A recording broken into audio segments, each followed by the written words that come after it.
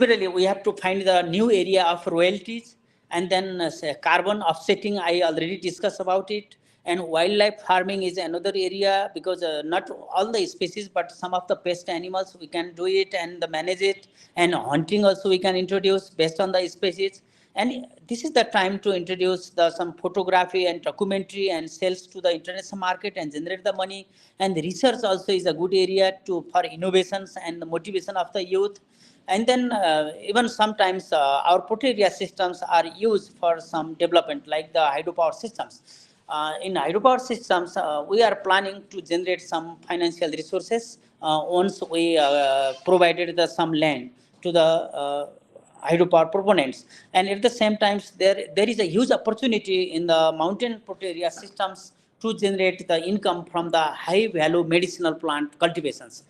These are the major areas where we can generate the financings after the conservation of the port area systems. That's why we would like to focus in these areas in the coming days, and make our port area system more sustainable and more vibrant and more independent in terms of revenue generations and in terms of annual expenses. And it will be only sustainable if we generate the sufficient financial resources.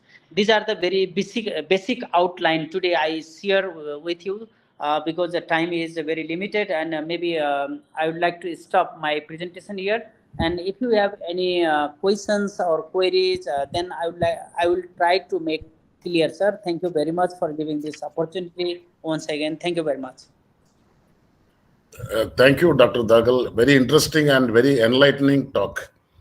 You have mentioned one point, that control of climate-related disasters. Can you please? Yes, sir. Yes, sir. Thank you very much. Very good question, sir. Sir, do you know, for example, I will give a very specific example to you that Chittoor National Park and Valmiki Tiger Reserve, they are adjoining, right? But both port area systems are just located in the bank of the Narayani River, and ultimately goes to the Ganga, right? Every year in the summer time, sir, because of the heavy rainfalls, large number of rhinos and other species are suffering in these two port area systems. And if we do not develop our habitat management systems, or for example construct some mold or some riverbank protection work, then you cannot save those species. That's why my point is, calculation of carbon sequestrations from our port area is one part, but protect our species from the climate-induced disaster and make them more resilient is another challenge for the sustainability of the ecosystem, sir. Because our target is functional ecosystem. In order to make the functional ecosystems, we have to protect our species from the disaster, like climate change. This is open to floor. If anyone have any discussions points, any suggestions, any queries, please conduct. One question I'll ask. Yes, sir. Is there any proposal to have biosphere reserve in Nepal? Oh, very good question, sir. Sir, many times UNESCO, how familiar you are, I'm not sure. We discuss about this biosphere region many times we discuss, but until now we are unable to materialize it, very honestly and very frankly speaking. The reason is that the government is always giving the priority to the national park system and wildlife reserve system and conservation area. But for me, still we do have very little understanding about the biosphere region, sir. That's why the policy maker, particularly the researcher and policy makers, they are unable to convince either by themselves or to convince to policy makers, means the politicians. That's why we yet to be materialized this concept, but it's under discussion, just for your kind information. Now you are in the government, so you can put it, because this is very important. Yes, sir. Let me clear one point. I think it is, I'm not sure it is good to share or not. Normally, do you know, once the UNESCO site we declare, local communities face some reporting systems and even very minor development works, the environmental assessment part, they face the difficulties uh, because uh, because of the environmental part, environment considerations. Uh, until now, people are not very much motivated, but very honestly speaking, I am positive to that establishing the biosphere region, and let's discuss. And if you have a very good results and good areas of examples of the biosphere region, please let me share, and I will try my best to convince our colleagues.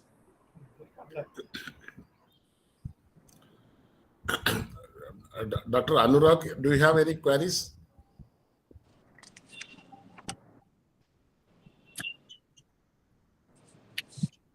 Yeah. See, as far as declaring sites as UNESCO biosphere reserves in a country like Nepal, where much concentration is on tourism, declaring biosphere reserves includes core zone, buffer zone, and intermediary zone. And also, now policymakers, as Mr. Maheshwar said, they are very clear about reporting system. Sometimes many developing countries feel this reporting as a very cumbersome thing, and also it can kind of hinder the genuine developmental needs of any given country once it is declared as a UNESCO Man and Biosphere Program Biosphere Reserve. And also, nowadays UNESCO's financial position is not that good to provide enough funds to the host countries, and many countries have traveled along from the Indian context, from the first national biosphere reserve of Namdafa in Arunachal Pradesh to today, where biosphere reserves are being declared. Other means of ecosystem management conservation issues are taken up through national parks, wildlife sanctuaries, and other things as far as a country like India is concerned. And many a time, our neighboring countries are also very closely following the management systems established in India, because for nearly 100 to 200 years, all the conservation programs or training needs are met by Indian intellectuals jointly with other, developing countries to the South Asian and Southeast Asian countries. Yeah. Under this context, as Mr. Maheshwar said, policymakers and decision takers are in a very, very learned position nowadays to take decisions on biosphere reserves. Thank you very much. Thank you very much, sir. Yeah, I fully agree with you, sir. Yes, basically, sir, I would like to share my experience. As you know, the UNESCO is not enough reach like UNFCCC or UNCBD.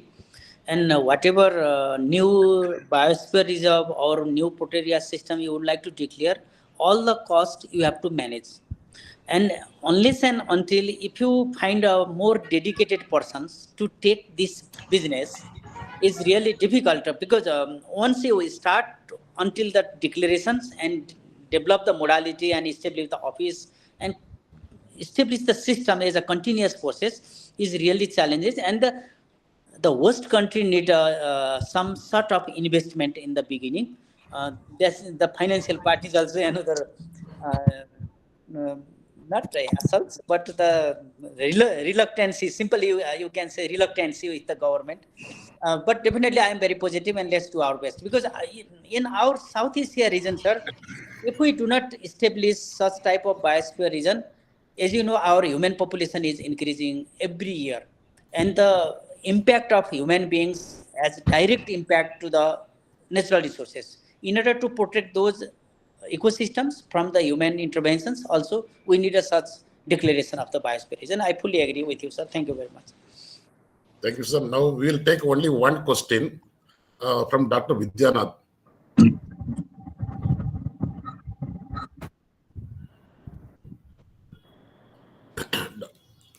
Dr. Vidyanatha.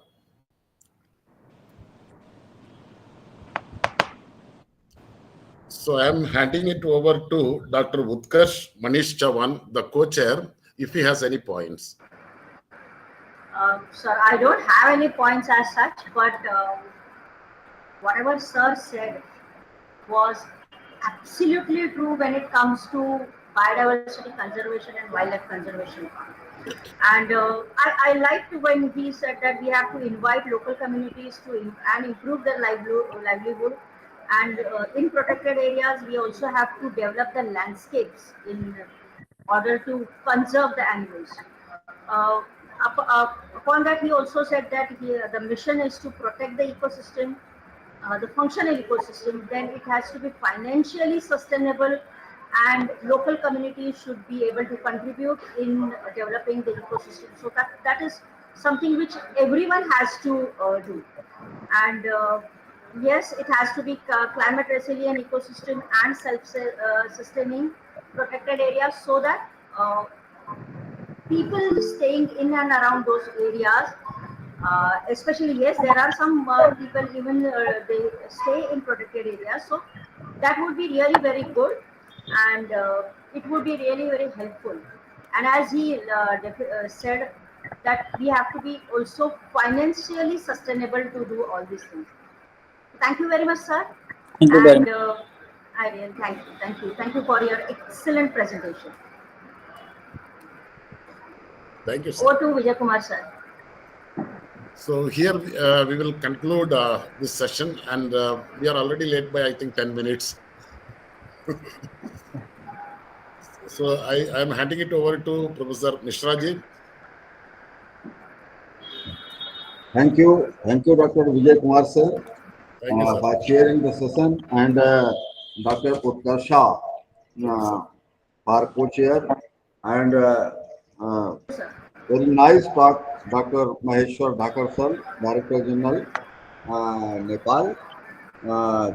Thank you, sir, for giving time and deliver a nice talk in this webinar series. Thank you, all of you. Thank you, sir. Thank you very much for giving this opportunity. Dr. Pandurangan, please.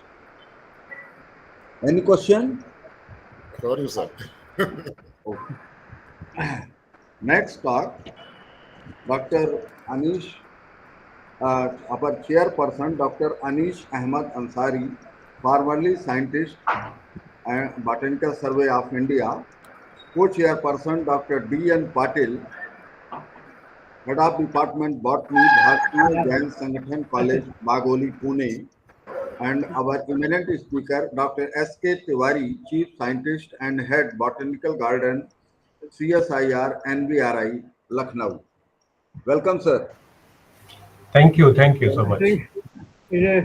Welcome all of you, and now I'm requesting to Dr. Anish Ahmad Ansari, sir, please. In fact, it is my pleasure to introduce Professor Sri Krishna Tiwari. He is having very extraordinary, very excellent, hard working. I was reading. जब से मैं चला हूँ मेरी मंजिल पे नजर है, मेरी आंखों ने कभी मील का पत्थर नहीं देखा. So he has done excellent job. The first is, of course, Dr. Tiwari's biggest contribution is the extension of agriculture technology to the farmers.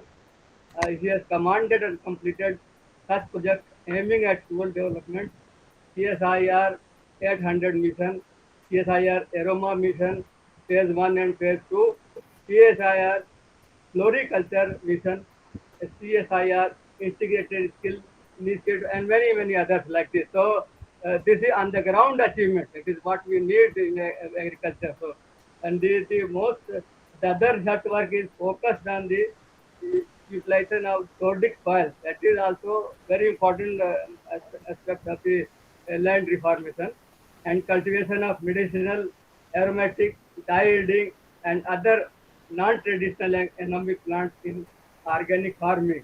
See, we were talking yesterday of the pesticide hazard. So here it is organic farming being developed by Professor Tiwari. his turmeric variety, a new variety he developed named as Kesari, has been included in CSI aroma mission for popularizing in cultivation for leaf oil. See, normally we know the rhizome is being used, but here he has developed this technology for extraction from the leaf. Its cultivation has spread so far in UP, Uttarakhand, Bihar, Haryana, Odisha, Maharashtra with buyback arrangement. That's another important point by the oil industries, and he has been a member of the team for setting up India Herbal Garden at WHO headquarters building complex at Geneva, Switzerland. It is also we can think our expertise, our Indian expertise in this field, and we are how much doing cooperating with the foreign European countries and in 2006 2007 and as a member of CSIR delegation to establish CSIR like organization, I think similar organization like CSIR and R&D Institute in Mozambique in 2006. He graduated, post-graduated and did his doctoral work from the renowned and the Prime Minister G. Pant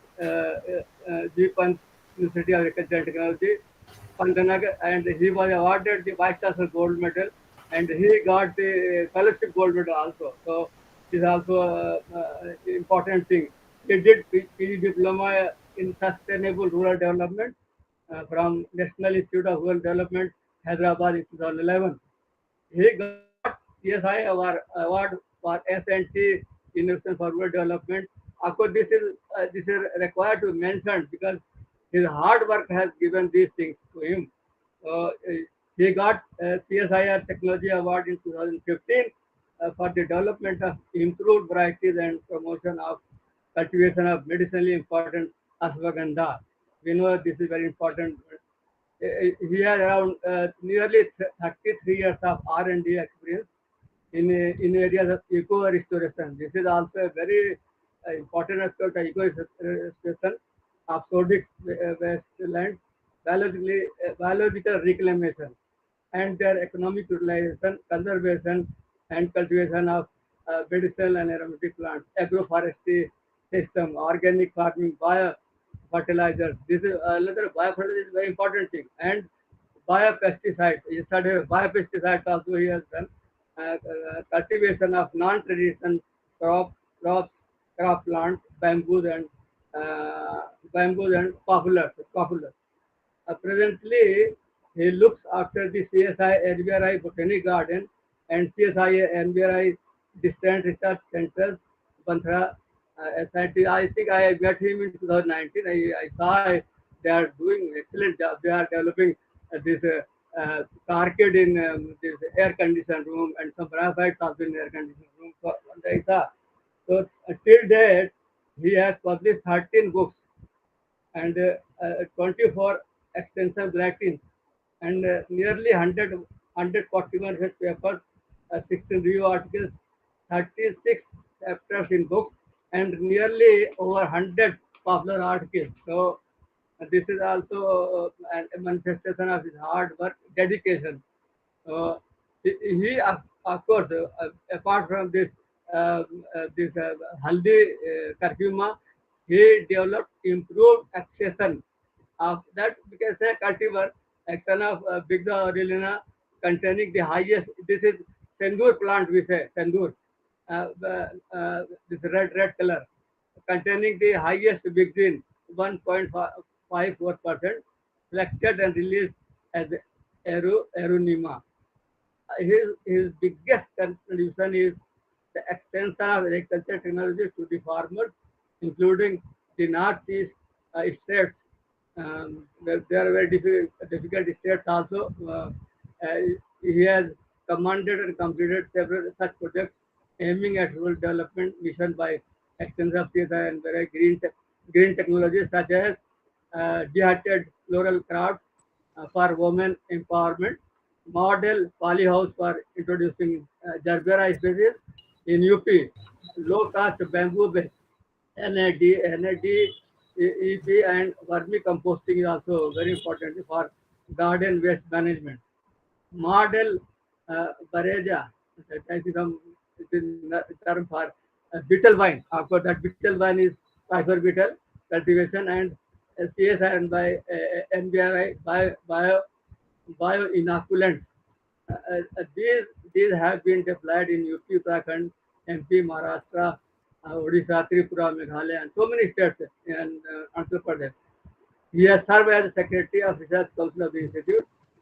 He organized several programs, workshops, Kisan Millas, flower shows, field days, besides playing songs. And he has been editor for the Hindi Patrika because this Hindi article is very difficult. So I think. Ansari, please brief. Now talk Okay. time.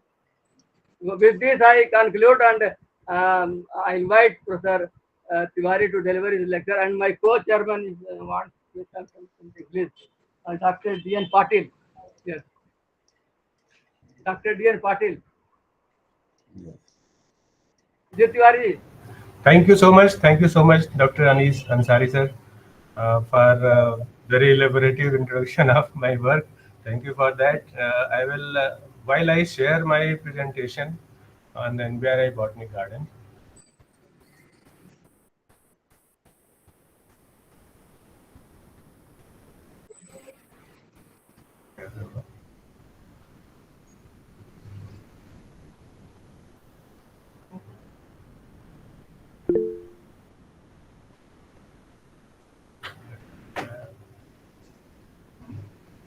Screen कर दो.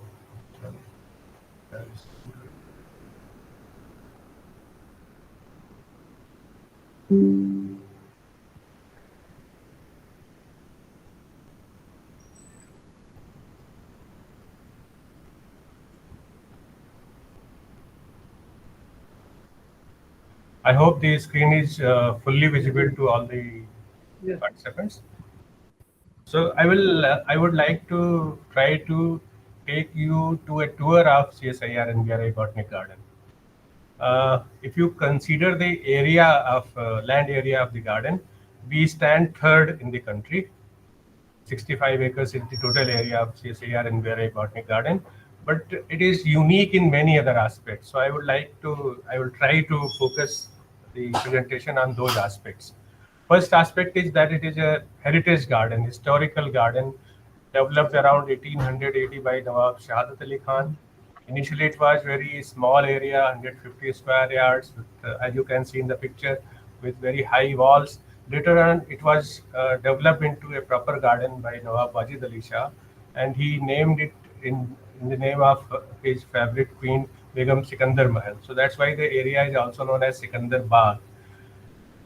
Later, it was taken over by the state government as National Botanic Gardens, taken over by CSIR in 1953, and it was renamed as National Botanical Research Institute in 1978. This is a general view of some of the landscape areas of the garden. So this is major objectives or activities of the garden are conservation, research, education, floriculture, and landscaping. This is unlike many other botanic gardens where the major focus is on conservation and education only. Unlike that, we do develop varieties also. We conduct research on threatened plants, rare endangered plants, what are the reproductive barriers in propagation of those things.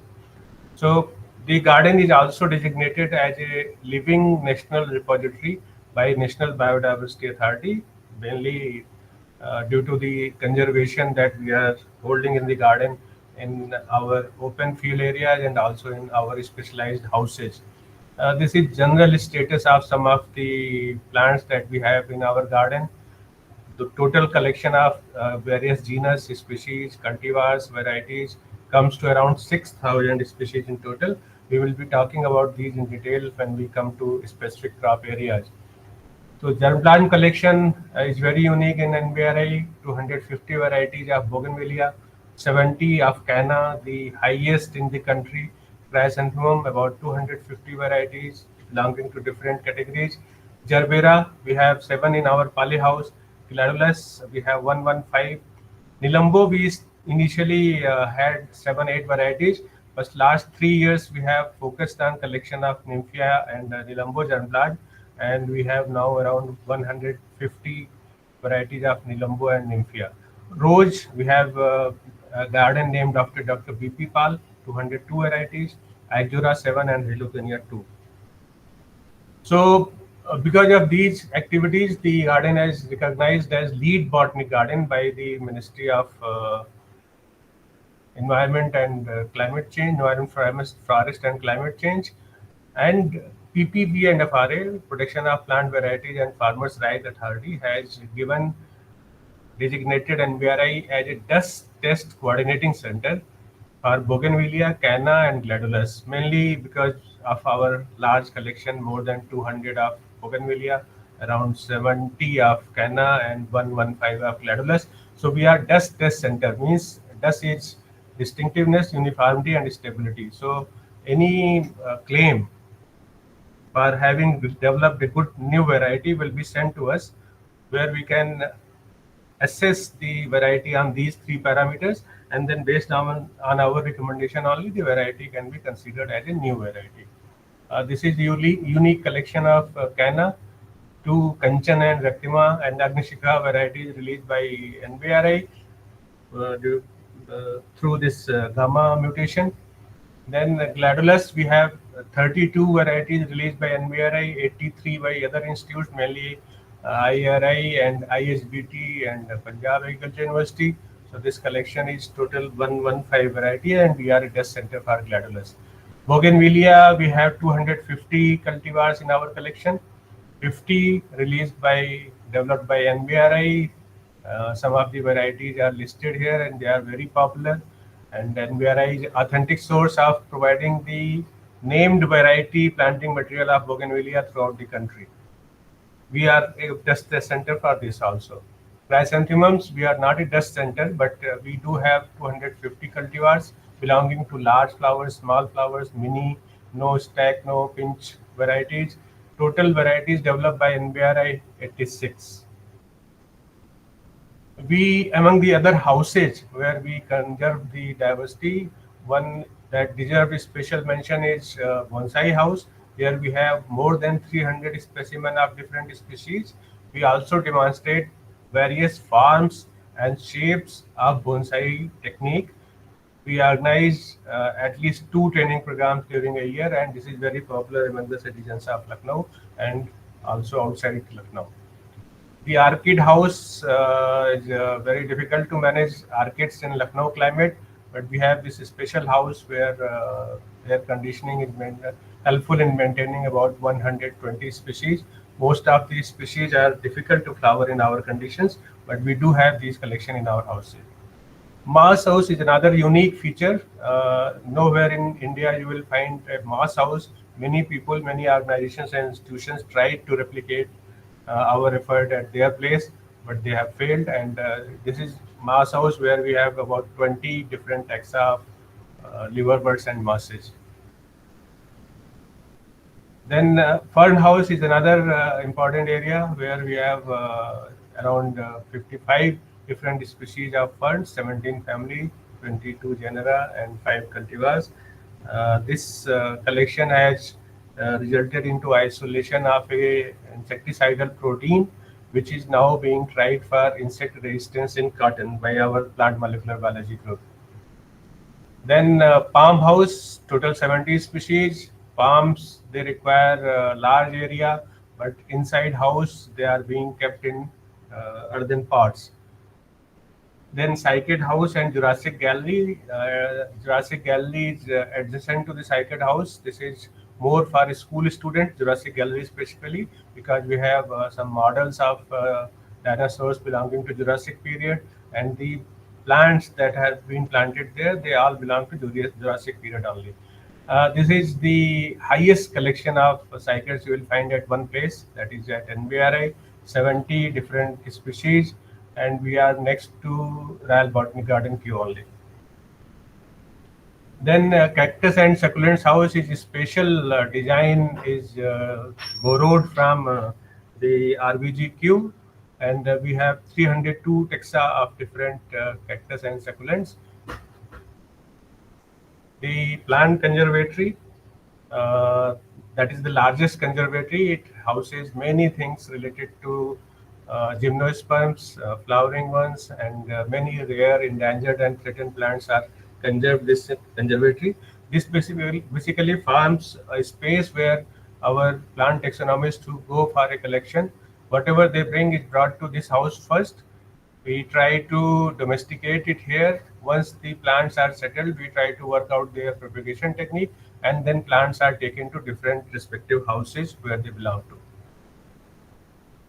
NBRI was the first to successfully try and demonstrate the protected cultivation of Gerbera, that is in growing Gerbera in polyhouse.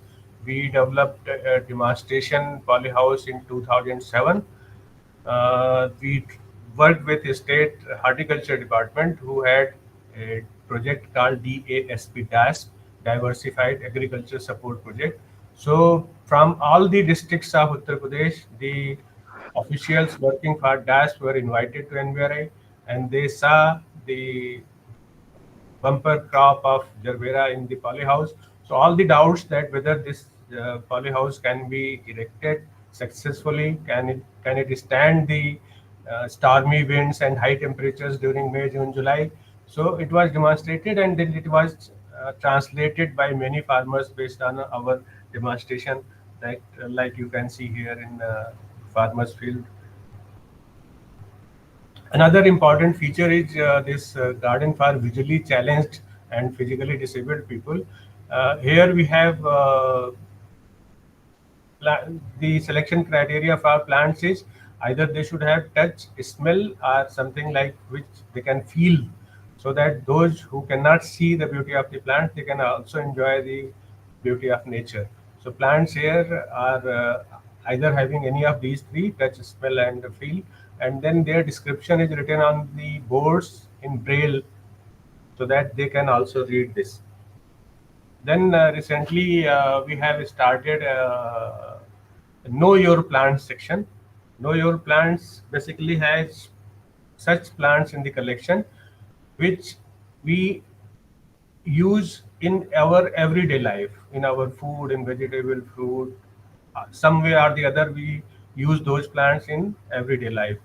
Because NBRI is visited by large number of students right from nursery and first, second class to PhD scholars. So we thought that these young students, they should know that what are the plants, how important they are in everyday life. Then we have recently developed one more house, ficus house.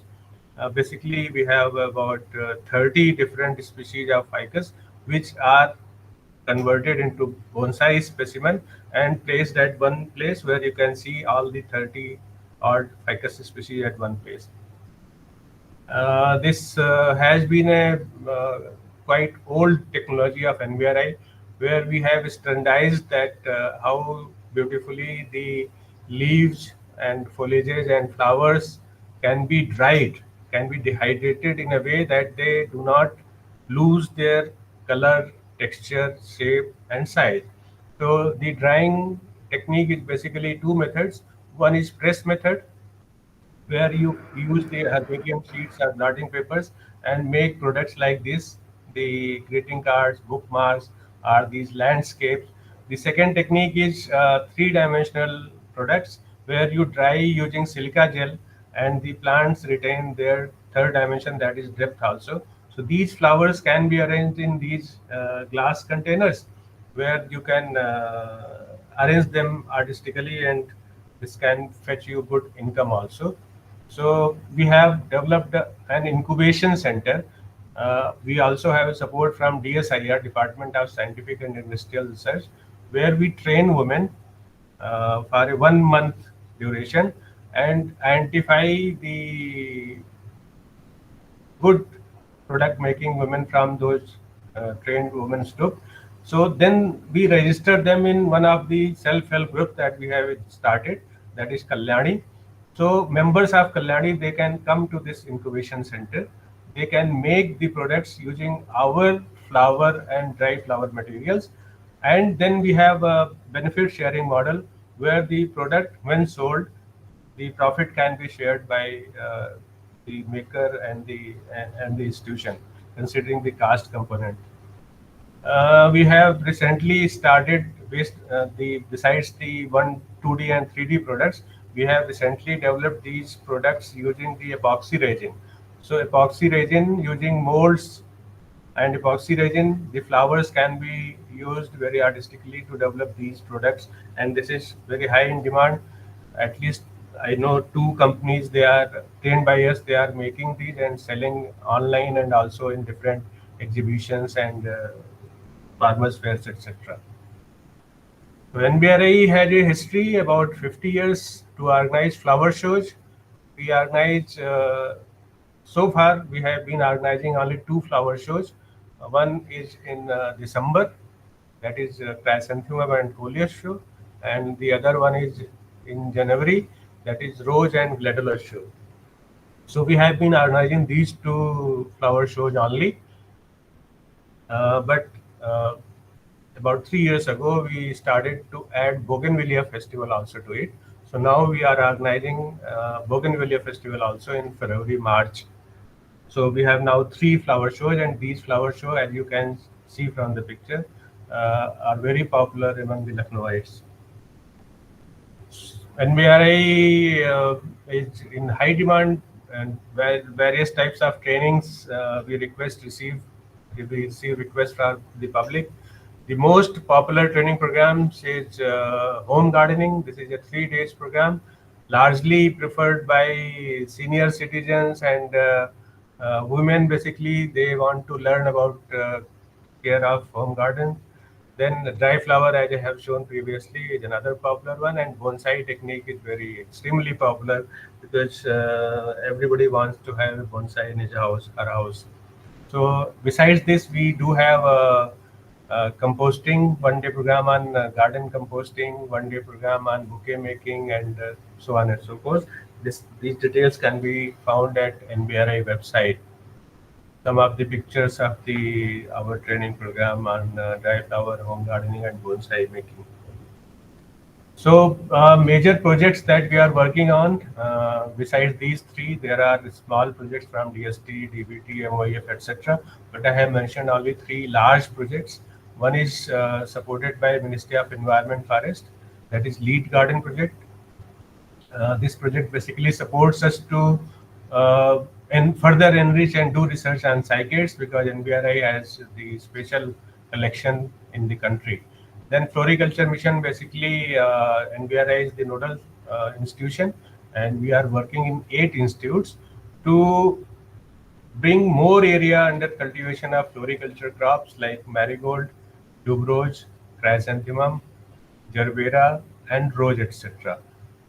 In CSIR Aroma Mission, CSIR CIMAP is a leader institute, and we are participating in this to popularize the cultivation of our own turmeric variety Kesari for leaf oil, and also for Nagar Mota, that is Cyprus scariosus. So these 3 projects are basically here. And in floriculture mission, we have many urban floriculture activities also. As you know, because of the scarcity of horizontal space, we have to go vertical for creating the more green space in the city. So these are some of the glimpses of vertical gardens that we are putting up at places which are visited by large number of people, having huge footfall. So like one at airport, one at Zoo, and one at KG Medical University. So we are also developing floriculture gardens in schools, government schools we prefer. So we are trying to reach the young minds who can understand the importance of greenery and also the flowers. So lotus, our national flower, it has been focus of research by NBRI. We had collection from last 25-30 years, but during last 3 years we have raised the level of efforts. Besides flowers, it is also the rhizomes, known as lotus root, the seeds and flowers. These are, and then you also get fiber from the stem or leaf stalk. So the popularity has increased. So we started collecting these plant from throughout the country, and similar plant often confused with lotus is nymphea, also known as kumudani or water lily. So we also have a collection of this. You can see the variability of color and shape of the flowers. In nymphea, it has huge variability as compared to lotus. Lotus has just two colors, pink and white. Recently, we celebrated 1 week, 1 lab program during 14th to 19th August, and one accession of lotus having 108 petals. 108 is a sacred number. So we named this variety as Namo 108, and our minister, Dr. Jiten Singh, released this variety during this 1 week, 1 lab program. Nymphia finds many uses, so we are trying to work on applications of this also. I forgot to mention here that not only flower, but we have developed a fragrance in collaboration with FFDC, Fragrance and Flavor Development Center in Kannauj. So we have developed a perfume, lotus-based perfume. Then we have developed a fabric from the lotus stem fiber, and so these two not only give additional revenue for the employment and entrepreneurial development, but also will help the farmers to get proper demand when they cultivate this Lotus Namo 108. We also provide assistance to other departments for rejuvenation of ancient trees. The picture you can see belongs to Parijat tree in Barabanki, which is supposed to be of Mahabharat era. So that was decaying. We visited the site, collected samples, and then treated with appropriate antifungal, antibacterial, biocontrol agents, etc., so that it has rejuvenated now, as you can see in the last picture. This is another picture from the cantonment area, very historical ficus banyan tree. Actually, split into two from the middle, and then we have tried to rejuvenate this also. Tree falling risk assessment is another important area, because it is very important to have an idea that which tree is going to have a great risk of falling, so that it can be removed in time and severe damage can be stopped. So we are working in this area for assessment of risk, so that it can be managed on time. But this effort is at a very early stage. We also have been working for the development of Miyawaki forest, also known as urban forest, miniature forest. So during this 14 to 19 period, we developed a Miyawaki forest in 1,000 square meter area in collaboration with UP Forest Department at our Bantla Research Station. So this is all I have to present about the botanic garden, and I think the discussion can be, the presentation can be open for the discussion. Thank you so much, Mr. Tiwari. Excellent presentation. I think you have given enough. Sir, Dr. Tiwari sir. Yes, yes. ये तो हुआ क्योंकि पूरे country से लोग थे, तो थोड़ा मीडियम का वो था। यदि 5 मिनट हिंदी में आप उसको ऐसे ही डिस्क्राइब कर दें बच्चों के लिए। मुझे आपने कहा था हिंदी में, लेकिन फिर मैं देख रहा था कि सब लोग अंग्रेजी में बोल रहे हैं। हाँ, क्योंकि अन्य पार्ट से भी जुड़े हुए लोग हैं। मैं बिल्कुल हिंदी में बोल सकता हूँ। और दूसरा तरीका ये है कि अगर आप चाहें तो एक फिल्म है मेरे पास 7-8 मिनट की।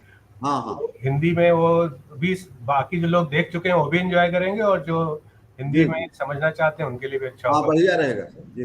तो मैं शेयर करता हूँ, बढ़िया रहेगा हमारा। मैं शेयर करता हूँ।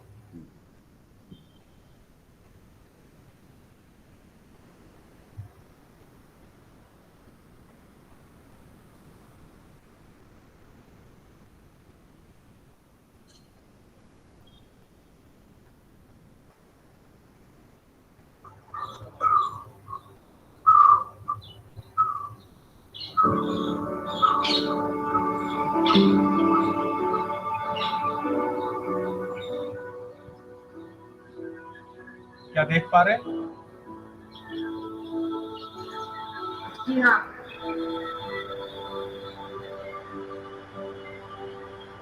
There must be some magic in this garden soil. Soil is a magician. If one wants flowers, it gives of so many kinds.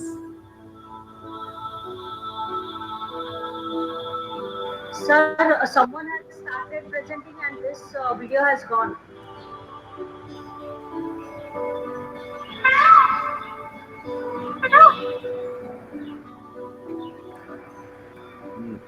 Dr. Sir ये Vidyanath presentation Jha, नहीं हो पा रहा है. Colors. sir, Dr. Vidyanath Jha, sir, ji please आवाज close नहीं your presentation, sir. नहीं दिखाई दे रहा था ठीक. हाँ नहीं, अभी थोड़ा सा विद्यानाथ झा जी से कुछ टेक्निकल वो हो गया है. जी जी. फिर से शुरू कर दीजिए.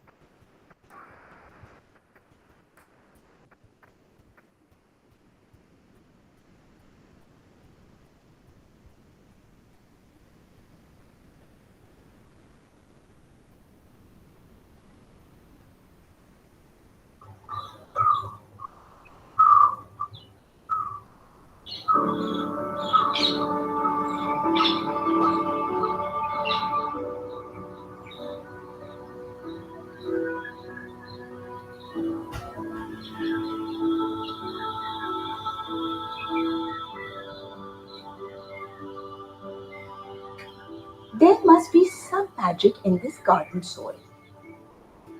Soil is a magician. If one wants flowers, it gives of so many kinds.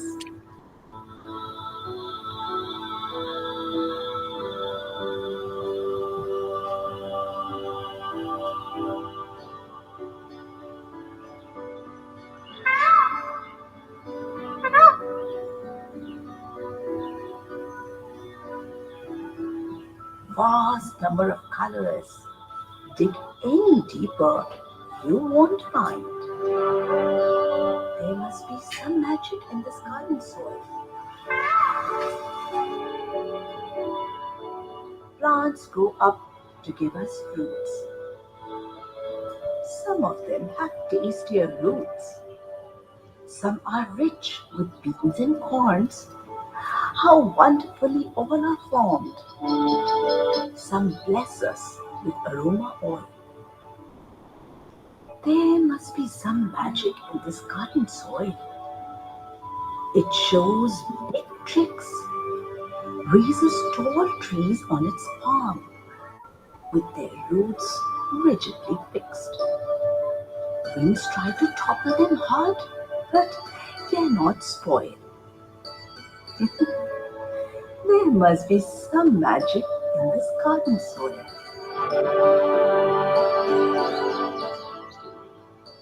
When we walk with nature, we receive far more than we see. Let us take a deep breath and get ready to step into the homes of amazing plants. Let us walk with a sense of wonder, which sparks the journey of science. This garden is a special one.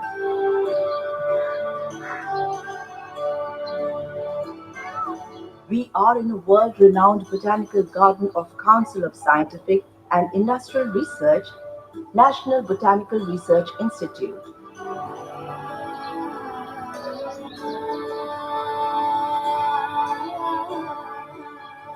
Botany is a field of science where the magical world of plants is demystified. Spread over an area of 25 hectares in the heart of Lucknow, the capital city of Uttar Pradesh. It is one of the oldest and the third largest botanical gardens of India. CSIR's MBRI is home of scientists, technologists, and gardeners passionately committed to the cause of botany.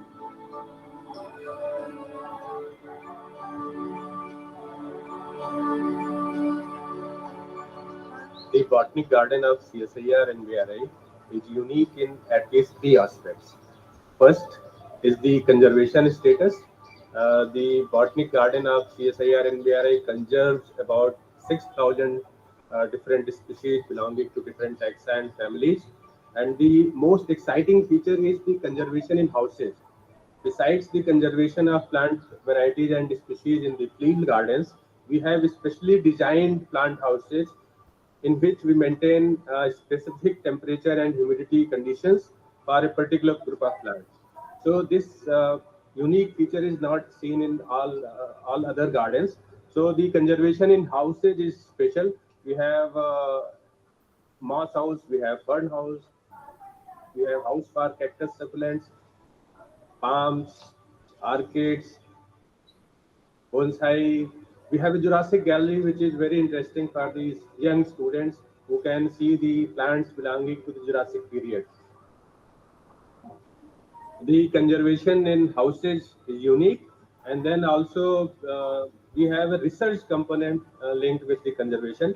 We work on propagation of plants, we study the reproductive behavior of the plants which are difficult to propagate, we try their tissue culture, and simultaneously we work on the genetic improvement of ornamental plants. We try to introduce the wild ornamentals into domestication. So this particular is the second unique feature of our botany garden.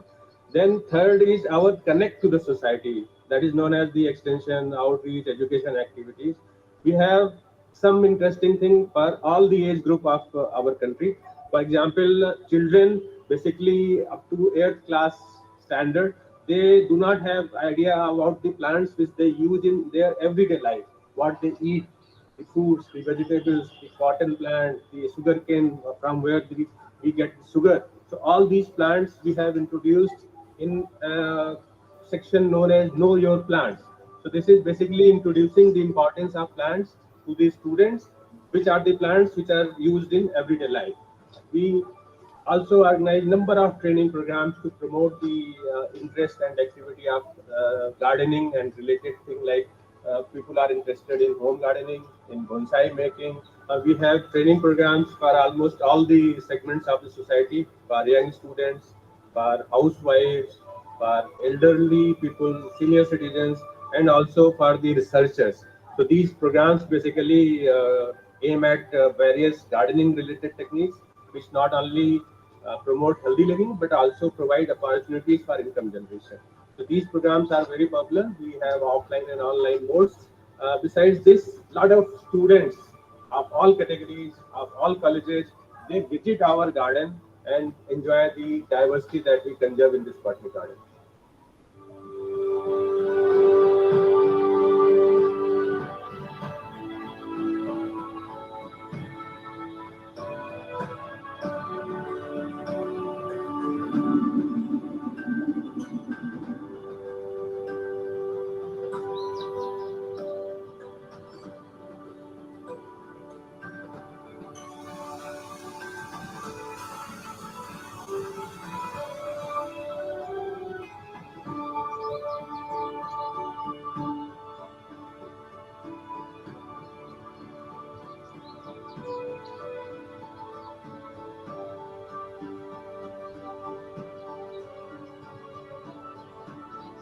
Cacti and succulents house has a very rare gymnosperm member, tree tumbo, from the coastlines of South African Namib deserts.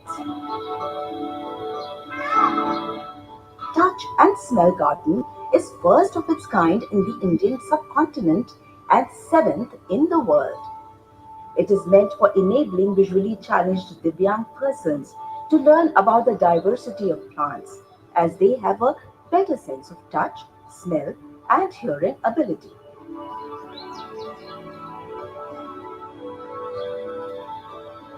Ficus House and Navgreh Vatika are the latest additions, and Moss House holds a special place.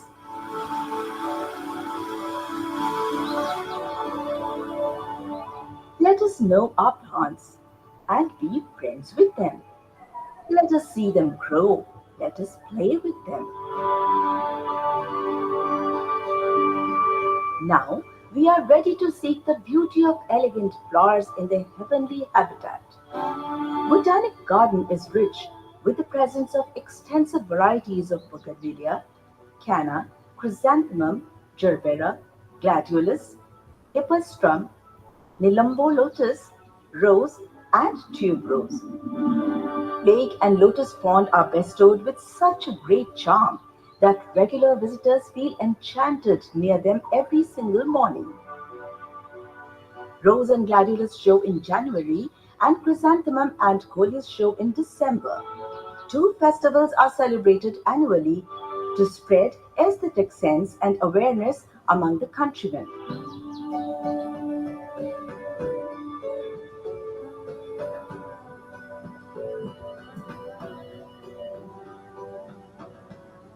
A flower is the result when the divinity of evolution melts with the elegance of nature to amalgamate into beautiful feature.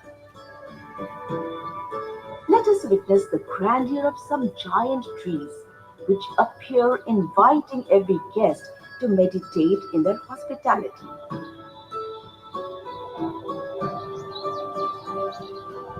There are 300 kinds of trees in the Arboreta.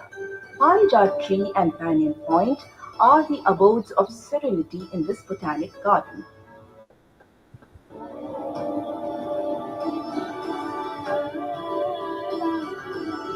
If you aspire to follow the path led by eminent scientists, a walk on the tracks of NBRI Botanic Garden named after them may ignite your passion. On the scientific pilgrimage, one has to tread on the uncharted path with the quest to know till the pinnacle is reached.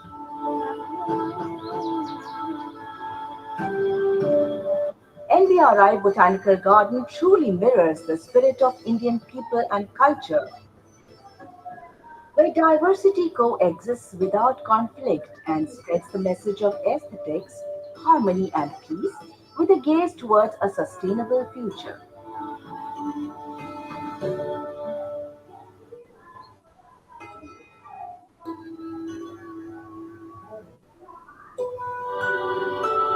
Let us pray for there is peace on earth, peace in plants, peace in peace.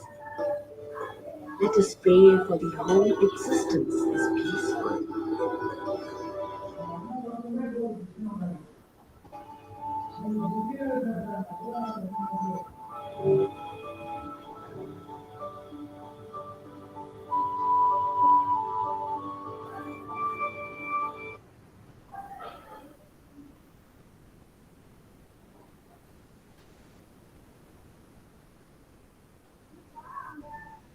जी बहुत अच्छा।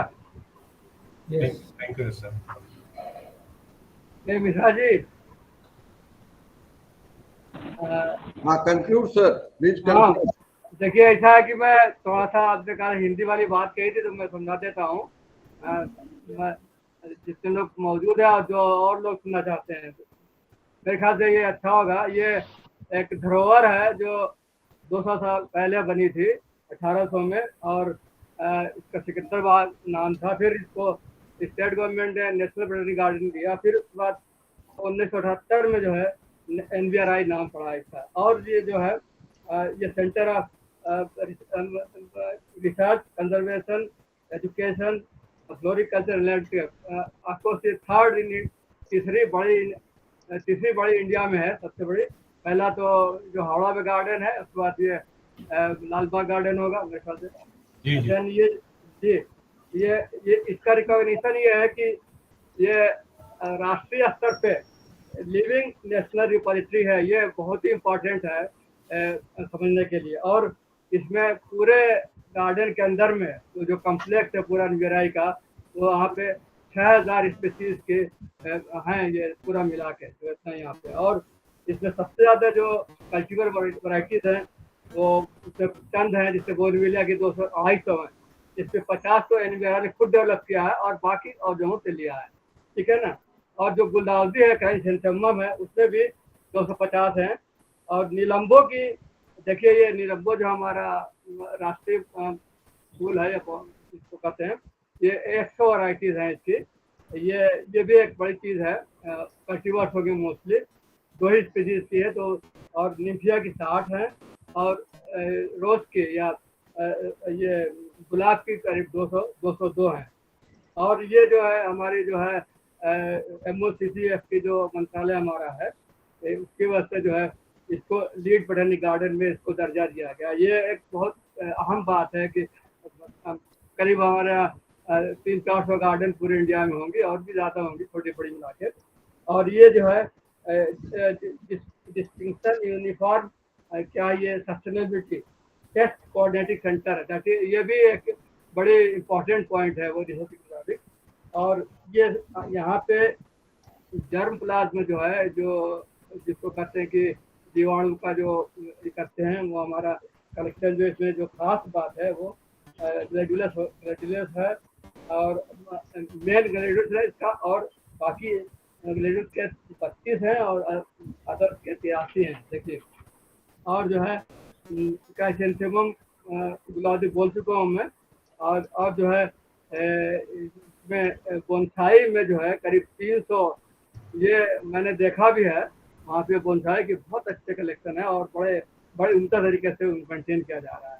और ये यहाँ पे training programme 2 बार होते हैं साल में, वो भी एक अहम चीज़ है जैसा कि हमने देखा स्लाइड में। और आर्किड हाउस में 120 स्पीसीज है, ये भी एक बहुत बड़ी बात है कि जहाँ पे आर्किड ग्रो करना इतना मुश्किल काम है वहाँ पे कर रहे हैं, तो ये बहुत बड़ी बात होगी।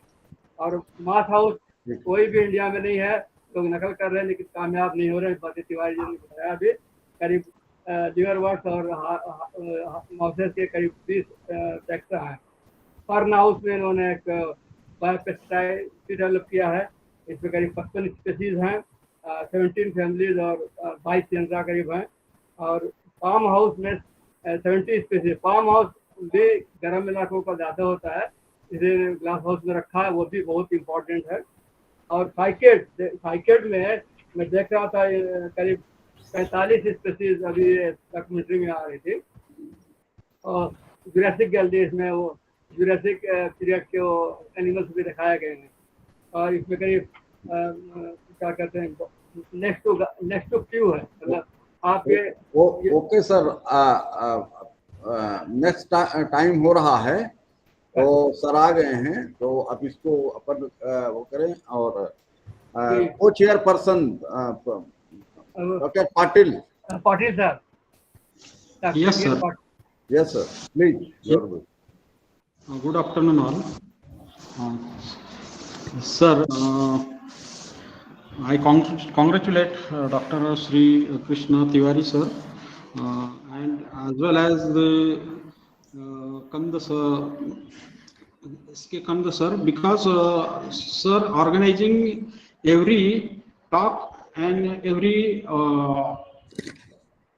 webinar very carefully, and the speakers here giving talk are very expert in that particular subject.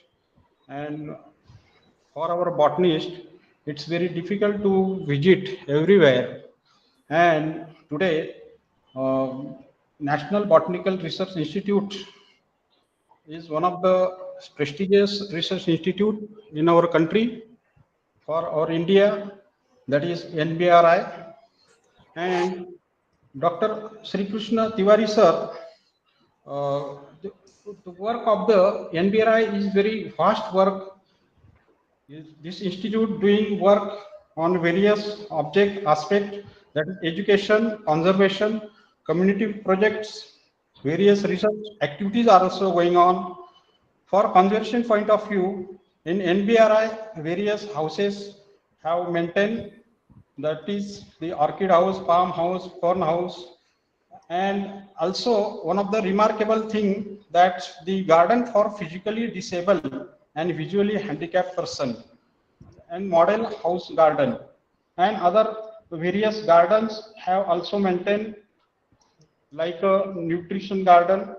And beside this, the applied aspect of the botany, we can say, that is flowers, after use of the flowers, or after the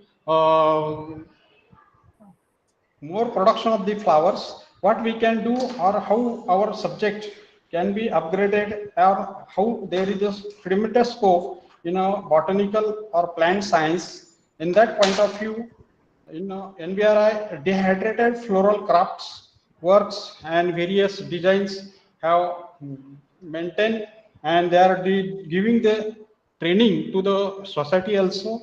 That is community projects. They are running various community projects. They have their new initiatives are like incubation centers, produce new products from the craft or plant product.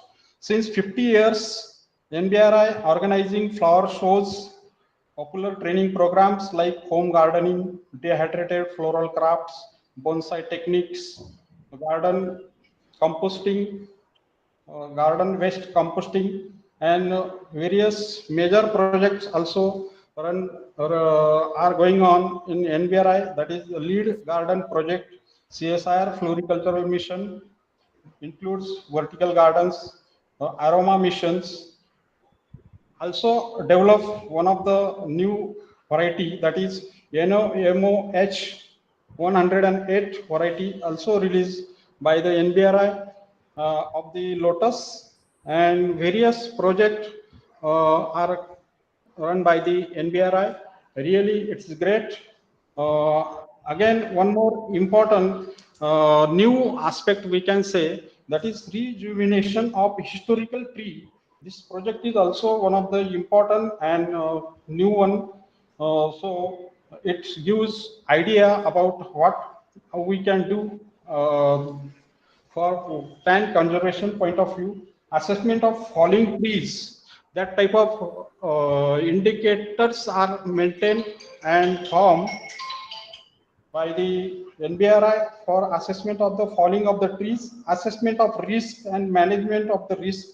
Such a type of various projects. It was very difficult to present the work of the NBRI in very short duration, but Dr. Sri Krishna sir have presented his very nice talk. With this nice talk, I congratulate you, sir. Thank you.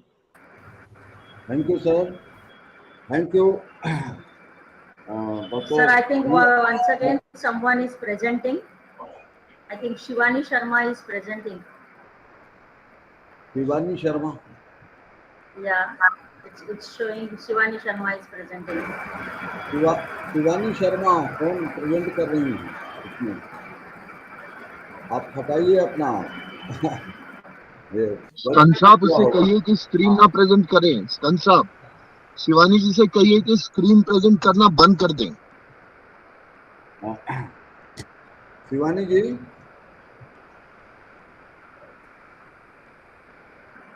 आवाज आ रही है आपको? शिवानी जी बंद करें। उन्होंने pin करके रखा है तो होगा नहीं वो शायद। For chair the session, and Dr. D.N. Patil sir for co-chair the session. A nice presentation of lecture for Dr. S.K. Tiwari sir. बहुत ही बढ़िया प्रेजेंटेशन हुआ है NBRI का, और निश्चित रूप से ये जो खासकर गार्डन है वो हमारे देश का एक बहुत महत्वपूर्ण गार्डन है। न केवल एकेडमिक रिसर्च, इसमें एकेडमिक और भी बहुत सी गतिविधियाँ यहाँ पर संपादित होती हैं। मैं कई बार वहाँ पर जाके खुद भी देख चुका हूँ। आज तिवारी जी ने अपने प्रेजेंटेशन में बहुत ही अच्छी चीज़ें यहाँ पर बताई हैं, और उनका आलेख भी हमने जो है अपने जो फर्स्ट वॉल्यूम जो हमने 25 अगस्त को रिलीज किया है, उनमें उनका विस्तृत आलेख है उसमें NBRI का, डॉक्टर तिवारी जी का।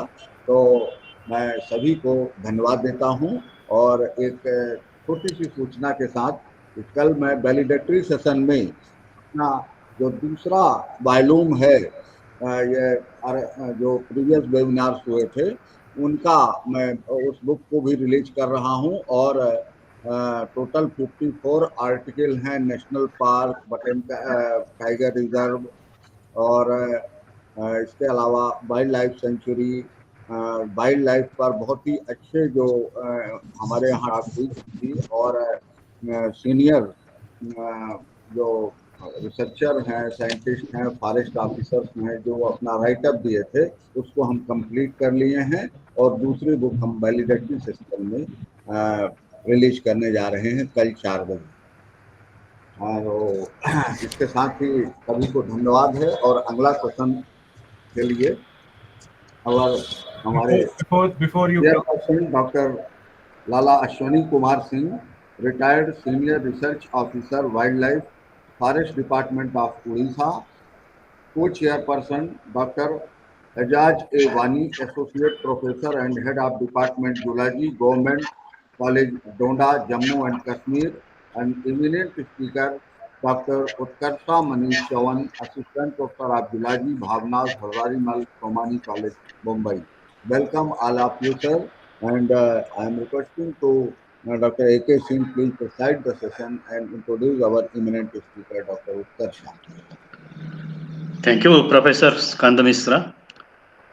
I congratulate you and your colleagues who have been doing this marathon series of webinar. Probably never happened before in the country. And it's a very good achievement. Thank you. And I take this opportunity to welcome my co-chairperson, Dr. Ajaz A. Wani, who is the associate professor and head Department of Zoology at Govt College Doda in Jammu and Kashmir. And the eminent speaker is Dr. Utkarsha Manish Chavan, who is assistant professor in zoology at Bhavan's Hazarimal Somani College, Mumbai. And it's very interesting title. Magar. Magar means magar crocodile, a misunderstood reptile. In fact, crocodiles are very misunderstood animals.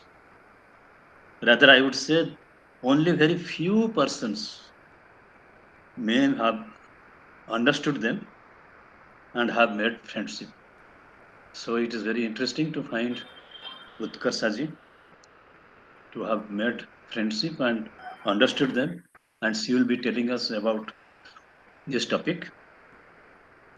And she is an MSc, a PhD with 11 plus years of teaching experience, and in undergraduate as well as postgraduate teaching. She is also a PhD guide at University of Mumbai. She is recognized as a teacher at University of Mumbai for MSc students. She has successfully completed orientation courses, refresher courses in NSS programs. So that's the reason why she has a field orientation. Okay. And she has presented 12 international, 23 national, and 2 state level conference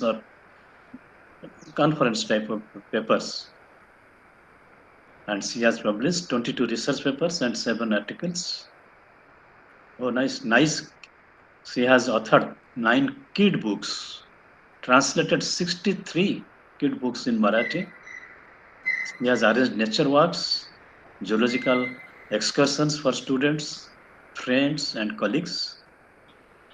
And interestingly, she has accompanied important personalities in Australia for her field studies. One of them is for studying bats, and the other is for radio tracking the python.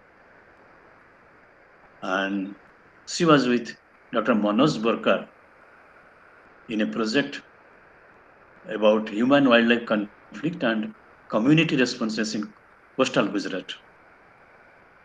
And she has many experiences to tell you, or many qualifications, which tells us about his association with crocodile work in Crocodile Bank Trust, Chennai, then in Gujarat, and many other places actually. So without going further, her biodata gives a lot of crocodile exposures she had, crocodile experiences. And interestingly, she is nominated as an expert member of the Committee for Forest Diversity and Other Vulnerable Ecosystems in Goa. And she participated in the first crocodile count in Painch Tiger Reserve in Nagpur this year in June 2023. So this is a very happy occasion to me because I started my career with the crocodiles in 1974-5 when the project started, and today chairing this occasion for this opportunity. So I welcome Dr. Utkarsh Manish Chauhan, who will be telling us about the Magar crocodile, which is a misunderstood reptile in her opinion, and why, what we should do, all these things. Thank you. Please welcome. Thank you, sir. Good afternoon, one and all. My name is Dr. Utkarsh Manish Chauhan, and I've been teaching in Pawan Sadari Somani College. First of all, before I begin my talk, I would like to take blessings of Dr. L.K. Singh, because he is one of the stalwarts of crocodilian research in India, I must say. In fact, his PhD thesis is on one of the crocodilians of India. And sir आपको सादर प्रणाम करते हुए मैं मेरा talk शुरू करती हूँ. I'll switch off my video because at times the network gets dropped if the video is on. So I will just switch off the video and then I'll start with my talk.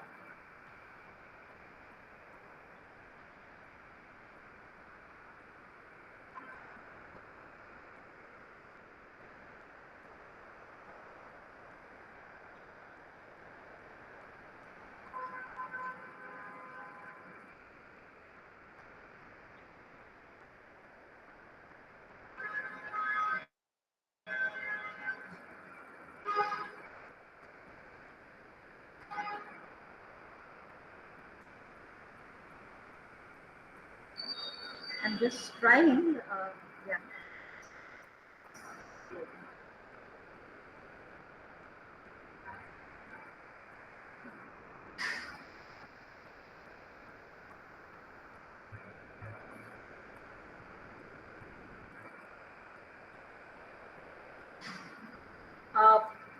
I would request Ms. Shivani Sharma to stop presenting, please.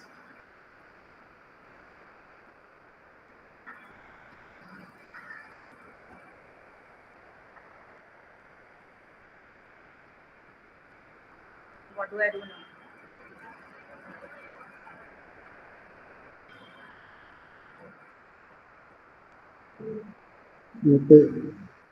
Screen is going.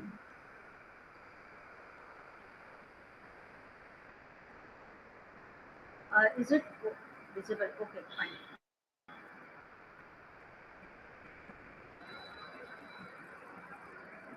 Is it visible for you, all of you? Continue, please continue. Yeah. So Magar, a misunderstood reptile, and it is very true when I say it's a really misunderstood reptile. Now, order Crocodilia, actually, I would begin with to understand the order Crocodilia first. So, order Crocodilia comprises 27 species of crocodilians, 2 species of alligators, 6 species of caimans, 18 species of crocodiles, and 1 species of gharial. Crocodilians mostly are found in tropical regions. Alligators are found in colder regions of America and China. All species of caimans are found in American continent. Crocodiles are found on the continents such as America, Africa, Australia, and Asia. And gharials are found in India, Nepal, Bangladesh. And after over 30 years, it has been spotted in Pakistan too. So there are differences, especially when it comes to crocodilians. So you can see here, this is the alligator, crocodile, gharial, horse gavial, and caiman. Now again, I'm not repeating again where they are found, but when it comes to crocodilians of India, we have 3 crocodilians, 2 crocodile species. First is the saltwater crocodile, Crocodilus porosus, and the second one is Magar crocodile, Crocodilus palustris, and the third one is the gharial, Gavialus gangeticus. Indian freshwater crocodile or marsh crocodile, Crocodylus palustris, is recognized as mugger all over the world. Muggers are found in India, Pakistan, Sri Lanka, Bangladesh, and also in India. Muggers prefer slow-moving freshwaters, but they may also be found in ponds, rivers, and estuarine waters. The signature post-occipital scutes of muggers are the one by means of which we can identify between the two, especially the saltwater crocodile, which does not have this post-occipital scutes, wherein in muggers we do have this. So it is easy to identify between the saltwater and the mugger. Mugger can reach up to 15 feet in length, however its average size is in between 9 to 12 feet. It carries IUCN status of vulnerable category listed in CITES Appendix 1 and is also covered under Schedule 1 of Indian Wildlife Protection Act 1972. It is an apex predator and a keystone species of its ecosystem. Now, temperamentally, Crocodile palustris is believed to be more tolerant of people than its saltwater counterpart, and it is supposedly not a frequent man-eater. However, there is no guarantee of safety to the people who share the habitat with this reptile. Crocbite reports that in between 2008 to 2013, about 110 people were attacked by muggers, out of which approximately 1/3 were fatal attacks. Now here, where I have been watching muggers or observing muggers and doing research on muggers and studying its behavior in muggers of Savitri River in Maharashtra, Mahad region of Maharashtra. Here you can see the people are coexisting with the muggers. Here you can see the fishermen who actually are in the waters, and muggers are also there nearby swimming, and there is no fear. The focus of crocodilian researchers is mainly on the ecology and conflicts rather than coexistence. Little attention has been given to its ethology. Especially in India, it is still in its nascent stages. Understanding some dimensions of the behavior that has been accrued only through observing the captive animals, and that is why still has to be a lot of work has to be done on the behavior. Muggers are extremely shy, less vocal, elusive, and get easily disturbed. They share space and resources with conspecifics. They show site fidelity, and generally males are found to defend their territories, just as females display their intolerance to intrusion in their nesting sites. We have been monitoring muggers of Savitri River since 2014 by direct observations in the field. Long hours of observations were made using binoculars, either by sitting on the banks or in the boat, to understand the patterns of their basking and tunnel constructs and the use. Observations were conducted throughout all the seasons, and individuals were observed for minimum 20 minutes at stretch every time. It is largely held an opinion that reptiles are solitary and aggressive and show little of the social behavior actually, and except some hierarchical assertion and defense territory, they are known to be solitary and aggressive, which is not true. However, their social non-social status is flawed and undeserving attribute of reptilian species. Researchers have recorded complex reptilian behavior of great survival as well as altruistic values. The most plausible reason for the neglect of understanding this reptile could be the bias of ethologists favoring more colorful and vocal birds and the mammals with facial expressions that are easy to observe, as against the dull-colored, reclusive reptiles that lie still and inactive for long periods of time. Crocodiles are ectothermic animals and need to regulate their body temperature with respect to their environment. They primarily do this by means of basking. Now this basking aids temperature regulation. It also puts social interactions to test. These reptiles have thermal preferenda but heat up faster than they cool down. They use combination of thermoregulation and basking techniques. And that first is the heliothermy or basking in sun, and second is thigmothermy, absorbing heat from warm surface. For both, they find a place where they can either use heat from land, sun, or even sometimes water. There is some extent of basking site fidelity by muggers. Individuals shifted within the basking space throughout the day, depending upon the right combination of shade and sun during the afternoon. We have observed 4 distinct types of basking behaviors in mugger. Dry basking, where the mugger is completely out of water and its body is fully exposed. Pre-bask, where 2/3 of the mugger's body is submerged in water and with its snout on land. Surface baths, where the mugger floats still without any movement in on the surface of water. And the last one is the shallow water basking. In this, the muggers bask with their entire length of dorsal surface above the water in line with the upper zone. Here we can see this in the photographs here. Here all these photographs are of dry basking.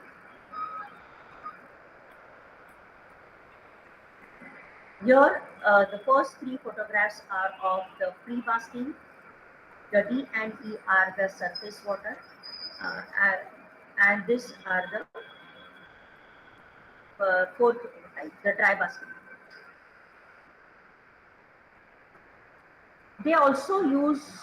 They take help of pipes or any material which is used for, especially for basking. They like to put their snouts on these kind of logs, tree logs or pipes. We have witnessed feral cattle and animals like feral dogs, as well as birds such as woolly stork, Eurasian spoonbill, ibises, egrets, herons, etc., which forage in the immediate vicinity of the basking crocodiles. Here you can see all the animals which I have mentioned are there. And repeated exposure to humans in a neutral context leads to habituation that reduces their awareness. This is one of my students, PhD students, who could approach after near about 2 years coming along with me. And now I can also approach the muggers and without actually disturbing their daily routine. These are all the birds which generally forage even in the mugger's presence. There is another aspect which is tunnel behavior. Excavation and occupancy of tunnels by muggers to avoid extreme sunlight during summer months and rain during monsoon has been reported by many workers. Now, in our field study, muggers were seen building nests at the entrance of this tunnel. So here, I must say that I have seen 3 types of tunnels which have been dug by the muggers. First is the resting tunnel, which is at a considerable height from water. Second one is the nesting tunnel, which is just near the water, and a combination of both resting and nesting tunnel. These you can clearly see are the resting type of tunnels. This is the resting tunnel, and this is the combination of resting and nesting tunnel. And this tunnel was actually destroyed during the floods of Savitri River in 2021. Feeding and hunting, cooperative fishing, and use of bait for hunting. Now, research has shown that muggers are opportunity predators and use available sources on land and water. Primarily, they feed on fish. And there are also reports that they also feed on beetles, rats, and frogs. Muggers fish and hunt either individually or collectively, though the hunting is done by a single individual. If the prey is large, then other muggers also join to share the meal. Cooperative hunting is not now known to other crocodilian species like Nile crocodile, Yakare cayman, spectacle cayman, American alligator, and Cuban crocodiles. In our study, we have observed ritualized sequence of cooperative fishing, where mostly 3 muggers at a moderate but constant speed move in circles and create a whirlpool in water, in which the fish remain congregated as inferred from the emergence of crocodile from this vortex with fish in their mouth. So this is one photograph of the muggers moving in circle, and this is a vortex form. And sometimes they do not immediately engulf the fish, but they wait and they afterwards they eat the fish. Among many facets of crocodilian behavior, use of baits to lure prey is an interesting premise of investigation. Muggers were regularly seen lying still with short twigs on their snout, head, back, and even tail. Here you can see, I hope the pictures are clear.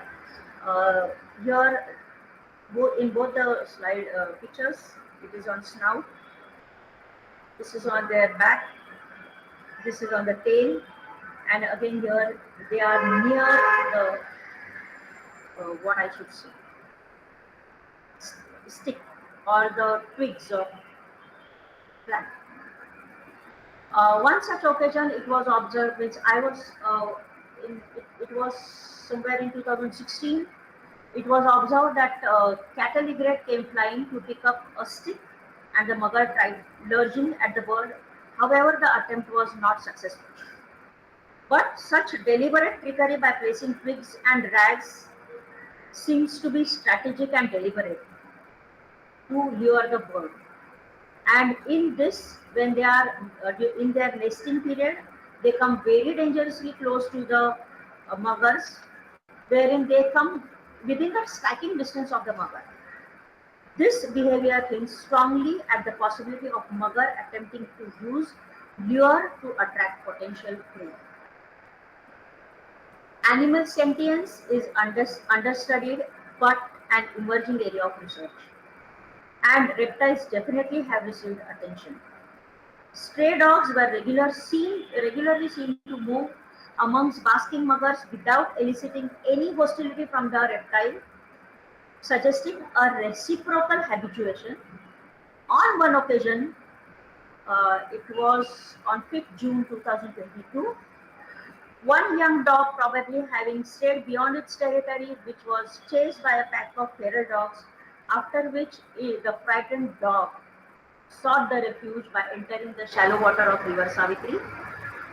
At this time, there were 3 adult muggers very clearly floating close by in the water, and their attention was drawn towards this dog, and they moved closer to the dog.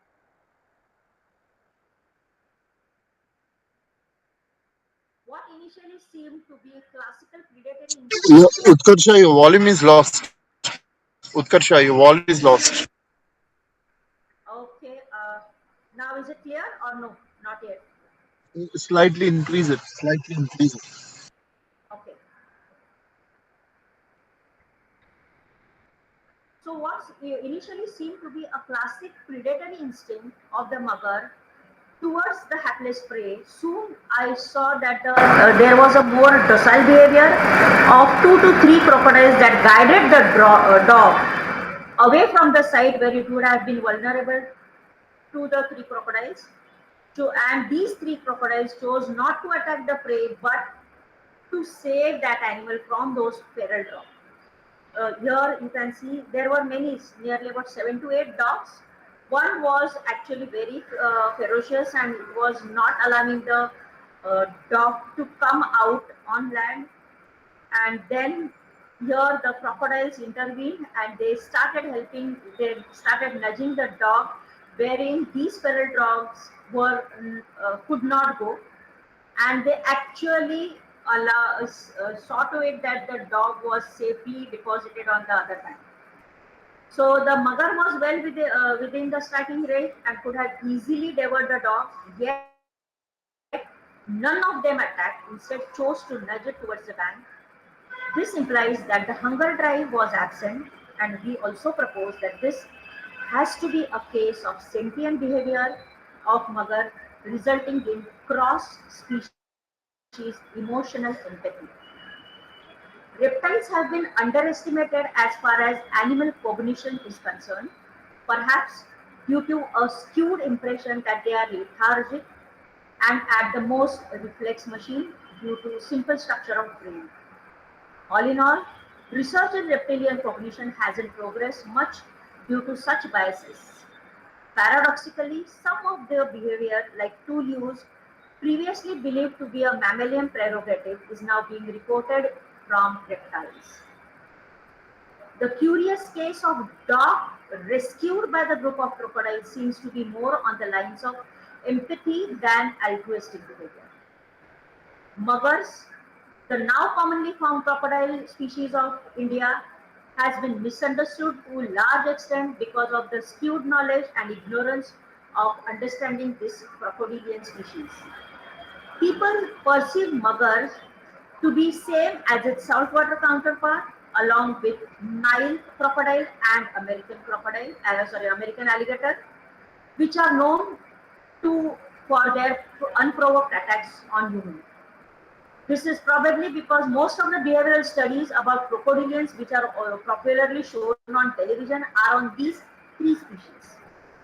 The misconception of and the beliefs about this animal species are because of the man's defensive mode towards these reptiles and very little knowledge about their behavior. Studies on behavior have started recently in few years, most of which are based on the behavior of captive species.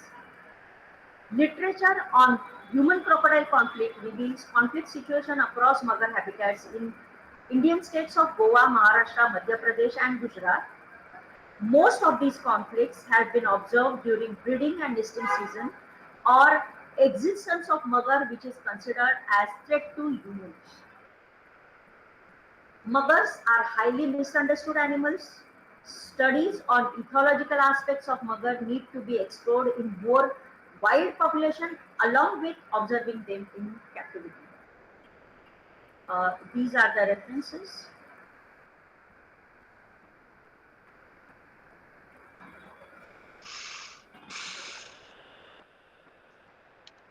I think, and I always like to say, "Dekho, magar pyar se."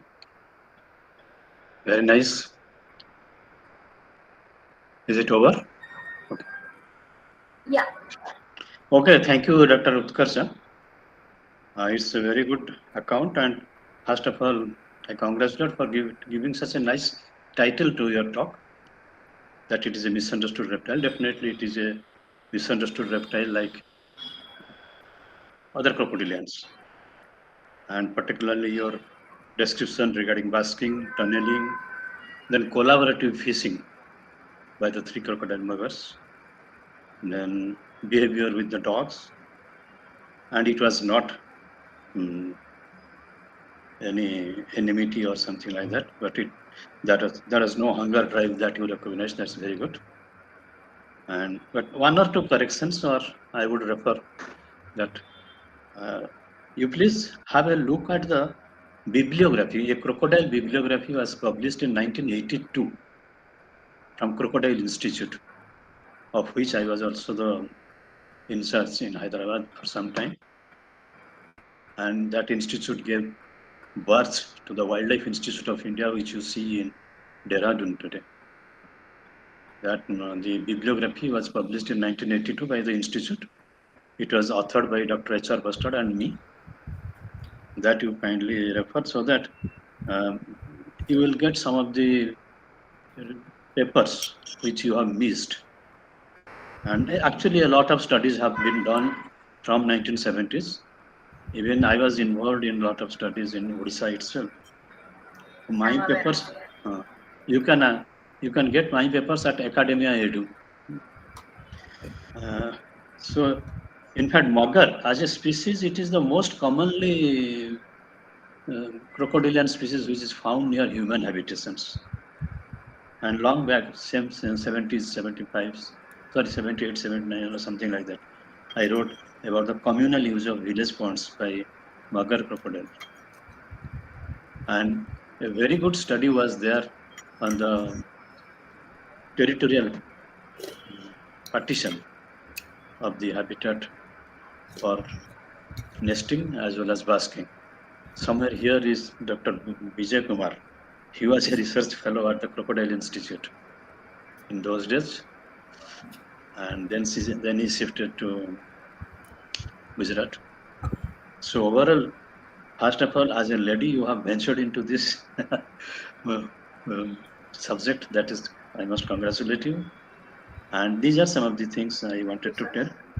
And since you have taken it up, surely I do have your papers, and I've definitely gone through your papers, but somehow I have missed putting. No, it's okay. It's okay.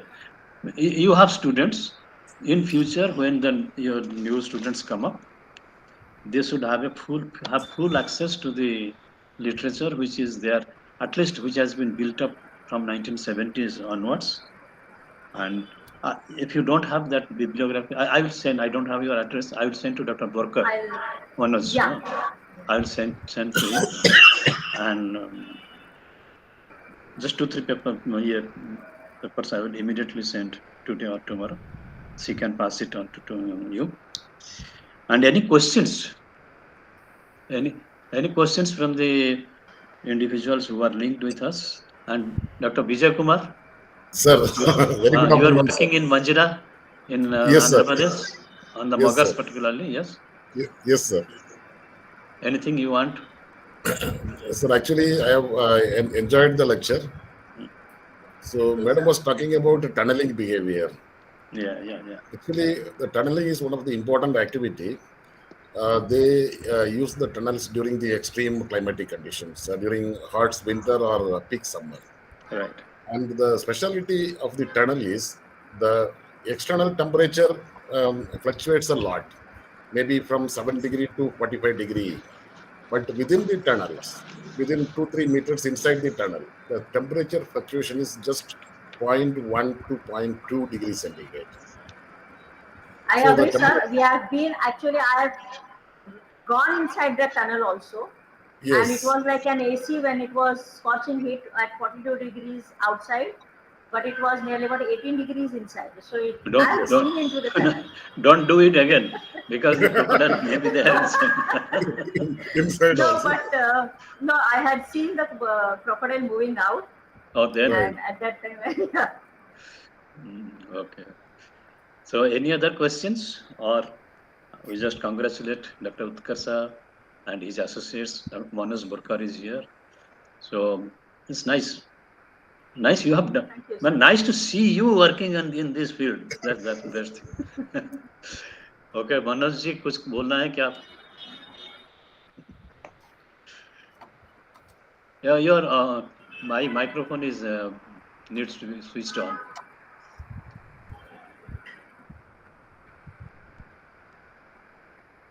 I'm just putting them because my network becomes weak if I put on my camera. Okay, it's okay. Okay. So should we? Is there anything else from any Dr. Manoj, would you like to say something? No, I just want to convey my gratitude to Dr. L.A.K. Singh. I mean, he has been an inspiration to all of us, for young people like Utkarsha, for old people like me. Every day there's something to learn from L.A.K. Singh Saab. And the spirit of research is something which reflects, profusely in what Dr. Lala says. Like, he immediately agreed to spare all his literature. I think we should learn from that. That research is everybody's responsibility to add on to more understanding about this animal. And I'm so happy that Lala Saab chaired this session. Thank you, sir, and we look forward to your guidance in days to come. I must say that I was blessed to have him as the chairperson for my talk. Oh, thank you. It's like, see, after so many years, well, it's a gap of 50 years. crocodile project is going to be 50 years Yes, sir. next year. And now you see you have come. I wish your tribe increase. You produce more crocodile researchers. Yes, sir. Definitely, yes. Okay. Our co-chairperson, anything to say, please? वानी, doctor वानी, वो sir meeting में busy हैं, अभी मैंने उनसे बात की, वहाँ वो मीटिंग में बिजी हैं, Okay, so ज्वाइन नहीं कर पा रहे हैं. So in that case, we thank Dr. Utkarsha and others. And should we close it? Yes, sir. Mr. Saab, close करें इसको? Yes, sir. Yes, sir. Over to you. Thank you all. Thank you, sir. Thank you, sir. Thank you. Thank you, sir. Dr. Lala Ashwini Kumar Singh ji for chair the session, and Dr. Utkarsha for nice and fruitful talk on crocodile in this webinar series. Thank you all of you. Now, next session, very important session, our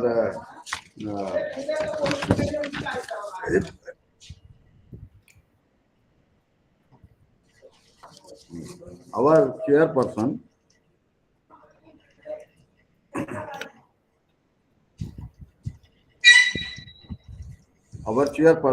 Shri Y.P. Singh ji, I.F.S, formerly Field Director, Sanjay Tiger Reserve, Sidhi, Madhya Pradesh. Co-chairperson Dr. Aditi Sharma, Senior Veterinary Officer, Dehradun, Uttarakhand, and our eminent speaker, Shri Brij Kishore Singh, IFS, retired PCCF, Head of Forest Force, Karnataka, Bangalore. Welcome all of you, sir, and I am requesting to Shri Y.P. Singh, sir, please preside the session and introduce our eminent speaker, Dr. Shri V.K. Singh, sir. Unmute yourself, sir. Y.P. Singh, sir. नमस्कार मिश्रा जी. हाँ, नमस्कार जी.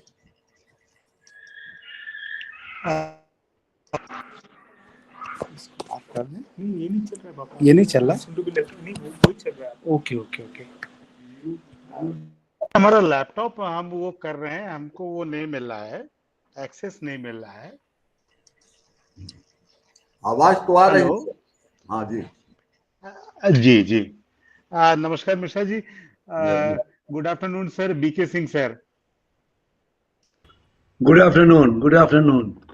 Sir परिचित हैं आपको sir पहले से ही. Brother का sir बता रहे थे. Sir it's my privilege to introduce you sir. Okay. Sir distinguished guests, Sri V.K. Singh sir, he is IFS of Karnataka cadre of 78 batch, and he served in the state of Karnataka and the government of India for nearly 38 years. He served in different regions of the state as district level officers and was subsequently elevated to state level, where he worked as the Chief Wildlife Warden of Karnataka, Managing Director of Forest Corporation and Principal Chief Conservator and Head of the Forest Force of the Karnataka. After his retirement in 2013, he worked as the consultant of National Tiger Conservation Authority, Zoo Authority of Karnataka and Wildlife Institute of India as Chairman of Managing Effective Evaluation Committee for Tiger Reserves of Madhya Pradesh for the year 2014-15. Tiger Reserves of Northeastern regions and West Bengal in 2017. Protected areas in the eastern and southern regions of the country as well as zoos in Gujarat and Madhya Pradesh. He is also engaged currently in me of 5th Circle of Tiger Reserves in the state of Uttarakhand, Uttar Pradesh, and Melghat of Maharashtra. He also worked with the Global Tiger Forum, GTF, and took up the review of CATS, Conservation Assured Tiger State Registered sites, and examined the status of management standards and criteria of these sites in Uttarakhand, West Bengal, Chhattisgarh, Maharashtra, and Madhya Pradesh. He is the global reviewer of CATS assessment of any registered site. He also reviewed tiger reserves in the states of Mizoram, Assam, Kerala, and Maharashtra in coordination with WWF India and for CATS accreditation. He has been working as the senior advisor for the NGO named Wildlife SOS since 2016, which is involved in the rescue and rehabilitation of wild animals, including sloth bears, leopards, elephants, etc. He is the trustee of Holy Nature Foundation, an NGO engaged in conflict resolution with leopards and other wild animals. He has been actively contributing his articles to Deccan Herald, a national daily published from Bengaluru. He has also he also contributes articles to magazines published by the Karnataka Forest Department, My Forest, ICFRE, Dehradun, Indian Forester, Retired Forest Officer of Andhra Pradesh and Telangana, Ban Premi, etc. He has authored many books, namely Destroy Forest, Destroy Life, Economics for Foresters, and Forest Rights Act, Accelerated Deforestation. His fourth book, Changing Land Uses, Shrinking Streams and Carbon Sinks, has also been released recently. So, we are having a very eminent speaker like B.K. Singh sir, and it was my great privilege to introduce him. His younger brother, Mr. Raj Kishore Singh, he was also head of the Forest Force of Karnataka, and we were classmates. His wife, Mrs. Madhu Sharma, was also my classmate. So I know you, sir, and I met you in Page in 2014. Yeah. And it is our privilege to listen you on the biodiversity of Chamarajanagar Forest Circle of Karnataka. Over to B.K. Singh, sir. Thank you, sir. Thank you so much. Thanks, Singh Sahab, for such elaborate and liberal introduction, I would say. And I am told that I have sent all my present thing. If I put my finger, you can't understand. But then we are dealing with some of these areas.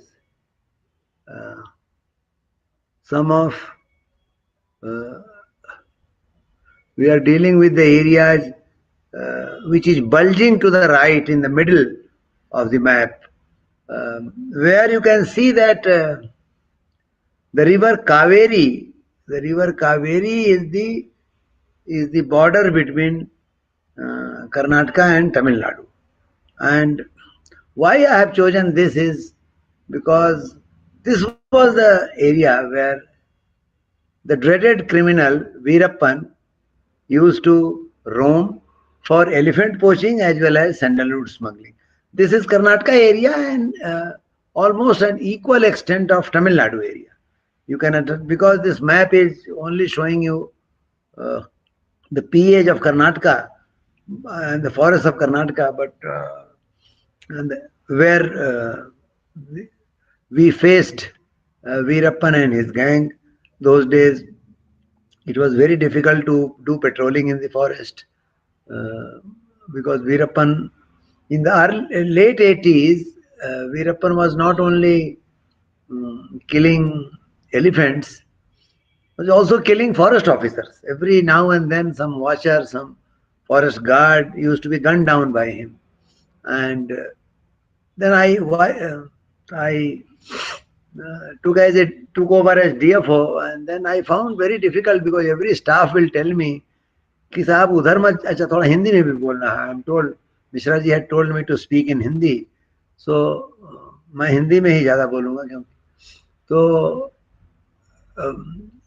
हर समय हमको staff बताते थे साहब उधर मत जाइए, इधर मत जाइए, क्योंकि वीरप्पन है और लोगों को मार भी दिया है. लेकिन वो जंगल कोलेगाल एरिया और चामराजनगर जिले की बात हो रही है. So Kolegal is presently a taluk of Chamarajanagar district. Those days when I used to be DFO, Chamarajanagar was not a district. It was all Mysore district and is a very big district. Now it is late 90s, it was bifurcated into two districts. and the Chamarajanagar district has been carved out. Now the importance of this area is that there are 3 PAs in this district. One tiger reserve, including one tiger reserve, that is BRT Tiger Reserve. There is one MM Hill Wildlife Sanctuary, and yet there is a Kaveri Wildlife Sanctuary.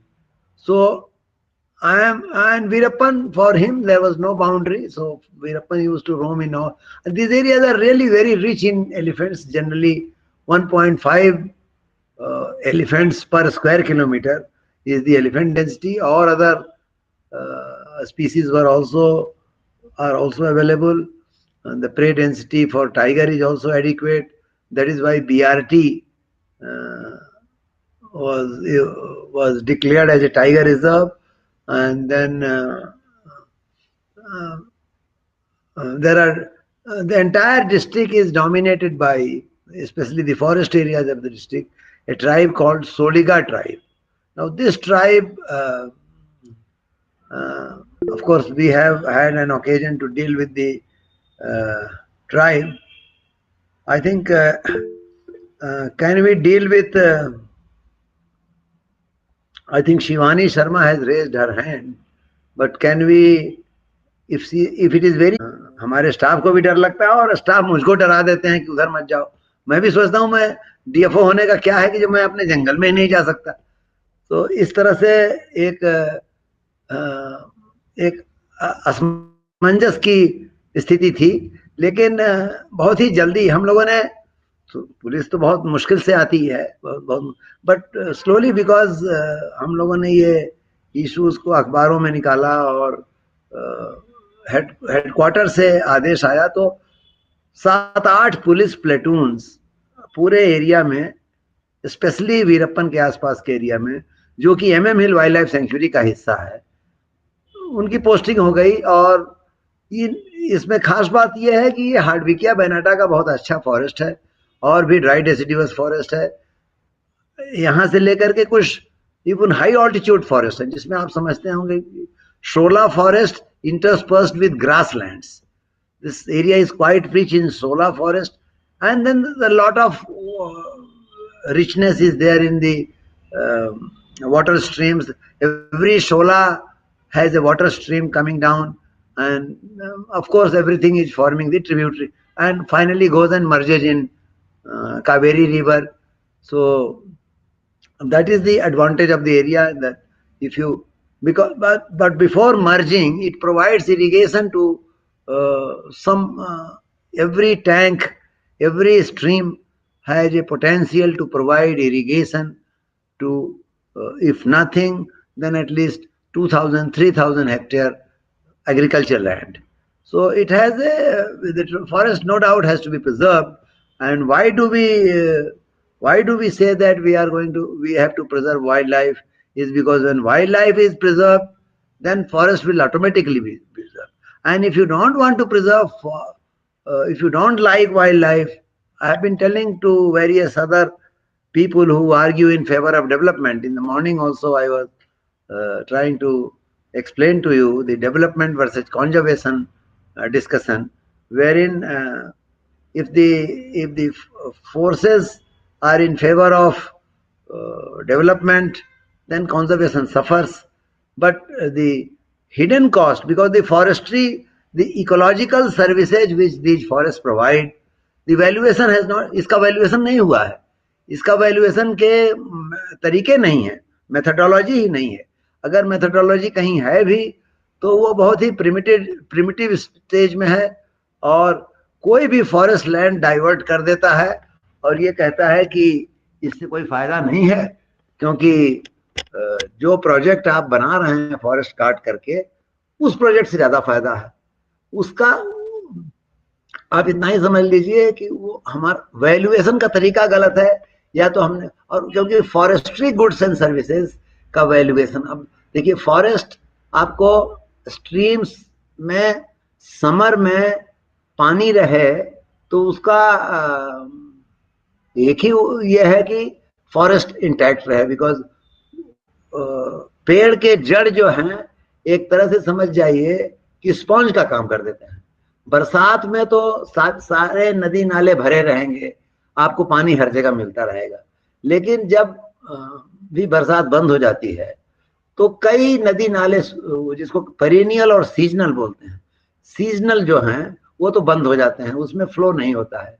लेकिन कुछ नदी नाले जो शोला forest से नीचे उतर रहे हैं वो पेरिनियल होते हैं और उसमें पानी रहता है, और अगर आप जंगल काट दोगे तो वो सब पानी बंद हो जाएगा, उसमें कहीं पानी नहीं रहेगा। और सारे, और बहुत स्टडीज भी हुई हैं, तमाम स्टडीज ने ये बताया है कि जो seasonal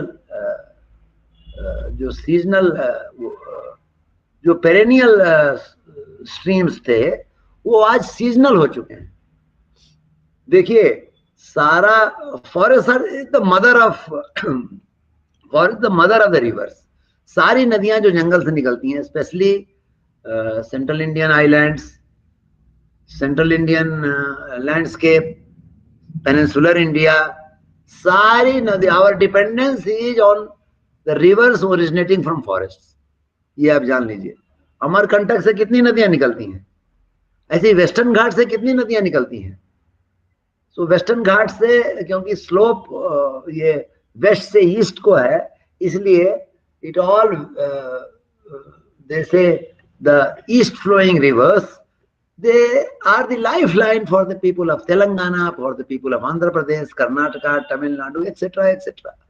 And similarly, the rivers originate. So therefore, why forest is, why we are to conserve wildlife and the biodiversity is that our forest should remain safe, because the innumerable ऐसी values, जैसे ecological services के अलावा अभी हम लोगों ने देखा कि कोरोना पेंडेमिक से हम बाहर निकले हैं।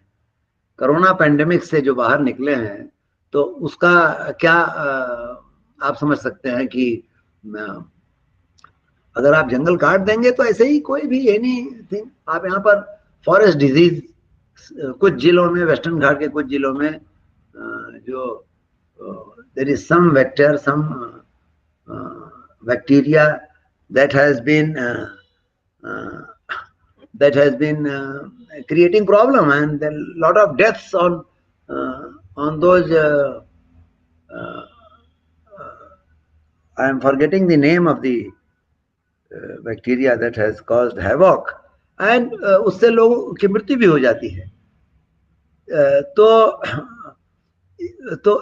एक तो फॉरेस्ट इसलिए बचाना है, और तीसरी जो सबसे खास बात है फॉरेस्ट में, एक तो मैंने बताया इकोलॉजिकल सर्विसेज, हमारा हवा पानी सब जंगल से ही मिलता है। दूसरा मैंने बताया ये diseases, if the forest, you cut down the forest, the bacteria will move out and will attack human and live stock etcetera etcetera.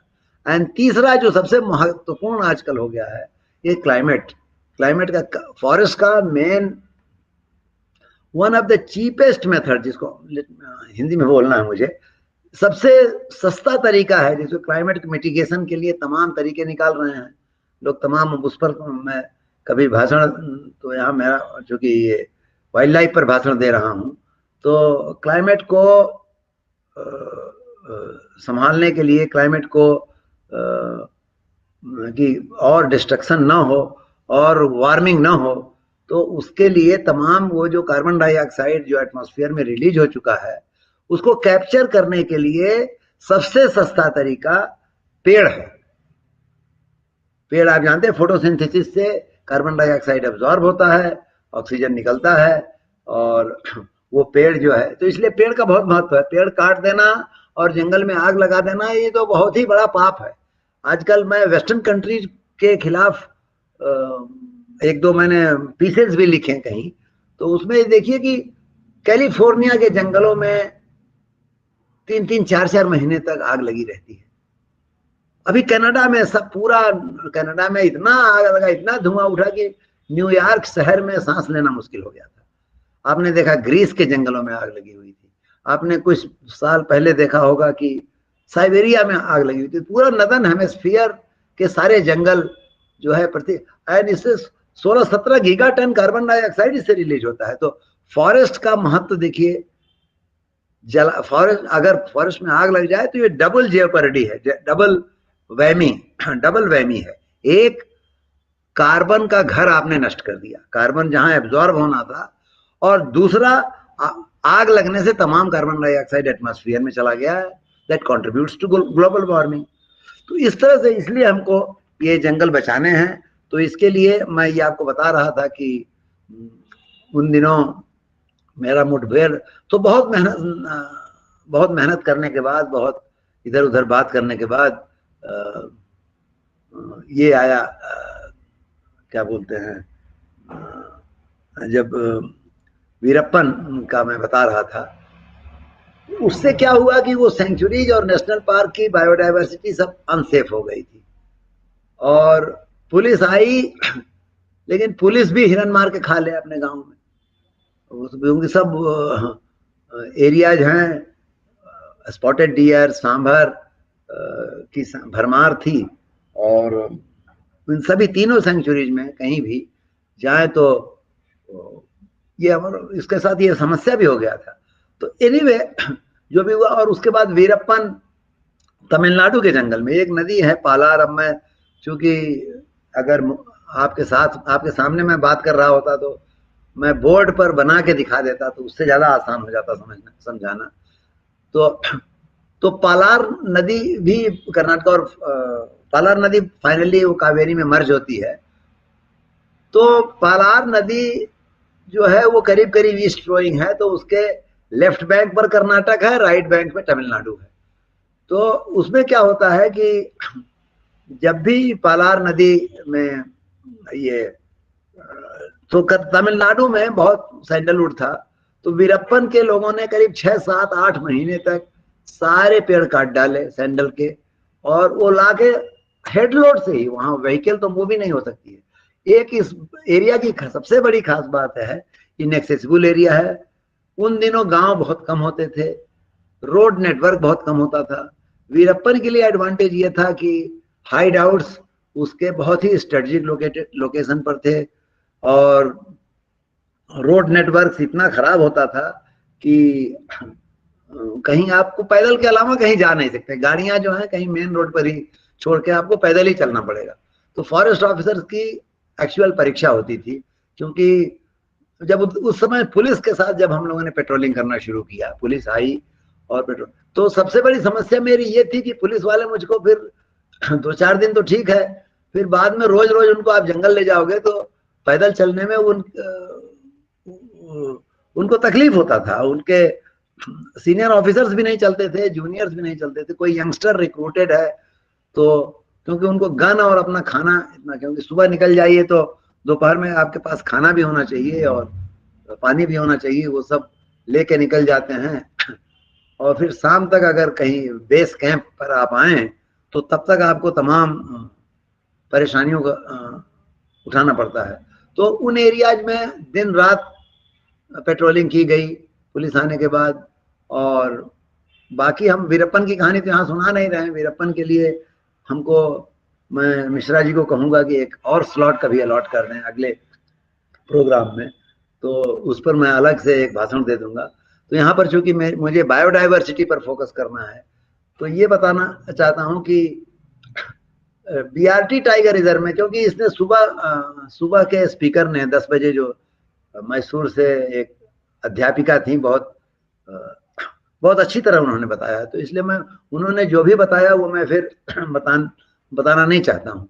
तो मैं इतना ही बता देता हूँ कि इन तीनों एरियाज में, तीनों सेंचुरीज में, ये आप देख लीजिए, ये जो उसमें बताया है कि कितना कोर है, कितना बफर है, ये बीआरटी टाइगर रिजर्व की बात है। बीआरटी टाइगर रिजर्व की सबसे खास बात यह है कि सोलिगा ट्राइब्स जो अंदर हैं, वो कभी कभी उनके साथ हमको बहुत ही करीब क्योंकि जंगल में आग लग जाती है। BRT, all these areas are very highly prone for fire. तो ये जंगल में, और जंगल में मैंने बताया कि क्लाइमेट चेंज का दुश्मन है। अगर जंगल में आग लग गई तो आपने न कि कार्बन का सिक्वेस्ट्रेशन का पोटेंशियल नष्ट कर दिया, बल्कि आपने कार्बन डाइऑक्साइड एटमॉस्फेयर में छोड़ दिया। तो आप 2 गलती कर रहे हैं। तो इस तरह से सोलिगा ट्राइब्स यहाँ थी, जो that was a challenge. to ask them not to put fire, क्योंकि वो उनको क्या करते थे, उनको शहद भी निकालना हो तो आग लगा दें। अब उनको शहद से मतलब है, और फिर the fire runs through the forest, and then by the time some forest officer takes note of it, goes there and prevents it, it is sometimes Herculean task, because hilly terrain में आग को रोकना बहुत मुश्किल होता है। एक बार अगर आप बेस में तुरंत 1-2 घंटे के अंदर अगर आपने नोटिस किया तो प्रोबेबली आप उसको रोक सकते हैं, लेकिन अगर वो बहुत ज्यादा हो गया तो प्रोबेबली हम उसको रोक भी नहीं पाएंगे, और बड़ा मुश्किल हो जाता है जंगल के अंदर उसको कभी भी कंट्रोल करना बहुत मुश्किल। तो ये सोलिगा ट्राइब से या उनको कोई भी, जैसे आंवला बहुत होता है उन एरियाज में, तो आंवला को भी सोलिगा ट्राइब, ठीक है उनका हक है, पुराने जमाने से उनका चला आ रहा है, लेकिन उनका जो उसका टेक्निक है, उसको काटने का और फ्रूट प्लकिंग का टेक्निक है, वो डिस्ट्रक्टिव टेक्निक। वो क्या कहते हैं, जमीन पर खड़े ही खड़े उसकी डाली झुका लेते हैं, जमीन पर खड़े खड़े ही उसकी डाली झुका के, और या उसको ब्रांचेज काट देते हैं। अब ब्रांचेज, आप पेड़ का ब्रांच काट देंगे तो अगले साल फल कम हो जाएगा। तो ये बहुत सब छोटी छोटी चीजें हैं जो हम लोगों को वहां पर फेस करनी पड़ी। नाउ MM हिल एक ऐसी सेंचुरी है, ये जो इसमें बहुत हाथी हैं और आए दिन इंसिडेंट्स भी होते रहते हैं, कॉन्फ्लिक्ट भी होता रहता है, और सबसे बड़ी खास बात इस एरिया की ये है कि कर्नाटक के वेस्टर्न घाट में भी कोई हाथी अगर कैप्चर करना है, अगर चीफ वाइल्ड लाइफ वार्डन ने ये डिसीजन लिया कि इस हाथी को कहीं छोड़ना पड़ेगा, वाइल्ड में ही रिहेबिलिटेट करना पड़ेगा, उसको कैप्टिविटी में नहीं लाना है, अगर ये ऐसा डिसीजन लिया तो ऐसा हाथी जो है सब लोग कोलेगाल ही में छोड़ते हैं। इस जंगलों में इसलिए छोड़ते हैं कि ह्यूमन डेंसिटी कम है। Now this becomes a problem. एक ऐसा हाथी अभी कुछ 5-6 महीने से लोगों को परेशान करना शुरू किया। खेत वेत तो नष्ट करता ही था, घरों को भी नष्ट करना इसने शुरू किया, और जब घरों को नष्ट करना शुरू किया तो इससे अनरेस्ट बढ़ा, people started protesting, people started revolting, and तो इससे जो है और समस्या बढ़ती ही गई। और जब तो फिर क्या किया गया कि इसको कैप्चर करना था, this was to be captured, and again the decision was to be bring it to captivity. Recently ये मैंने वहाँ DFO से बात किया, मेमोरियल सेंचुरी की बात है, तो इसको कैप्चर करना पड़ा। नाउ डॉटिंग करने के बाद आप कैप्चर पर आई थिंक एलिफेंट कैप्चर पर there can be a separate lecture, but मैं आपको 2-4 वाक्यों में इतना बताना चाहता हूँ कि उस समय vet sharp shooters and the presence of Kumki मतलब वो एलिफेंट जो डोमेस्टिकेटेड हैं और जो आपका कमांड महावत का कमांड मानते हैं, और वो आपको जाके उन एरियाज में वाइल्ड एलिफेंट को से मुकाबला ले सकते हैं। तो 4 कुमकी पे जान, मान लीजिए किसी हाथी को आपको पकड़ना है तो क्या करेंगे, कुमकी से जाके उसको ट्रैक करेंगे और वो उसके बाद उसको डॉट करेंगे मतलब वो सिरिंज में there is a medicine and a shot has to be given, and then later a revival shot has to be given, and उसको पानी से और तमाम प्रिकॉशंस हैं उसमें।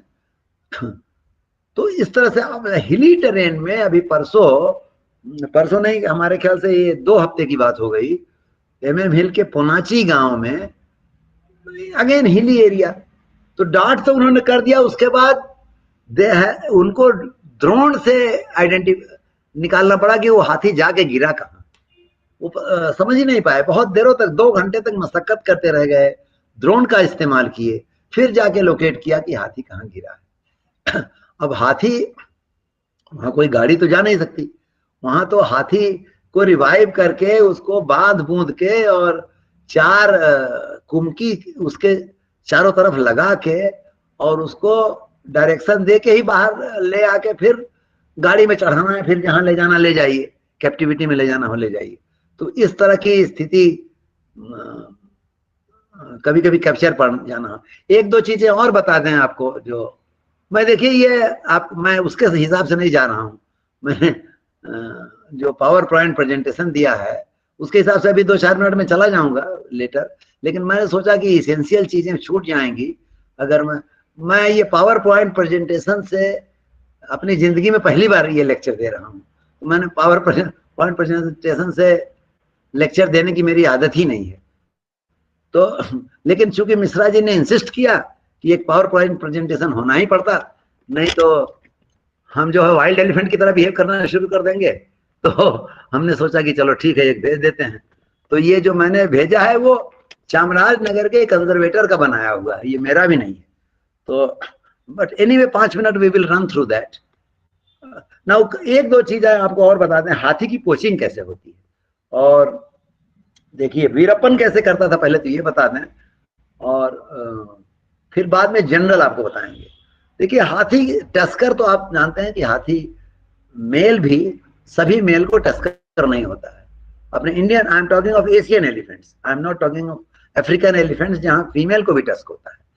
तो इसको कैसे करते हैं, इसको जनरली उन दिनों वीरप्पन के पास मजर लोडर होता था और मैग्नम और एक्सप्रेस राइफल्स होता था। तो वो क्या करता था कि पहले तो वो उसको देखना पड़ता था कि हाथी कब अपने ग्रुप से टस्कर हाथी सेपरेट होता है। तो किसी वाटर होल पर ही हाथी आते हैं, सारा ग्रुप आता है। तो उसी वाटर होल को ओवरसी करते हुए वीरप्पन और उसके बाकी भी जो भी पोचर हों, हंटर हों, वो 3-4 दिन जंगल में कैंप करते थे। देखिए हाथी पोचिंग ये 1 मिनट में नहीं होता है, 3-4 दिन तक भी कभी कभी कैंप करना था। उसके बाद हाथी का ग्रुप आया तो उसमें आप टस्कर के पास कैसे दूर से मारेंगे तो गलत लग जाएगा, किसी और को लग जाएगा, तो आपका पर्पस नहीं सर्व होगा, आपको तो दांत काटना है उसका।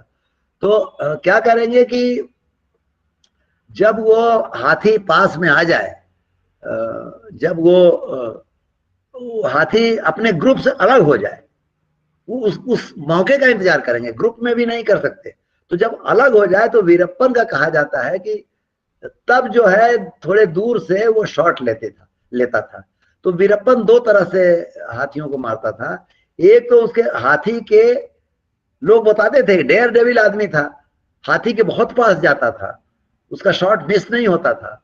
तो या तो दो फ्रंट लेग्स के बीच से गोली मारता था और वो हार्ट के थ्रू चला जाता था, and then instantaneous death immediately. वो नहीं कि कहीं दूर जाके गिरे, हाथी आगे जाने का मौका ही नहीं था, वहीं गिर जाता। और या फोरहेड में गोली मारता। तो दोनों ही दशाओं में, फोरहेड पे मारा या दोनों ही दशाओं में डेयर डेविल काम है, बहुत हाथी के बहुत पास जाना पड़ता है। और आपके आपने उस पर जो भी मजल लोडर गन है या जो भी गन है उस पर बहुत भरोसा करना पड़ेगा, नहीं तो 1 ही मिनट में हाथी आपको रौंद देगा। 1 सेकंड सूंड भी लग गया तो आप खत्म है। सूंड भी लग गया हाथी का। एक तो हमारे फील्ड डायरेक्टर साहब नागरहोले में सिर्फ सूंड से उनको मार दिया, वो मर गए। तो इस तरह से हाथी की पोचिंग। और उसके बाद पोचर्स अब गन शॉट, चूंकि जंगल में बहुत अंदर हुआ है, गन शॉट भी काफी लोगों को सुनाई दिया है। तो अब ये भी तो देखना है कि तुरंत पकड़े न जाए। तो वो क्या करेगा कि थोड़े दूर पहले गैंग ये अपना भाग जाएगा, पोचर या हंटर जो भी है वो हाथी को छोड़ के भाग जाएगा, मरे हुए हाथी को भी छोड़ के भाग जाएगा, और देखेगा कि क्या रिएक्शन है, स्टाफ का क्या रिएक्शन है, कोई आ रहा है कि नहीं, पब्लिक का क्या रिएक्शन है, कोई। तो वो सब अपना असेसमेंट करने के बाद तो थोड़े देर बाद 1-2-4 घंटे जो भी है आके फिर दोनों दांत को काटता है, दोनों दांत को सॉ से सॉइंग करना पड़ता है, सॉइंग करके दोनों दांत लेके जाके और तब वो आता था। तो ऐसा है। I think for a minute please, I am giving you a pause, I am just going for the washroom.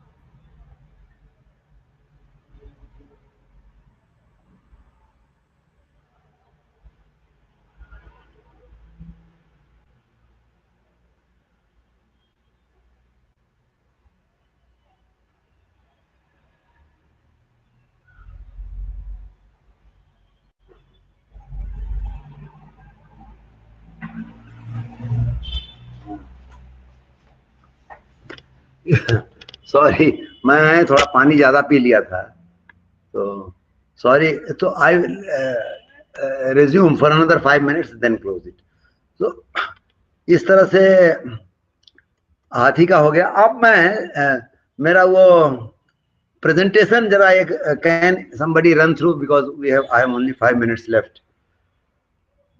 Presentation please. So ये बीआरटी का टाइगर है या तो एक मिनट ये जो है, जो बीआरटी टाइगर रिजर्व का देखिए मैप है, और ये चामराजनगर जिले में है। तो इसमें बीच ग्रीन वाला पोर्शन जो है वो फॉरेस्ट एरियाज है। These are all very high altitude forest, sholas are there and lower slopes पे डेसिडिवस फॉरेस्ट है। और नेक्स्ट स्लाइड, ये उसका बताया है कि उसमें कोर एरिया कितना है। टाइगर रिजर्व चूंकि डिक्लेयर हुआ है तो इसको कोर और बफर को उसने बताया है। टोटल 574 स्क्वायर किलोमीटर का है। Next slide please. This is these are the, of course they have taken picture in BRT tiger reserve, elephants, tiger. Next slide. देखिए आप समझते हैं ना, शोला फॉरेस्ट और ग्रास लैंड। तो ये तो एक तरह से ग्रास लैंड है, and generally it is quite rich in herbivores and bison, especially the grasslands. And shola forest, as I told you, streams originate from every shola. There is a stream originating which runs down the hill and is supplements to some rivers or some tributary.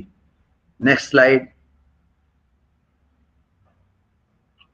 देखिए ये tourism zone भी है ये, तो tourist are enjoying the presence of गौर।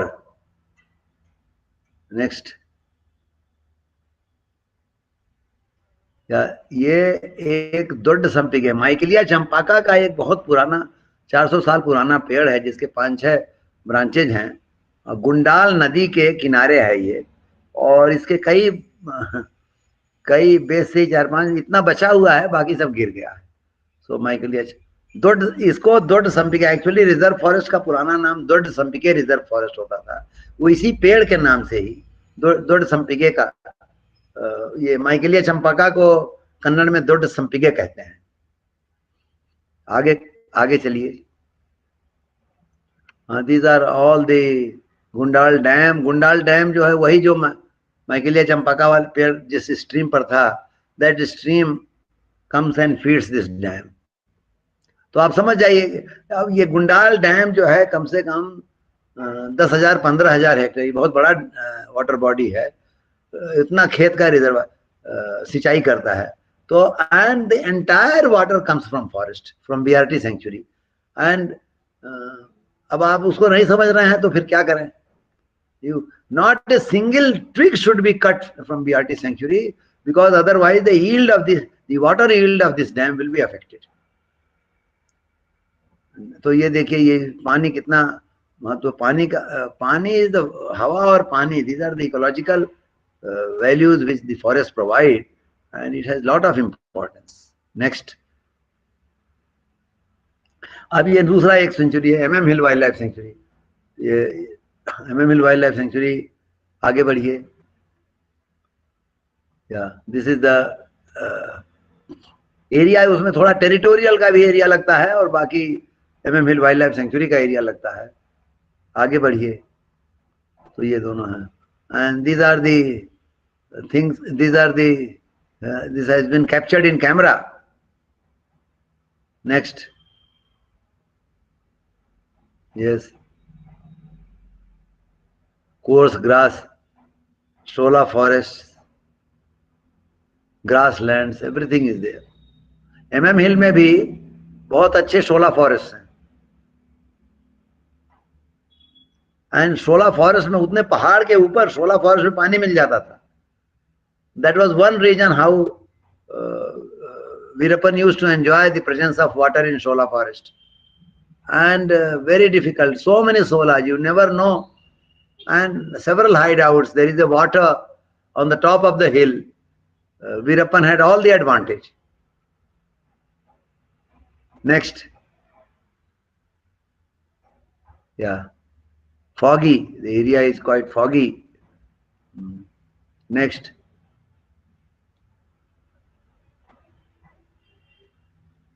और है आगे, zip line Mahadeshwar. ये नाउ दे आर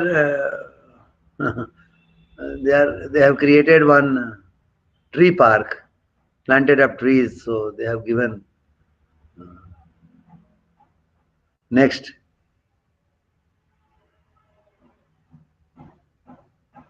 तो सेंचुरी, वाइल्ड लाइफ सेंचुरीज के बारे में, there are ranges and different ranges.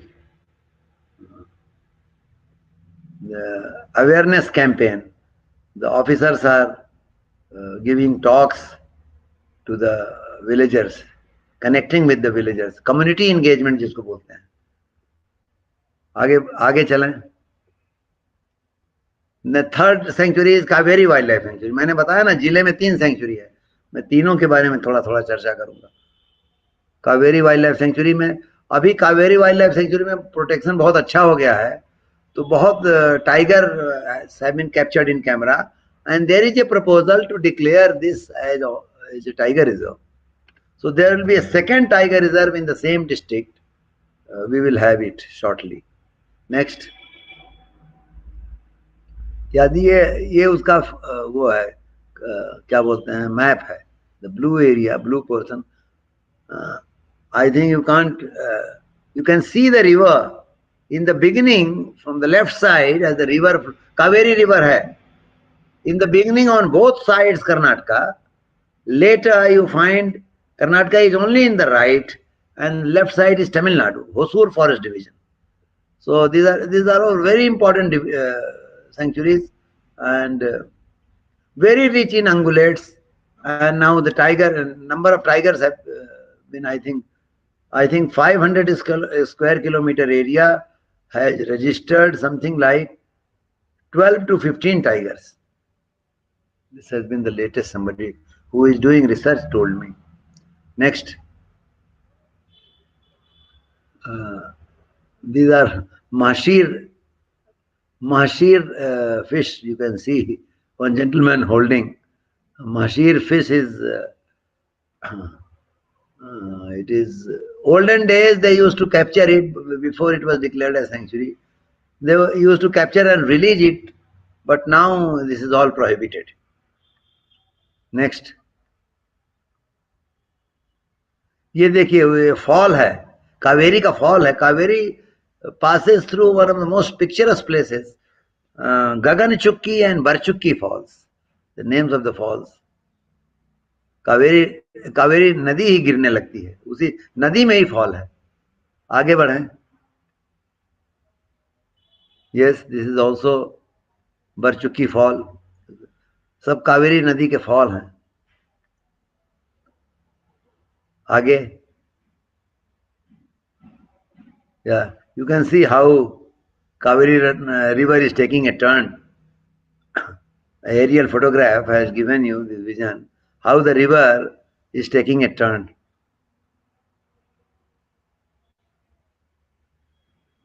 U-shaped, completely U-V-shaped जिसको कहते हैं. Next. सोशल फॉरेस्ट्री छोड़िए. सोशल फॉरेस्ट्री ये उसी जिले में एक चौथा सोशल फॉरेस्ट्री एक रेंज है. It is part of one of the divisions is controlling this range. Next. Yeah. These are some of the activities in social forestry range. Planting activities, nursery, awareness with the people, and और भी कुछ. Next. Man animal conflict के बारे में मैं ज्यादा नहीं बोलूंगा क्योंकि सुबह आपको बहुत अच्छी तरह से बताया गया है. So okay then, thank you. I think we close at this.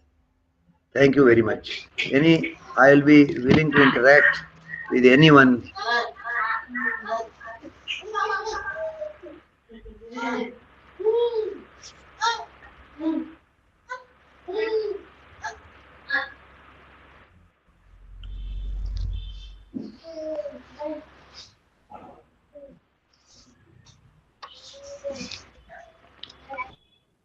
Sir मुझे नहीं लगता इतना अच्छा आपने बताया कि और कुछ पूछने के लिए किसी के पास कुछ बचा हुआ है. आपने चामराजनगर के कॉन्टेक्स्ट में पूरा बायोडाइवर्सिटी को बहुत ही एलाबोरेट सर आपने बता दिया, डिस्क्राइब किया है. और सबसे बड़ी बात है सर कि जो हमारे पेरिनियल रिवर्स थे अब वो सीजनल रिवर्स में चेंज होते जा रहे हैं और वो हमारे कारण से हो रहे हैं क्योंकि हम कहीं ना कहीं उसके लिए जिम्मेदार हैं सर.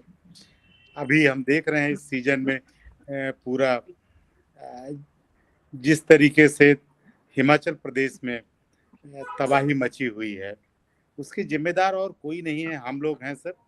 और जब तक हम कार्बन इमिशन और कार्बन सिक्वेस्ट्रेशन इन दो चीज़ों के बारे में स्कूल लेवल पे और एडमिनिस्ट्रेटिव सर्विसेज के जितने कुछ ट्रेनिंग इंस्टीट्यूट्स हैं उस लेवल पे और हमारे जो लॉ मेकर्स हैं इनको जब तक हम नहीं पढ़ाना शुरू करेंगे हमको नहीं लगता है सर कि हम बायोडाइवर्सिटी को बहुत अच्छे से मैनेज कर पाएंगे sir.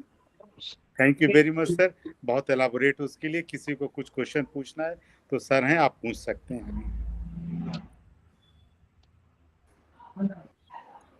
Sir, can I ask something? Yes, please.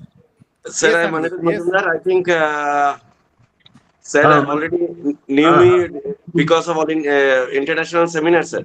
हाँ अभी उस दिन मिले थे 2-3 महीना पहले कान्हा में मिले थे ना आप ही. हाँ. आप ही सर्वे सर बात. एक थोड़ा सा के लिए हम जानना चाहते हैं पेरिनियल रिवर से आप बोल रहे हैं जो सीजनल रिवर में कन्वर्ट हो रहा है, ये क्या इम्पैक्ट इसकी हो सकते है, इसकी कुछ असेसमेंट कैसे हम कर सकते हैं?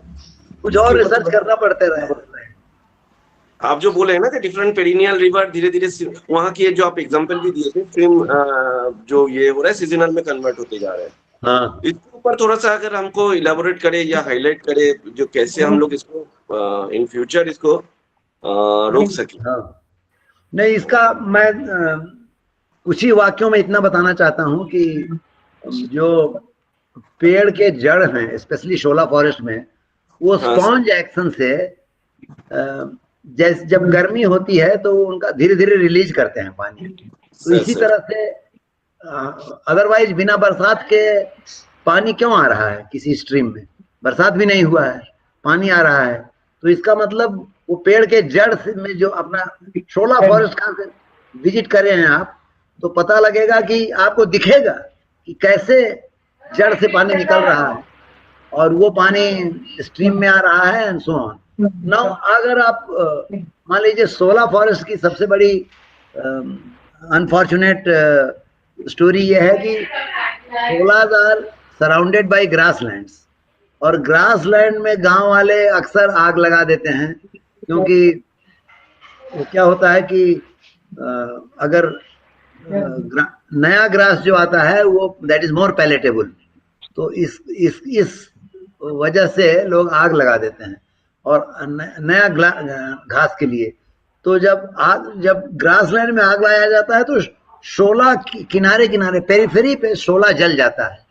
तो as a result annually shola shrink, and shrinking of shola is not a good sign, and if all the sholas get finished this way, so therefore आप उनका जो पोटेंशियल है, potential to hold water in the sponge, that potential is being diminished every year, and that is how in a long run even the most perennial stream will become seasonal.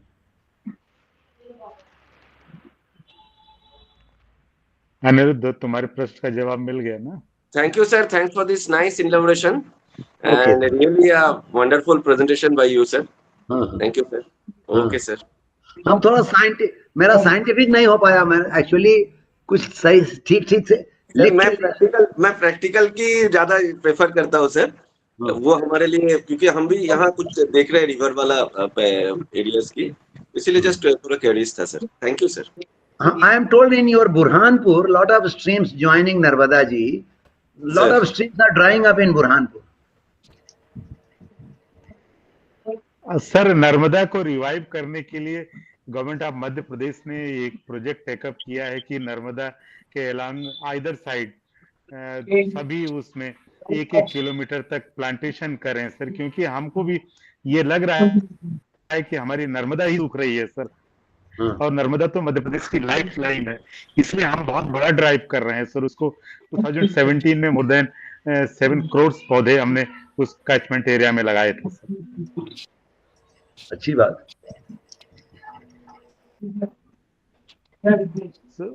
और किसी को कोई प्रश्न पूछना है? तो thank you very much sir. Thank you sir. Okay, thank you very much. नमस्ते। बहुत बहुत धन्यवाद सर। श्री बीके सिंह साहब, बहुत ही अच्छा और प्रैक्टिकल अनुभव जो एक्सपीरियंस है आपने शेयर किया है हमारे ऑडियंस, और निश्चित रूप से जैसा आपने कहा साइंटिफिक कम है, लेकिन साइंटिफिक के साथ ही फील्ड को भी आपने यहाँ पे जोड़ा है, दोनों चीजें हैं। तो हमारे जो अभी फॉरेस्ट के साइंटिस्ट और जो लोग काम कर रहे हैं और स्टूडेंट को सभी को ये लाभ हुआ, और हम लोग सुनते रहते थे, वीरप्पन की का अखबार में हम लोग पढ़ते रहते थे, और आप तो वहाँ पर देखे हैं पूरी चीज, उसको आपने एक्सपीरियंस को आपने शेयर किया यहाँ पे। बहुत अच्छा लेक्चर रहा, और आपने कहा कि कभी समय निकालूंगा और कोशिश करूंगा। आज तो 4 साढ़े 4 1 हमारे पास सेशन है खाली, लेकिन थोड़ा सा सेशन क्योंकि पहले से लेट है, थोड़ा लेट हो जाएगा, नहीं तो 4:30 के बाद वो 4 से 4:30 तक हमारे पास टाइम था एक स्लॉट। तो यदि 10-20 मिनट का ऐसा वो हो तो थोड़ा लेट तो अपन इसमें ही ले लेंगे, या कभी हम अगले सत्र में देखेंगे, जैसे मतलब आपकी अनुमति होगी। अब वो एंड ऑफ द डे में मुझे कोई आपत्ति नहीं है, मैं तो जब कहिए बोलता रहता हूँ, मैं तो बहुत लेक्चर देता रहता हूँ। जी। तो मैं धारवाड़ फॉरेस्ट एकेडमी में फॉरेस्ट इकोनॉमिक्स में पढ़ाता हूँ। वैलिडेटरी सेशन है सर 29 को करीब 4 बजे, और उसमें हम अपनी बुक भी रिलीज कर रहे हैं, जो हमने पहले वेबिनार कराए हैं उनमें काफ़ी, इसमें जैसे अभी सिंह साहब बैठे हुए हैं, बाईपी सिंह साहब, तो उनका भी लेक्चर था और उस पर भी वो राइटअप मिला था, तो उस बुक को में हमने रखा है। और भी जो सभी लोग हैं उनके लेक्चर हैं। तो प्रेसिडेंट मैडम, हेलो, हाँ, नहीं तो अब आज रहने दीजिए, आज तो 3 बजे गया सवा जी। कल वैलिडेटरी सेशन के समय पे हो जाएगा, उसके पहले कितने बजे? करीब 4 बजे सर। 5 बजे हमको कहीं कोई 4 बजे अगर मान लीजिए, कब बंद होगा? बस होगा सर, जो आपके अनुभव हैं शेयर हो जाएंगे, उसके बाद हम वैलिडेटरी सेशन शुरू कर देंगे। थोड़ा और पहले, क्योंकि पहले लेक्चर हैं, 6-7 लेक्चर हैं, उसके बाद जो है वैलिडेटरी सेशन करना है हमको। तो हमको कितने बजे ज्वाइन होना है बता दीजिए सर। करीब 4 बजे मैं आपको इन्फॉर्म कर दूंगा सर, 4 बजे के करीब, पहले 4 तक। हमको जरा 5 बजे से कमिटमेंट है।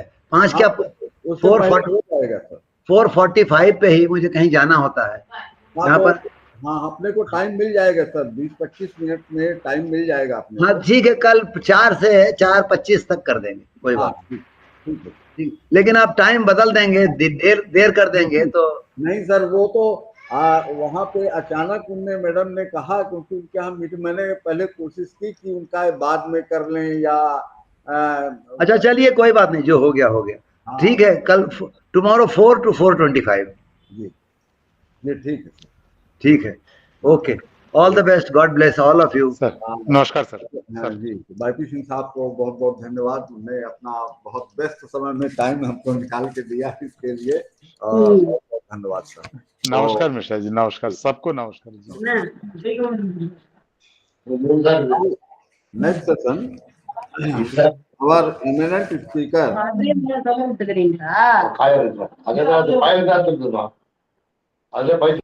Indra madam, please mute yourself.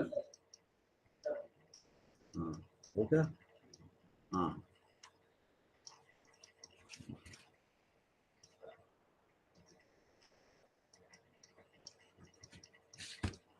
Next, our eminent speaker, Chairperson Dr. K.L. Purohit, formerly Forest Officer, Bhubaneswar, Odisha.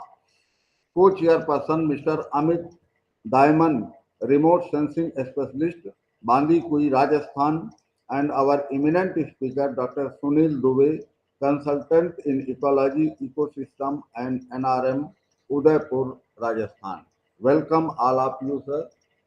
Dr. Purohit. Dr. Purohit, sir. Dr. Sunil Dubey, sir. Huh? Sunil Dubey, sir.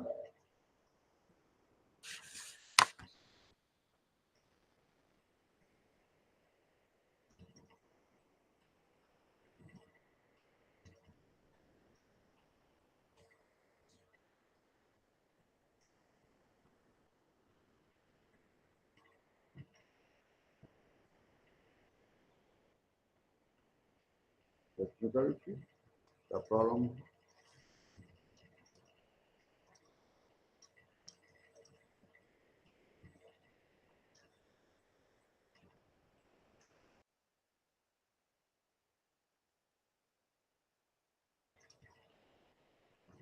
मैं Sunil Dubey sir से बात कर रहा हूं, जैसे ही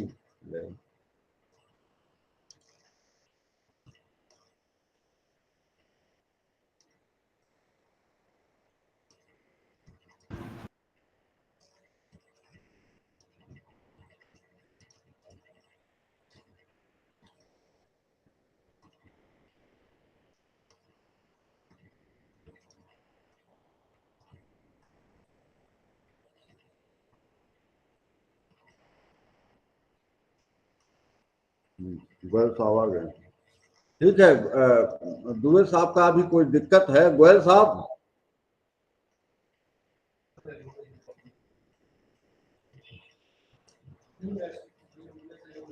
जुड़ गए हैं? अच्छा, हाँ दुबे साहब, सुनील दुबे साहब, प्लीज अनम्यूट योरसेल्फ।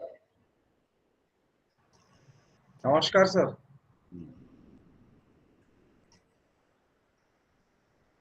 हेलो। हाँ, अमित जी शायद पुरोहित साहब नहीं हैं। अमित जी से रिक्वेस्ट है सर को इंट्रोड्यूस करें। Yes, sir.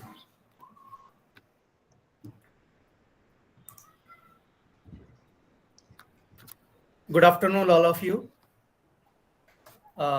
It is my pleasure to introduce Dr. Sunil Dubey. He is also my wildlife guru, and I know him from last 10 years, and I'm learning a lot from him. So I'm just introducing a little about Dr. Sunil Dubey, but his experience and his knowledge is very vast. But now I am just introducing his very small, very few achievements. So Dr. Sunil Dubey has done PhD in science, specialized in conservation biology from Mohanlal Sukadia University, Udaipur, Rajasthan. He has qualified MSc in Environmental Science and National Eligibility Test for lecturership in Environmental Science. He is member in 5 World Commission of the IUCN for last 14 years. Dr. Dubey also has experience of teaching and research guidance at PG and UG level full-time for 10 years and is continuing that as part-time visiting faculty in various institutions. He is also associated with Forest Department of Rajasthan as resource person, consultant, and committee member. He has vast experience of study and documentation of various protected areas, territory, forest division in wildlife conservation issues. Dr. Dubey has more than 22 years experience of observing and documenting ecological and other environmental features at different levels. He has extensively traveled and explored nature landscape across of more than 15 states and UTs.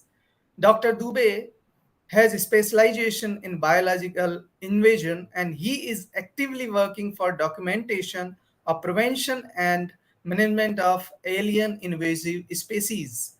Dr. Dubey is currently associated with Institute for Ecology and Livelihood Action as its joint managing trustee. He is also affiliated with several NGOs as member in board, executive committees, as advisor, consultant, etc.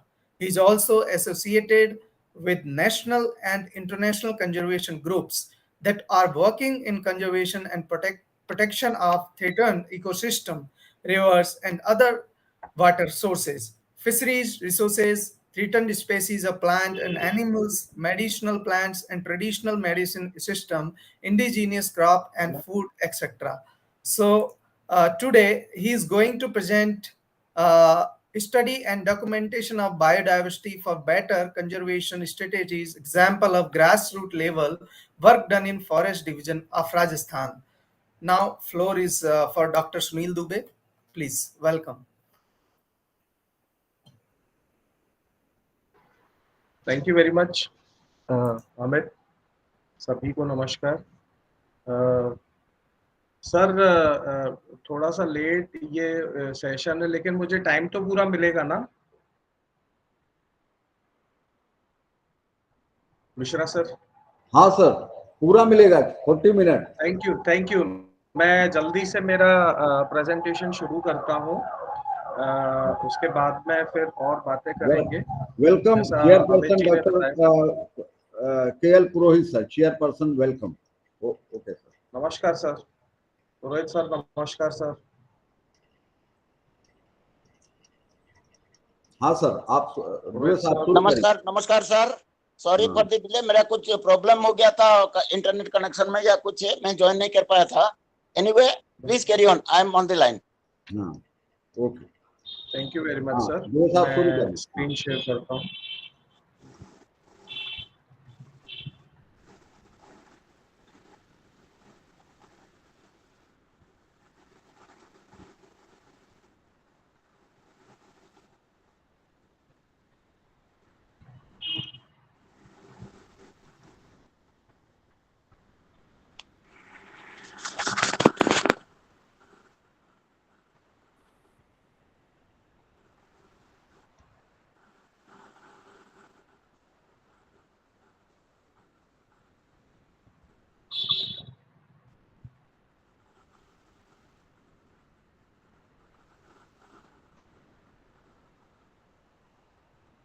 Okay screen visible हो रही है sir?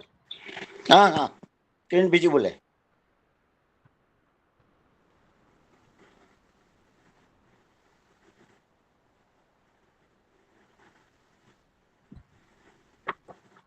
Just a minute.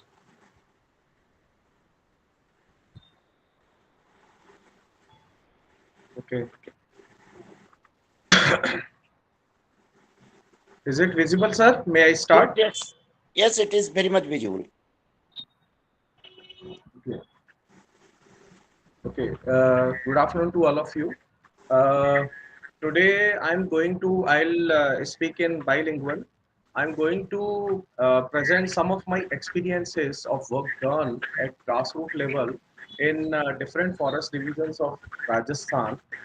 Basically, these works relates to better conservation strategies of wildlife and forest overall. So I'll share few cases in which I have been involved, and my students I've been teaching earlier, and my colleagues have also been participating with me. So thank you very much for providing me the opportunity to present this work.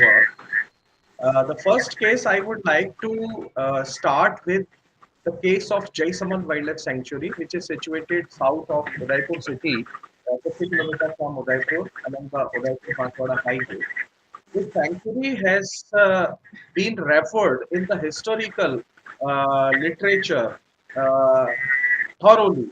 For example, Veer Vinod, written by Shyamal Das Ojha in 1886, Udaipur Rajya Ka Itihas, written by Gauri Shankar Hirachand Ojha in 1928, the Indian Field Shikar book, written by Burke, 1928, and Shikari or Shikar, written by Dhaibai Tulsi Nath Singh Tawar, 1956. As well as there are few people who have their ancestral knowledge taken from their forefathers related to the history of wildlife and references of Jaisaman Wildlife Sanctuary. One is Great Dr. Razaid Tehsin, who has been my mentor for the last 25 years. So with this Jaisaman Wildlife Sanctuary has been referred in the historical record, and in these records explicitly the occurrence and distribution of animal species including carnivore, herbivore, birds, aquatic animals, like everything was given. Among the carnivores, tiger, lion, cheetah, leopard, wolf, wild dog, caracal, hyena, jackal were mentioned. Among the herbivore, deer, sambar, four-horned antelope, black buck, mouse deer, chikara, flying squirrel, etc. Among birds, like vultures and other birds of prey, saras crane, swan ducks, even the migratory birds, including bar-headed geese, Bhatia, ये नाम से उनका उल्लेख है historical documents में. Democeal crane, kurja जिसको हम normally कहते हैं. Then among the aquatic animals, otter, crocodile, these were mentioned, including mahashir, the freshwater fish, the lion of freshwater habitat. It is also mentioned. Now, whatever you are seeing now, some of the names are highlighted in red color. That means it is showing they have disappeared or gone locally extinct from this region, and other animal species have remained in the region. Even now, the leopard is the apex species of a local ecosystem, and in Jaisaman, it is peculiarly has is home to a very good population of chinkara, which are thought to be existing in some arid or semi-arid zone or plain area or like that. But they are existing in Jaisaman Wildlife Sanctuary in a very good population because they are getting refuge in the interlinked valleys and narrow hill tracts. And this way, chinkara is also serving good prey base to the apex species currently, that is leopard. Few years back, spotted deer and sama deer were also reintroduced in the sanctuary. Jaisaman sanctuary has been rich in faunal diversity from centuries ago, and the evidence is the occurrence of the remains of shooting boxes, hunting enclosures in a large number. There remains existing in the sanctuary area and the near surrounding that clearly shows that this area has been one of the favorite area for the kings, rulers, for their hunting expeditions, mostly during the winters. Jaisaman forest has also served as a wildlife corridor that used to link southwestern Rajasthan with the northern Gujarat to the eastern Madhya Pradesh. And wild animals like tiger, wild dog, lion, they used to do regular migration through this Jaisaman area to the central India. Then I would come to details of some of the findings, some of the studies done in the Jaisaman Wildlife Sanctuary. One was my PhD study on the biodiversity of Jaisaman Wildlife Sanctuary's conservation problem and solutions. The study points included flora and faunal diversity, habitat zonation according to the topography and distribution of species, and then classification of the different habitat zone in based on their topographical features and the species diversity they are harboring. Then feeding habits of herbivore and carnivores, studies on the feed plants, prey preference of the carnivore species, including wildlife forensic techniques that included hair cuticular scale examination of the prey species whose hair were recovered from carnivore species scat. उनके faecal matter से जो बाल निकलते थे carnivore के, उन बालों के क्यूटिकुलर स्केल एग्जामिनेशन से वहां पर इनडायरेक्ट एविडेंस के तौर पर वहां प्रे बेस का डिटर्मिनेशन किया गया था, प्रे प्रेफरेंस भी जाना गया था. And very importantly, it was for the first time in Rajasthan that alien invasive species of a protected area were documented. Along with that, different limiting factors were also assessed and their conservation priorities were set according to the species and their conservation importance. And then management aspect and conservation measures were suggested for sustainable ecotourism along with the sustainable conservation of wildlife. Major findings of the studies were some first record of one snake enters, black-headed snake, and the ruddy mongoose, Herpistis smithii, Kali Poonch ka nevla. So their distribution records were not from southern Rajasthan that were added in the literature. And then record of 221 plant species, 238 animal species, and then classification of zonation of sanctuary area in 9 habitat zones. One very important finding was that identification of the habitat of identification of hill stream fishes, including genus Gara, Puntius, Nemochilus, and determination of their habitat, their occurrence and distribution within the sanctuary area. Along with that, 104 plants were to be found used as a feed plant by different animal species. Basically, focus was given on blue bull, chinkara, Hanuman langur, and porcupine. And interestingly, blue bull was found to be feeding upon 79 species of plants, while chinkara on 72, Hanuman langur on 68, and porcupine on 41 species. Then, in the determination of prey preference of carnivore species, 9 species were found whose hair were recovered from the scat of leopard. Among these 9 species, 5 were wild and 4 from the domestic species. Most of the species were from the Bovidae family. Along with that, 32, for the first time it was documented in a protected area, 32 invasive alien plant species were found belonging to 17 families occurring in the sanctuary area. And different limiting factors were also identified. One of the most hazardous, most prominent factor is fire. And believe me, in Rajasthan, no natural forest fire occur by rubbing of grasses or rubbing of bamboos. ये कहने की बात है, राजस्थान में one क्षेत्रों में जो आग लगती है वो प्योर एंड प्योर मानव के द्वारा लगाई जाती है. So Jaisamand Wildlife Sanctuary has also been prone to frequent forest fire set by miscreants, human being. Along with that, heavy invasion of alien species. Along with that, unsustainable pilgrimage activities are also one of the major factors affecting the forest and wildlife of the sanctuary area. These are some of the pictures showing the species occurred in the Jaisamand Wildlife Sanctuary. I'll show you means unusual photos like that Gara gotaila in the bottom you are seeing, skittering frog, speckled banged four-legged Argiope species of spider, then Cantus black-headed, and interestingly, we have plenty of tussar silk cocoon adhered to the Ziziphus and other acacia species.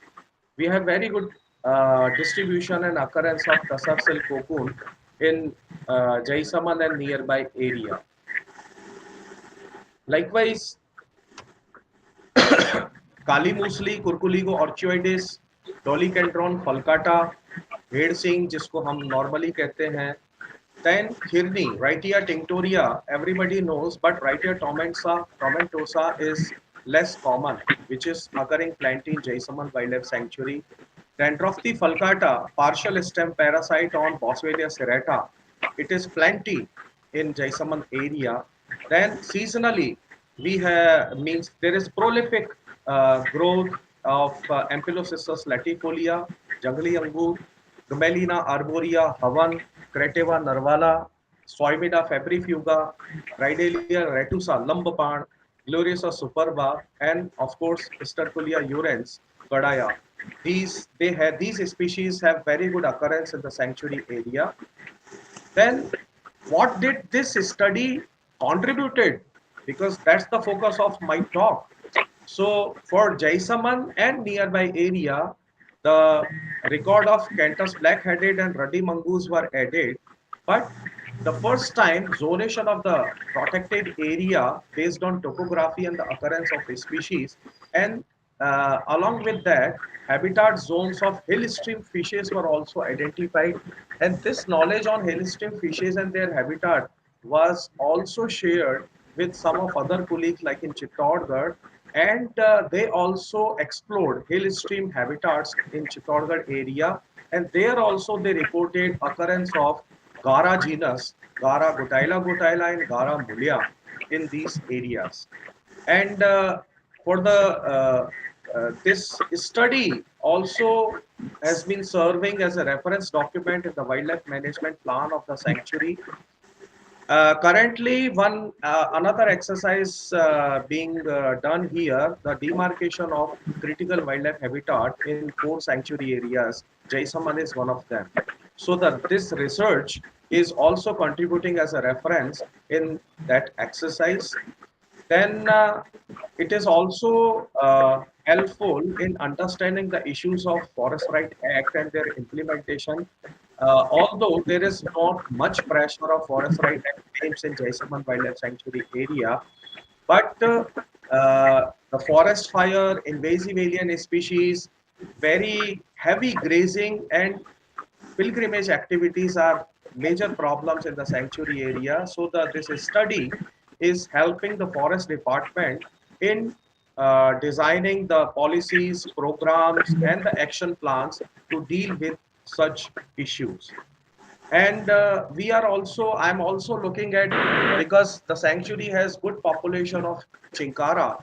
Now there is very good habitat conditions available for blackbuck and four-horn antelope too. And already the cheetal and sambar deer has been reintroduced in the sanctuary area. But if blackbuck and four-horn antelope are also introduced, this would serve as another antelope sanctuary like that of Tal Chapar. I hope that in the coming future, Jaisamand area forest will also get more antelope species, so that it can be dedicated for their conservation. Second case I would share is Junjunu Bead Conservation Reserve, Junjunu. it was a reserve forest block of 1040, approximately 1048 hectare along the Junjunu-Chidawa Highway, National Highway 11, near the Junjunu city. I have been working there as a lecturer of environmental science, and I saw this bead area, Junjunu bead area, as having very good density of Salvadora, particularly Salvadora oleoides, which is locally called jal, khara jal, meetha jal. So, although Salvadora persica was less in number, but very good density of Salvadora oleoides occurs in this bead area. So, it is also very good repository of representative flora and fauna of arid and semi-arid zones of Rajasthan. Uh, when I started examining this area along with my students of environmental science from 2006, what we saw this area was very much under human anthropogenic pressure, uh, degradation, fragmentation, different encroachments, ingression of untreated sewage from the city area, one state highway dividing the bead area in two big halves, and another village road dividing another part in two parts, and heavy invasion of Prosopis juliflora, and smuggling of both plants and animal parts. Salvadora, it is also called meswa in Arabic language. So its root is utilized as a toothbrush. So I saw its smuggling from this area, and took necessary measures with the forest department with the help of media to check the uh, digging and smuggling of Salvadora roots as well. Now in this picture, you are seeing yellow arrows pointing. These were the areas from their very heavy pressure on the forest land, and it continuously existed for several years from the time we started monitoring this area, visiting this area continuously, and started planning to do some conservation work. These are some of the pictures of the initial situation. You can see in the center, the forest chowki, the forest post was also abandoned, left without any staff there. Uh, Even it was not taken care of by the forest department for many years, right? Even from before, very heavy invasion of Prosopis juliflora. There is around 120 years old sacred place, Khetanath Ashram.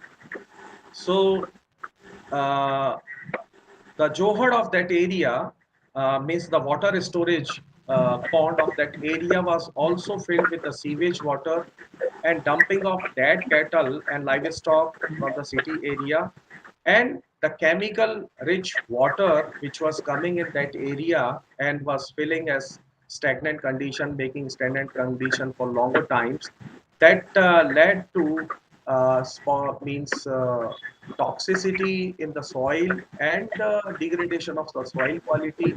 Although this stagnant sewage water also served as a refuge for certain wetland birds who used to roost on the adjoining trees and would find their prey, it means insect or anything like that, in this bead area. So this was the situation. Heavy degradation, encroachment, pollution, everything was existing. So what we started with, our team of a student and myself, I got a chance in representing in the state level workshop for conservation assessment and management prioritization of medicinal plants, most threatened medicinal plants of Rajasthan. And I contributed the species which were also occurring in Junjunu, Tecumella undulata, Rohida, the state flower of Rajasthan, Caligonum polygonoides Ho, and Pigenum hermala. It's a herb, hermalo, which was peculiarly found in present in bead area. So these species were included among the 39 most threatened medicinal plant species of Rajasthan. And then studies were conducted on the floral diversity, on focus on Salvadora species, particular studies on Salvadora, then on the mammalian diversity, including wildlife forensic technique, here cuticular scale imprinting technique and other techniques. Then study on bird diversity, including migratory species. Then we also started annual midwinter bird population estimation, जिसको हम wetland bird census कहते हैं सामान्य रूप से. Then documentation of every species, every kind of animal species that we used to see, including reptilian and amphibian diversity. And overall, we documented 13 snake species, 3 chelonian, including turtle, tortoise, and terrapin, black spotted black terrapin. Then 4 kind of skinks, 3 toads, and frogs were identified there. Then the herbarium of the plant species occurring in that area was also prepared, and photo documentation of insect and other invertebrate species were also done. Along with that, we also set up, means initially I started monitoring the weather parameters with a portable instrument, and then after that my institution gave me funds and we installed an automatic weather monitoring station. It was for the first time in Junjunu city. No other station was there. Only the nearest station, weather station, was occurring in Pilani, that was 50 kilometers from Junjunu. So what did this, and apart from these studies, me and my team of my students, we did efforts to check smuggling of Salvadora roots. We started rescue of snakes. People started, means they stopped killing and they started calling us whenever they used to see the snakes. Then we did rescue operation for many species, including hedgehog, monitor lizards, turtle, terrapin, tortoise, red sand boa, royal snake, cobra. Then illicit killing of spiny tail lizards, sanda, से बलवर्धक और ऐसी दवाएं बनाने में इसकी चर्बी काम में लेते हैं. तो सांडा के बचाव के लिए भी हम लोगों ने वहां पर काम शुरू करे. Then we also raised issues of human encroachment, dumping of dead animals in weed area, release of untreated sewage in the weed area, and then we also called forest department for restoration and restart of their forest post at weed. And this is a glimpse of our work, which was continuously released in the local and national media, print and electronic media, different issues. We did a lot of, put a lot of focus on mass awareness with the help of mass media. And this resulted into awareness of people, local people towards these issues. And they started supporting us, raising these issues in the interest of concern, showed their concern for the weed area. And these are some of the images of animal species that you would not usually see in any kind of presentation, like Asian dune cricket. Then Indian chameleon in the arid area, in Junjunu area, you see it is not on the tree, it was walking on the sand. Then Euromestic hardwickia, spiny tail lizard, of course, that is the means one of the species of the attraction in eastern, northern, and western Rajasthan, northeastern Rajasthan. The smallest snake, Rhamphotyphlops species, measuring only a few 11 or 12 centimeter, not more than that. And then, very interestingly, the solifuge arachnid, which is neither a true spider nor a true scorpion. So these are categorized as a separate category, separate genera, that is solifugi, in which they are found, and it was also found in this in weed area. So whatever live or dead specimens we used to see, we kept on documenting everything that was existing in that area that could help in conservation of the biodiversity and restoration of the lost biodiversity in that area. So these are images of the major plant species. You see Pigenum hermala in the left lower corner. This is a very important medicinal plant, and the aerial part is shorter than the root system, which is very, very deep. comparison to the length of the aerial part. Then, of course, the Salvadora Junjuno bead is famous for the Salvadora forest. Basically, now it is being developed as an antelope sanctuary. But when we started seeing it, and I dreamed of getting it declared as a Junjuno bead Salvadora sanctuary. But that could not be materialized. But the Salvadora serves as a chief feed plant to the antelopes. वो उस पर चरते हैं पीलू के पत्तों के ऊपर और उसके ऊपर में. सो इसलिए जहां पीलू का बहुत अच्छा डिस्ट्रीब्यूशन है झुंझुनू बीड़ में, उसके साथ में एंटीलोप्स की पॉपुलेशन के लिए कोई एक्स्ट्रा फीड प्लांट में इंट्रोड्यूस करने की जरूरत नहीं थी. And after our continuous efforts, documentation, mass awareness, transfer of inactive forest officer, joining of new forest officer, the restoration started taking place. And this is the picture of 2021 when the restoration took place, watershed development works were done, plantation was done in the degraded or deforested patches. Encroachments were removed with the public consultation, public meetings in a very cordial manner. Not much problem were faced, and continuous monitoring of this area with the input of funds from the forest department. The restoration of this bead has taken place quite satisfactorily. And this is the timeline of this bead area. What we have contributed for this area. Initially, it was a reserve forest block. We started in 2006, we started with the reconnaissance survey. Then we identified the issues. We started raising the issues in print and electronic media. Then we started systematic observation and documentation of different aspects. Students of MSc Environmental Science, myself, and our other friends and colleagues, they helped us. Then in 2011, ultimately, the forest department awoke. I'm saying, I mentioned awoke because till then, when we were doing lots of documentation, releasing news in print and electronic media, even then we were not fortunate to get a call from the that time DFO serving that time. In 2011, the DFO was changed and the new officers, they started taking initiatives. So they called us, they consulted us. As a result of their efforts and restoration work, in 2012, this Junjuno Reserve Forest Block was declared as a conservation reserve. And then new DFO joined and he carried out lots of effective restoration measures. And in 2019, he invited us also to have a look at the conservation and restoration work done, and we were happy to see that. And we recommended now the area is ready to receive antelopes.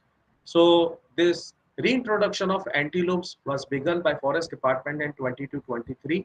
Already 70 chinkara are there, and more around 500 black buck and black buck are proposed to be brought from the Tal Chapar Wildlife Sanctuary, where more than 4,000 black bucks are existing. Very much more than the carrying capacity of Tal Chapar, whereas this Junjuno bead area is 1.5 times bigger. Tal Chapar is around 719 hectare, where Junjuno bead is 1,048 hectare. So it can harbor a good population, say 1,000 or 1,500 black buck and a few hundred chinkara easily. So now we are doing our efforts to get Junjuno bead area to be declared as antelope sanctuary in the coming time. This was the second case. The third case of contribution to the forest and protected area for conservation through documentation was one study, unique study done by my student Jogendar Kagara in Tal Chapar Blackbuck Sanctuary or Tal Chapar Wildlife Sanctuary, famous for having good population of black bucks along with very good population of birds, especially that of raptors. And interestingly, being a protected area and very good population of savanna grassland, tall grasses and especially mothia and other grasses which are very choice feed plant for spiny tail lizard, Euromestic hardwicii. So the spiny tail lizard has a very good population and distribution in Tal Chapar, and which my student studied during his MSc. The objective of the study included is documentation of the status and distribution of Euromestic hardwicii like spiny tail lizard in Tal Chapar area, studies on its behavioral aspects, then conservation, identification of conservation issues and the recommendation for conservation of spiny tail lizard particularly. The method is involved random survey, whole count by line transect method, whole measurement, monitoring of activity time budget, vegetation sampling, identification of feed material by pellet analysis of spiny tail lizard, and then morphometric analysis of pellets.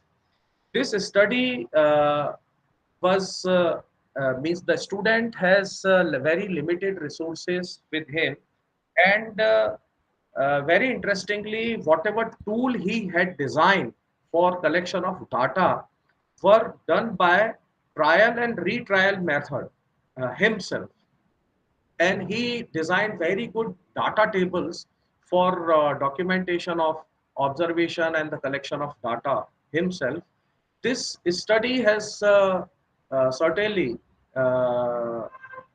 available for the reference of in preparation of wildlife conservation plan and other conservation plans focusing on Euromestic hardwicii in Tal Chapar or any other area. This is a picture of how the student himself had made the designs of distribution of a spiny tail lizard in Tal Chapar area, morphometry, external morphometry of the holes of spiny tail lizard, and the internal morphology, internal design of the hole. Taking the fourth case, the Javai Leopard Conservation Reserve area in Pali district, which is west of Udaipur district in the western Rajasthan, west of Aravallis. In the adjoining picture, you are seeing the red line surrounding the Javai Dam area, covering some of the hills. This red line boundary is the digital boundary marked by the forest department because this area was declared as a leopard Javai Dam Leopard Conservation Reserve initially in 2013. Although this dam itself harbors more than 600 crocodiles, it is one of the largest dam in Western India and one of the mega irrigation projects in Rajasthan. This Javai area means crisscross up in a cross-section area of say 40-50 kilometer, has rocky outcrops and high hills made up of heaps of granite rocks. Most of these heaps of granite rocks, these are usually called tor, and they got degradation and weathering in the means with the time, and there are interspaces within these rocks in the heaps of these rocks. So from outside you would see it looks like a hill, complete a hill. You won't imagine that there would be some entry points or passages inside there, and there would be large chambers between these rocky outcrops.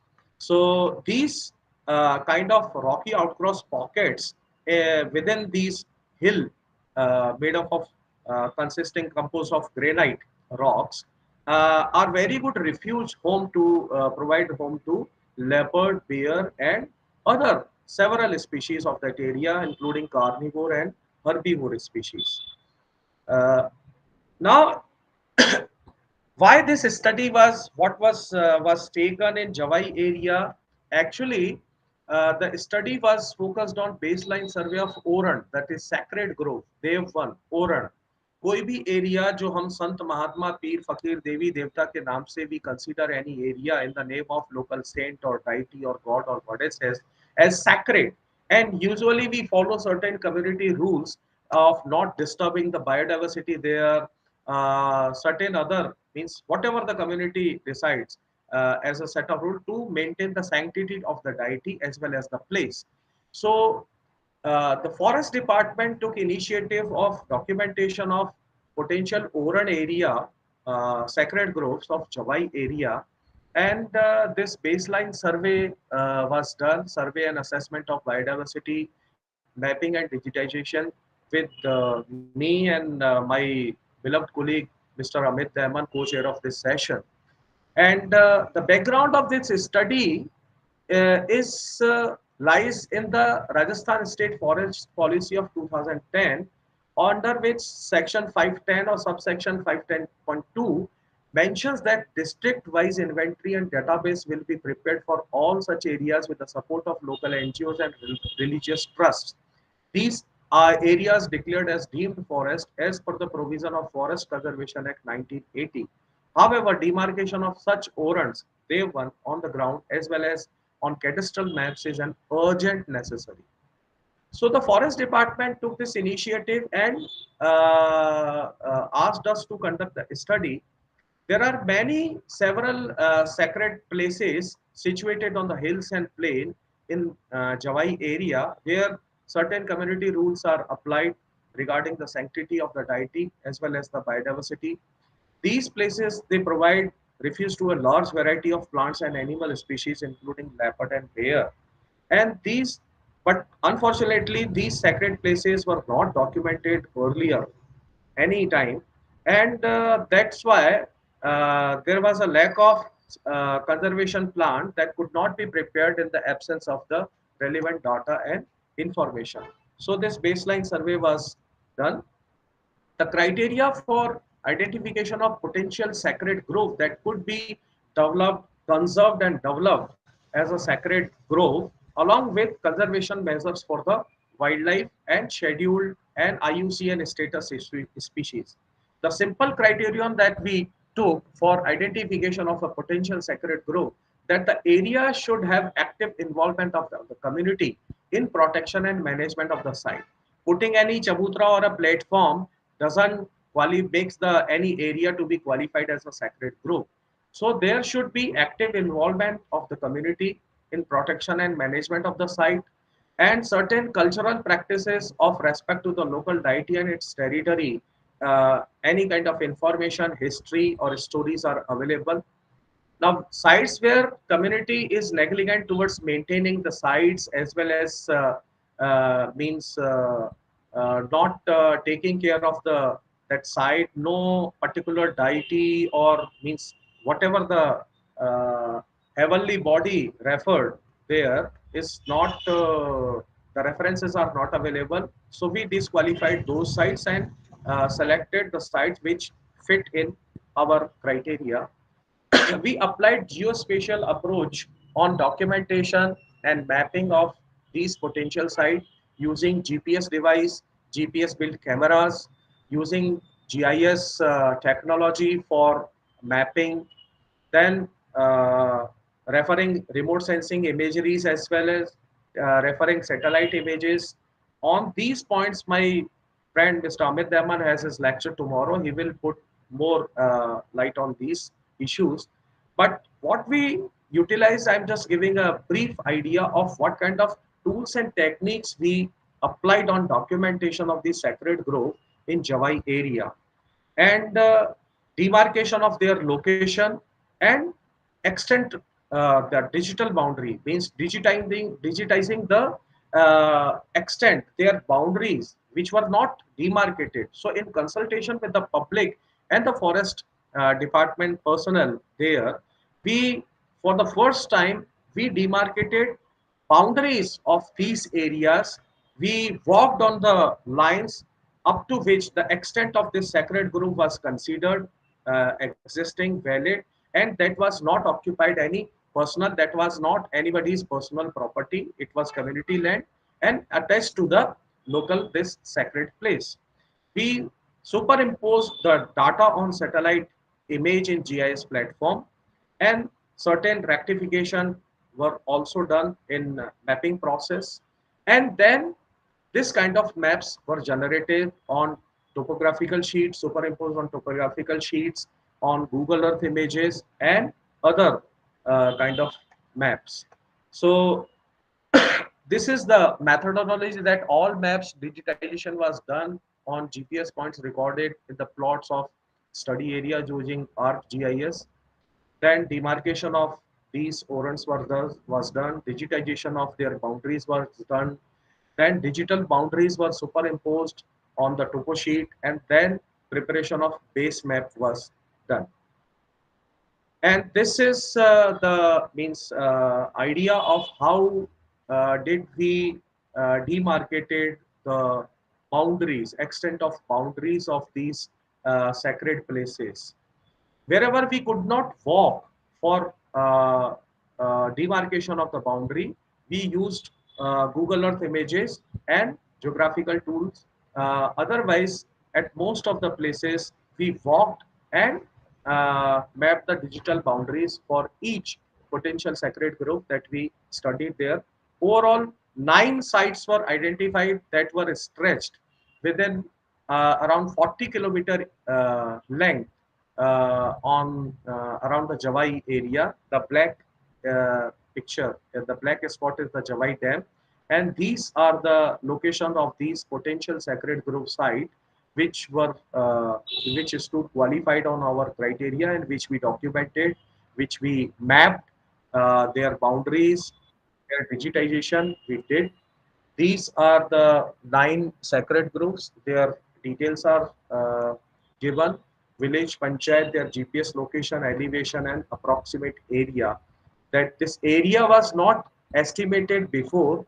It was for the first time that we did the estimation of the extent and boundaries of these sacred groves. And what did this is means helped in conservation measures. First thing, the documentation of that area, documentation of 300 plant species belonging to 209 genera and 79 families. Among the animal species, 16 kind of fishes, 7 kind of amphibians, 16 reptiles, and 118 birds species and 20 mammalian species.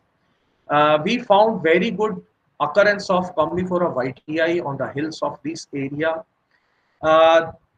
In the village ponds, we saw crocodiles coexisting with the human beings. Apart from large population of crocodiles living in Javai Dam, these crocodiles are also they live in the village ponds, and there are no records of human crocodile conflict from the history. These crocodiles, they also do local migration during rainy monsoon season, and no incident of attack or conflict with the human beings has been in the record.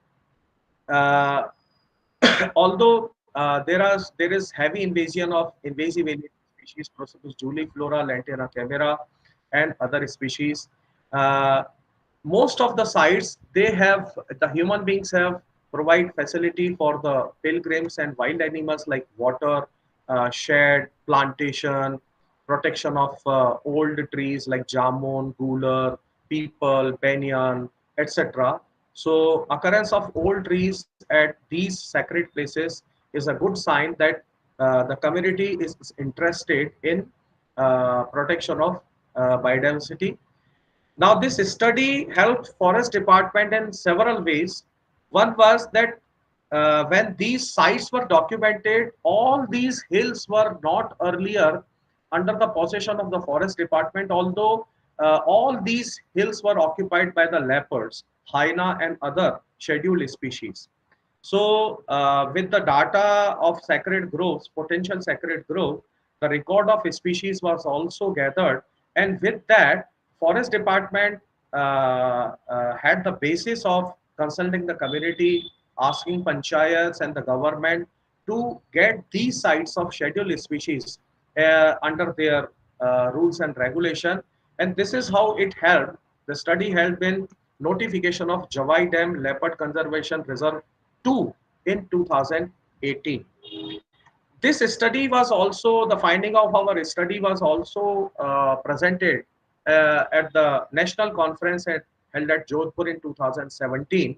And our findings, the action plan for the protection and conservation of sacred grove, including the Javai area, was also included in the Jodhpur Declaration on Sacred Groves.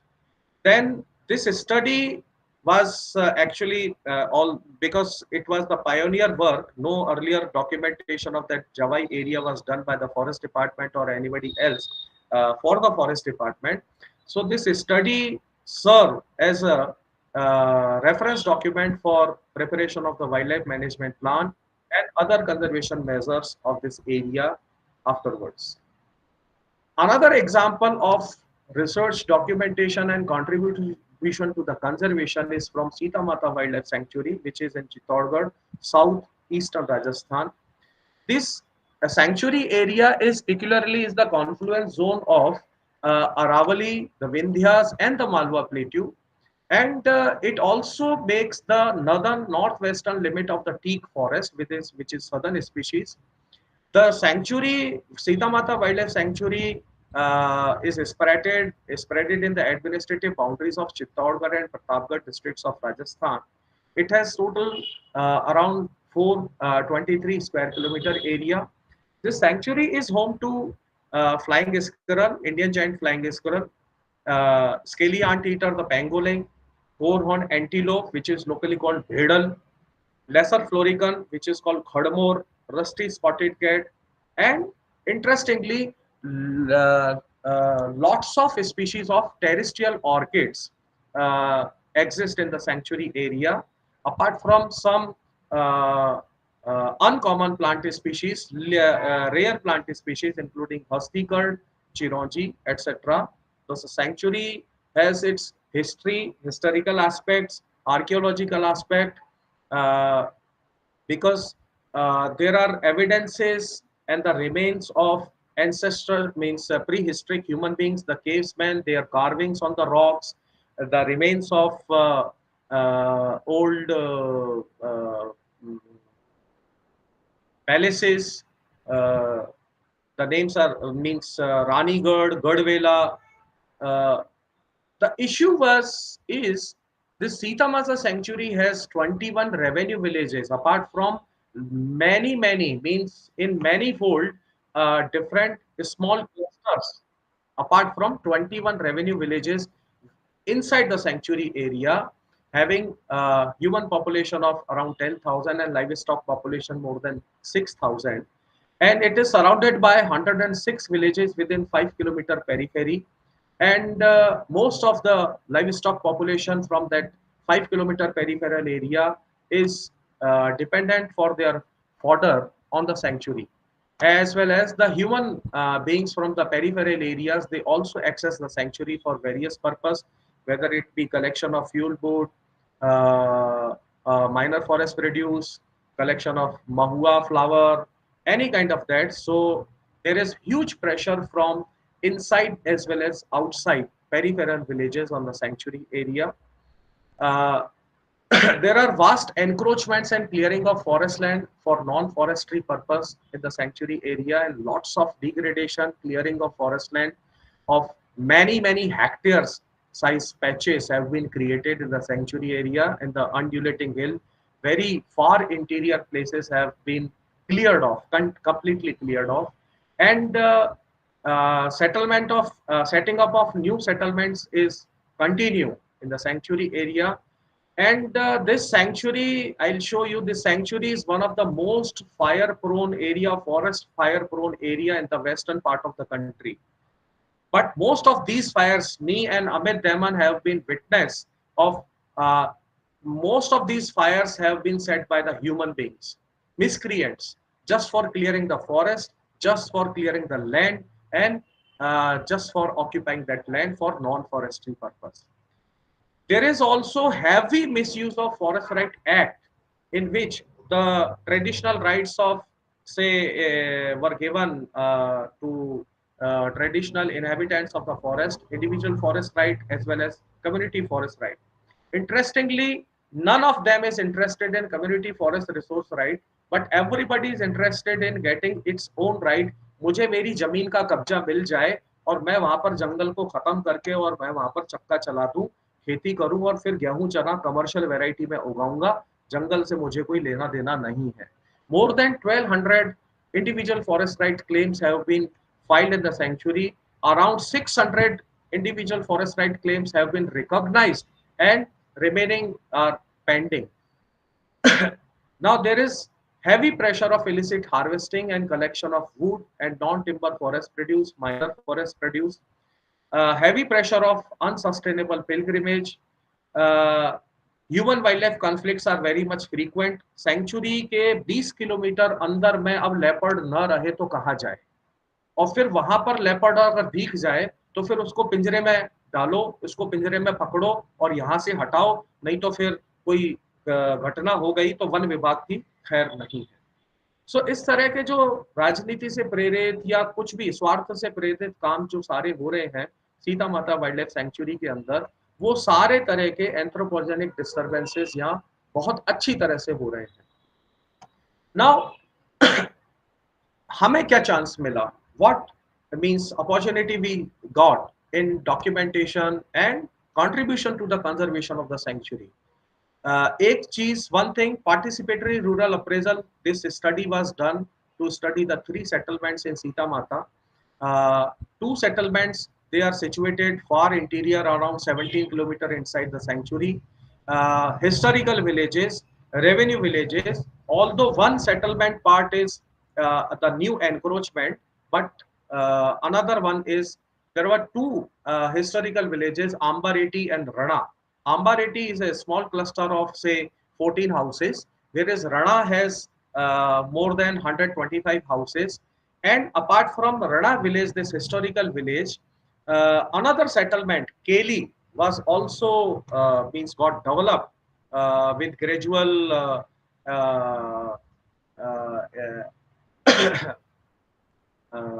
incoming of human beings and occupying the forest land and then clearing the forest land. So another part of that village, second ward. So Rana and Keli, it makes a cluster. Rana is the revenue village, while Keli is the new encroachment in the sanctuary area.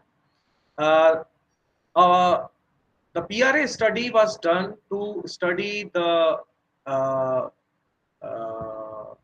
level of human being accessing to the forest resources and their socio-economic conditions as well, and to find ways and means how the pressure on the forest, anthropogenic pressure on the forest, could be minimized, as well as these people could get better life with the along with the conservation measure for the forest and wildlife. The findings included there is very poor literacy of these people. Female literacy is much worse. No healthcare facilities were existing. कोई PHC, CSC या कुछ वहाँ 20 kilometre अंदर जंगल में वहाँ setup नहीं हो सकता है. So where malnutrition is very prominent. Malaria, occurrence of malaria is very frequent. Viral diseases are very frequent, and gastrointestinal disorder, and especially the gynecological disorders, are very much prominent in this area. Main occupation is agriculture, and there are no other alternative livelihood opportunities available. Most of the families, they live on, they lie under below poverty line, and the agriculture dependence for their livelihood is mostly on the agriculture. So the agriculture intensity is 200% and the irrigation intensity is 150%. Along with that agriculture intensity, there is heavy input of chemical fertilizer, unsustainable cattle stocking, and then very high demand of fuel wood, timber and fodder, as well as in these studied villages also 52 claims from the 175 families have been filed under the Forest Right Act. Based on the study and findings, immediate and long term, short term and long term, some measures that could be done, that could be taken means immediately with less resources, whereas long term measures can be taken up with more funds and well planned policy and documentation. So immediate and long term measures were suggested based on this PRA. Another exercise that we are currently involved in, the exercise has not completed yet, that is demarcation of critical wildlife habitat in Sita Mata Wildlife Sanctuary, same sanctuary area. The background is that under the Forest Right Act, that intends to protect custom, uses and practices of traditional forest dwellers. the Section 5 of the Forest Rights Act also enjoins certain duties on the forest right holders towards protection of wildlife, forest, and biodiversity. Section 42BC of the Act envisions creation of inviolate areas of wildlife conservation where irreversible damage by human beings leads to no option of coexistence. जहां मानव वन्यजीव सह अस्तित्व संभव नहीं है, वहां पर wild animal के लिए, वाइल्ड लाइफ के लिए मानव रहित, व्यवधान रहित क्षेत्रों का डिमार्केशन हो। ये फॉरेस्ट राइट एक्ट में भी है। जहां को एग्जिस्टेंस संभव नहीं है, वहां वाइल्ड लाइफ कंजर्वेशन के लिए व्यवधान रहित क्षेत्रों का निर्धारण हो, क्रिटिकल वाइल्ड लाइफ हैबिटेट का डिमार्केशन हो। Dr. Sunil, please conclude. Sir, I'll take 2-3 minutes. Okay. In 2018, Ministry of Tribal Affairs also issued guidelines for demarcation and notification of critical wildlife habitat within national park and sanctuaries. So what action we have taken so far, because I have been involved as a wildlife expert in the committee that is constituted for demarcation of critical wildlife habitat for the sanctuary. What we have done till date is we have done intensive field visit and documentation of anthropogenic pressure. We have done ground truthing of the draft boundary that was given by the forest department. We have done the field visit, done the ground truthing, and required corrections have been done. Then identification and demarcation of ecologically sensitive areas has been done. Identification, documentation of archaeological, geological, historical places have been done. Then ecological niches of different species have been identified and their documentation is undergoing. Then very important, the base flow sites. When during the winter and summer season, the hill tracts of the sanctuary area, means the saturated hills, the water that emerges from the bases of these hills in the valleys, these are called base flow sites. So few rivers are formed via the collection of these base flows. Tiny means thin streams and rivulets of base flows in the sanctuary area. So this we have documented. We are involving using GIS technology for the mapping purpose, and delineation of final that critical wildlife habitat boundary and documentation is undergoing. And this study will also help, apart from this work, currently the forest department is also preparing its wildlife management plan. So when we were doing documentation of certain different issues, the forest department asked us to contribute the chapter in the upcoming wildlife management plan. So we have contributed chapters on the aspects which were not included in the wildlife management plan earlier. That is sacred grove, complete chapter on RET species, rare, endangered, threatened species, complete chapter on invasive alien species, and then a full chapter on places of archaeological, geological, historical importance. So this image shows that yellow line shows the extent of the sanctuary boundary, whereas the green line shows the proposed, means the draft critical wildlife habitat area that was demarcated by the forest department, but that was not sufficient. The digitization was not done. So the red boundary, red line shows the correction and demarcation of the proposed critical wildlife habitat area that we are going to propose to the forest department. It has not been finalized, but the semi-final has been prepared, which is shared with you. Quick example, conservation plan of Lake Udaisagar, its socio-economic surveys and preparation of the conservation plan. The Lake Udaisagar is one of the lake complexes of the Udaipur city area. It is situated 12 km east of Udaipur city. It is built across the river Bedaj, which is tributary of Banas, eastern Banas, and is a part of Ganga river basin. The Udaisagar wetland is spread over 7.70 hectare area, and it is listed in the second list of the National Lake Conservation Plan of the 5th year plan, as well as in the National Wetland Inventory and Assessment Report of 2011. This is a satellite view map of Lake Udaisagar.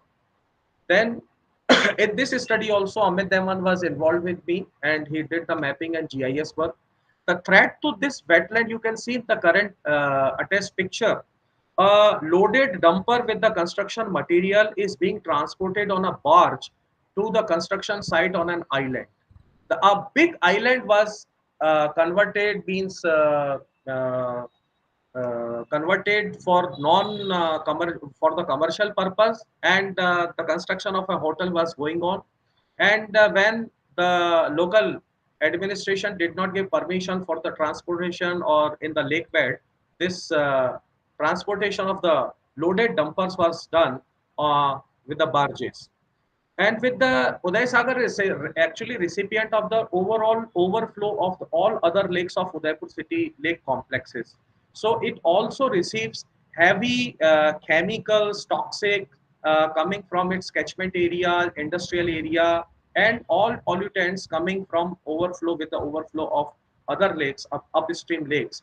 So there are frequent incidents of very frequent incidents of formation and accumulation of toxic foam in the lake area. The island of this lake Uday Sagar was being uh, converted for commercial purpose. There is unsustainable commercial fishery practice existing. The invasive tilapia fish has become a mimic in this lake area, apart from terrestrial invasive alien species destroying the nearby landscape.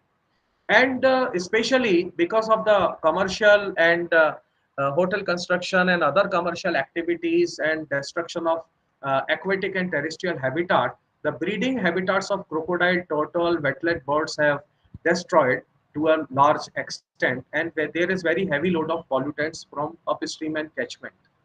So what we did is documentation. We prepared the socio-economic profile. We documented the biotic component. We also tried to see the turbidity and physico-chemical properties of the water, and documentation everything.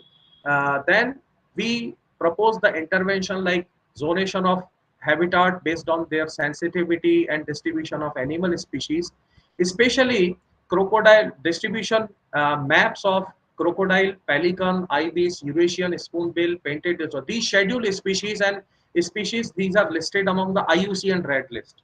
So their distribution maps were prepared.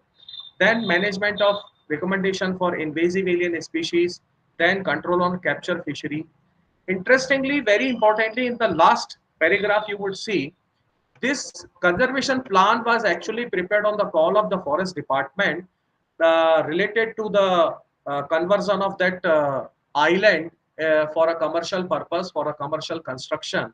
So it was called by the forest department of Rajasthan, and on the instruction of chief wildlife warden, this conservation plan of the Uday Sagar was prepared. And we also held, this plan was submitted by the chief wildlife warden in the Supreme Court, where the case was hearing. And myself also have helped forest department several times wherever there were queries from the honorable Supreme Court related to environmental impacts and certain evidences for, say, proof that it's an island, not a part of mainland, then distribution of certain species, their ecological niches, and then prospecting effects of the construction of hotels like light pollution, sound pollution, many things. So all these things replies were prepared by us on call of the forest department. This is how we contributed through this study and other work to conservation and management of this area. This kind of distribution map of important species, including crocodile, Eurasian spoonbill, ibis, pelican, and painted stork, were prepared in reference to the Lake Uday Sagar. There are some other places. I'm coming to the end, in which we have been involved, whether it is Saras crane conservation in the Rajasthan area. We have global highest juvenile adult ratio and survivability of Saras crane in Rajasthan and Chittorgarh area. So we are putting efforts on declaration, notification of Saras crane sanctuary. Then we are contributing the species list, corrected list, detailed checklist of different floral and faunal species in the new district gazetteers. Then we have also helping other forest divisions in mapping and documentation of, say, sacred groves, extent and distribution of invasive alien species, uh, uh, fish rescue operation, wildlife census, eco tracking, then bird festival, then volunteering to prevent wildlife trade. This is one of the example that we are doing is monitoring of forest fire. With the means I have subscribed myself to the forest alert system of Forest Survey of India, and we also help forest department whenever we get the fire points, active fire points message in our mobile. And this is how we also use to document and raise concern for the forest fires in western Rajasthan, especially because this Chittorgarh area in the lower side you would see in the red circles. These are the areas which is most fire prone area in the western India, forest fire prone area. And this is how we used to try to raise awareness and concern to stop these human human set forest fires in sanctuary areas, protected areas of Rajasthan.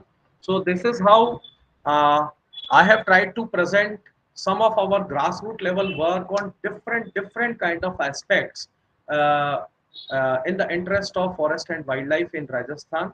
I thank to the organizer, extend my sincere thanks to the organizers for providing me the opportunity, and I'm thankful that all the audience that you listened and watched my presentation patiently. Thank you very much. Thank you, Mr. Sunil Dubey.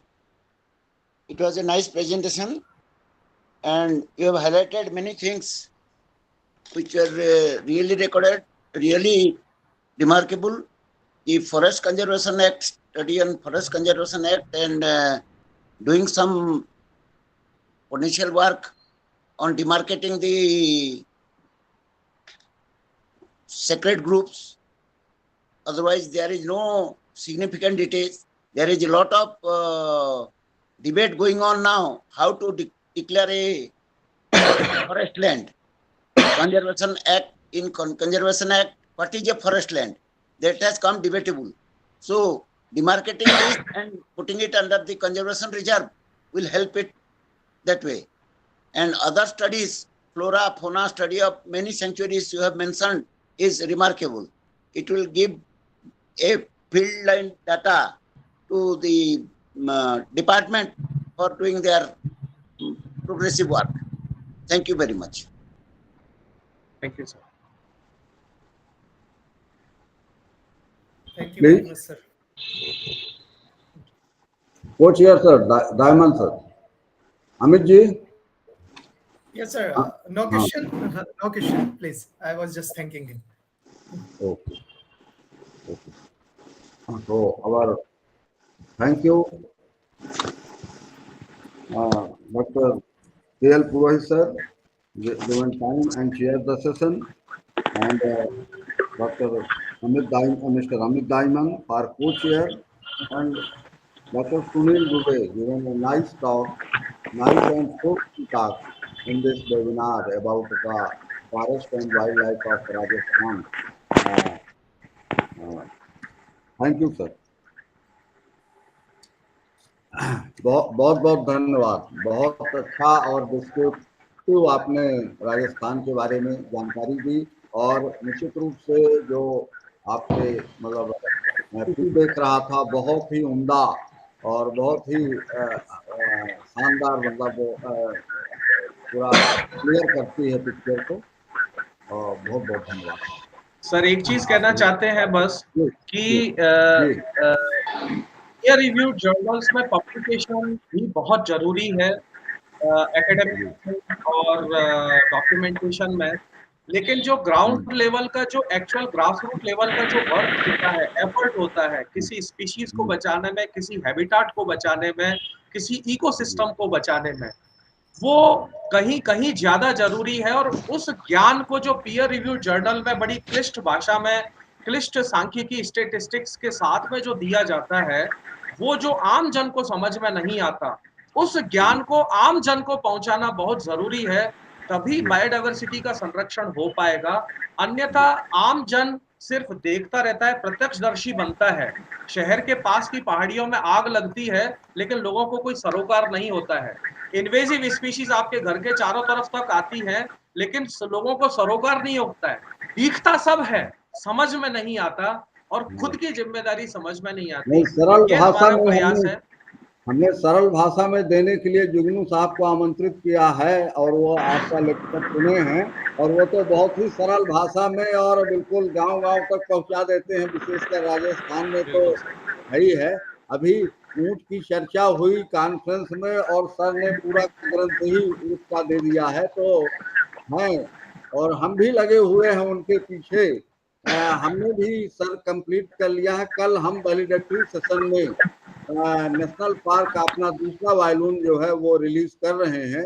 54 talk उसमें right up हैं, और कल वैलिडेटरी session में वो आएगा, उसको हम release कर रहे हैं। और पहला जो 52 आर्टिकल के साथ जो बायोस्फीयर रिजर्व का, वो हमने इनाग्रल सेशन में रिलीज कर दिया है 25 अगस्त को। बहुत सुंदर, तो बहुत मिला सुंदर। करके 106 आर्टिकल जो है।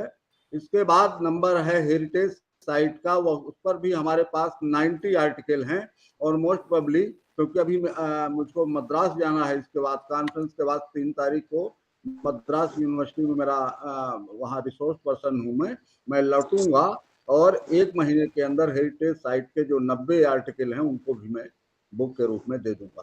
तो हम लोग लगे हुए हैं, और जुगनी साहब तो आपके उदयपुर में ही बैठे हुए हैं। बहुत बहुत धन्यवाद। नेक्स्ट सेशन बहुत ही बढ़िया सेशन है, आपके राजस्थान से ही है। Chairperson doctor Shri Krishna Jugnu, writer Udaipur India. को chairperson doctor Indrajit Bhattacharya, independent researcher, reports of India, Jaipur Rajasthan. And our eminent speaker doctor Nitin Goyal, senior research officer Rajasthan Prachya Vidya Pratishthan Bikaner Rajasthan. Welcome all of you sir. और मैं जुगनू सर से रिक्वेस्ट करूंगा कि वो इस सेशन का चेयर करें, और इंद्रजीत जी जो चेयर हैं, और मैं स्वागत है और इंट्रोड्यूस करें हमारे speaker doctor Nitin Goyal sir. Sir, मैं स्वागत भी करता हूं और आभार भी मानता हूं। रेवा से जो आप जो भी कुछ कर रहे हैं, ये बायोडायवर्सिटी के लिए एक अंतर्राष्ट्रीय आवाज है। ये एक ऐसी आवाज है, जैसा अभी सुनील जी दुबे ने कहा था, कि बहुत सरल रूप में लोगों तक ये बातें हमारी पहुंचे। सत्य है, आवाज उठाएंगे तो दूर तक जाएगी, न उठाएंगे तो क्या होगा। ऊंट की भी स्थिति ऐसी ही रही। राजस्थान में जितनी जैव विविधता है, उसमें जो सबसे पड़ोसी जीव है हमारा, वो ऊंट है। और मिश्रा साहब, आपको ताज्जुब होगा, ऊंट को हमारी संस्कृत भाषा में बहुत ज्यादा हंसी का पात्र बनाया गया। मैं बार बार कहता था कि जैसा हंसी का पात्र ऊंट को बनाया गया, वैसा ऊंट नहीं है। ऊंट तो बहुत ही काम का जीव है। एक ऐसा जीव जो हमारा पारिवारिक है। संस्कृत वालों ने कहा, उष्ट्रा नाम विवाहेषु गीतम गायन्ति गर्दभा, परस्परम प्रशंसन्ति अहो रूप महोध्वनि। उन्होंने कह दिया, ऊंटों के ब्याह में गधे गीत गाते हैं और एक दूसरे को देख के वो प्रशंसा के पुल बांधते हैं। तुम्हारी क्या तो ध्वनि है, क्या गायन है तुम्हारा। और वो कहता है, क्या तुम्हारा जो है वो सुर है। ये एक तरह से, लेकिन आप देखिए, संस्कृत में अनेक स्थलों पर ऊंट की प्रशंसा भी की गई। महाकवि माघ ऐसे पहले कवि हैं जिन्होंने 6 बार ऊंट का जिक्र किया, और मुझे लगता है 6 ही बार चाणक्य ने जिक्र किया है। चाणक्य इस जीव की प्रकृति से परिचित था।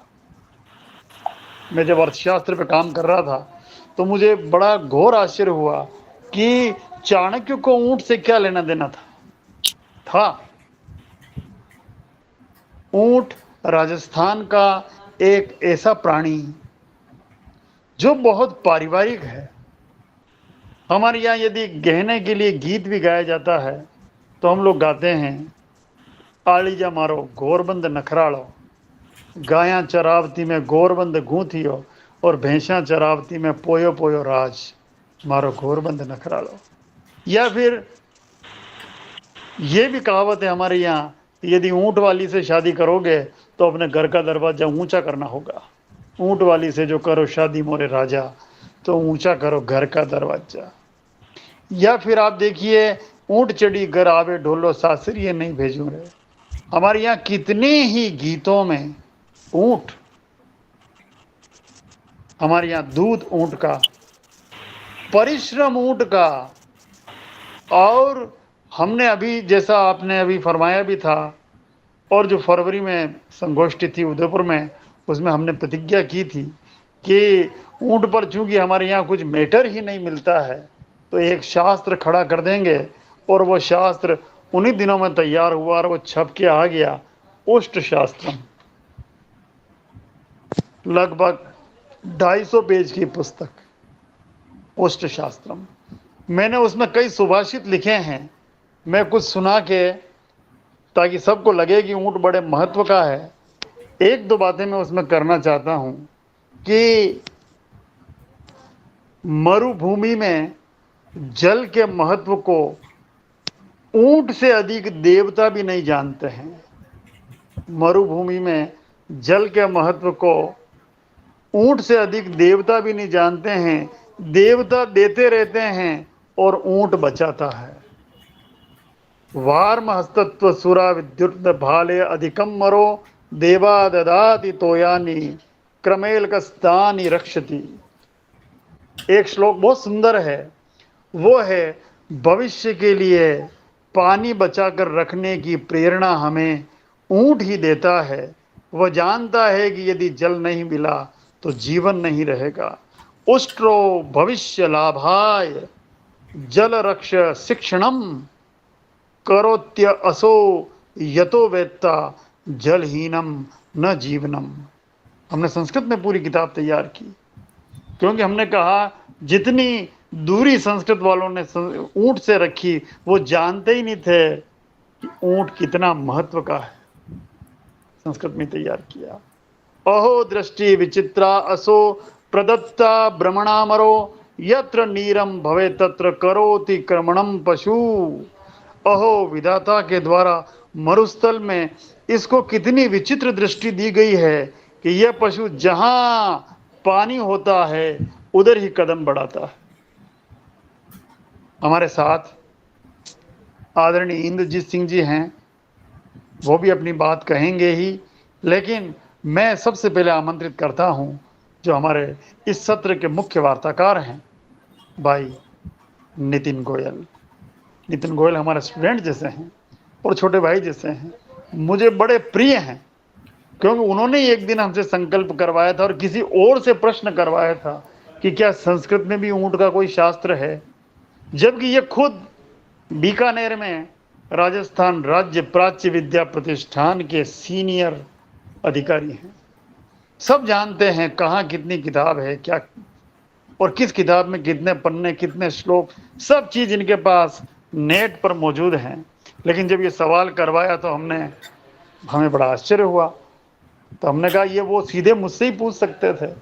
फिर बात हुई, हमने संकल्प किया कि संस्कृत में जो भी कुछ होगा एक किताब तो हम लोग तैयार कर ही सकते हैं।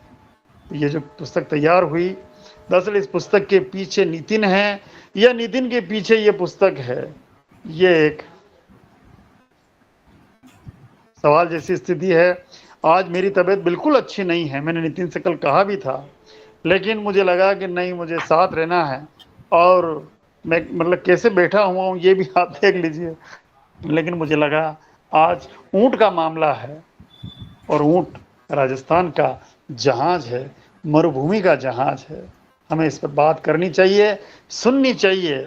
वो एक बहुत खूबसूरत पेपर लेके आए हैं हमारे बीच में कि ऊंट राजस्थान का पशु नहीं है, वो हमारे यहाँ पारिवारिक सदस्य हैं।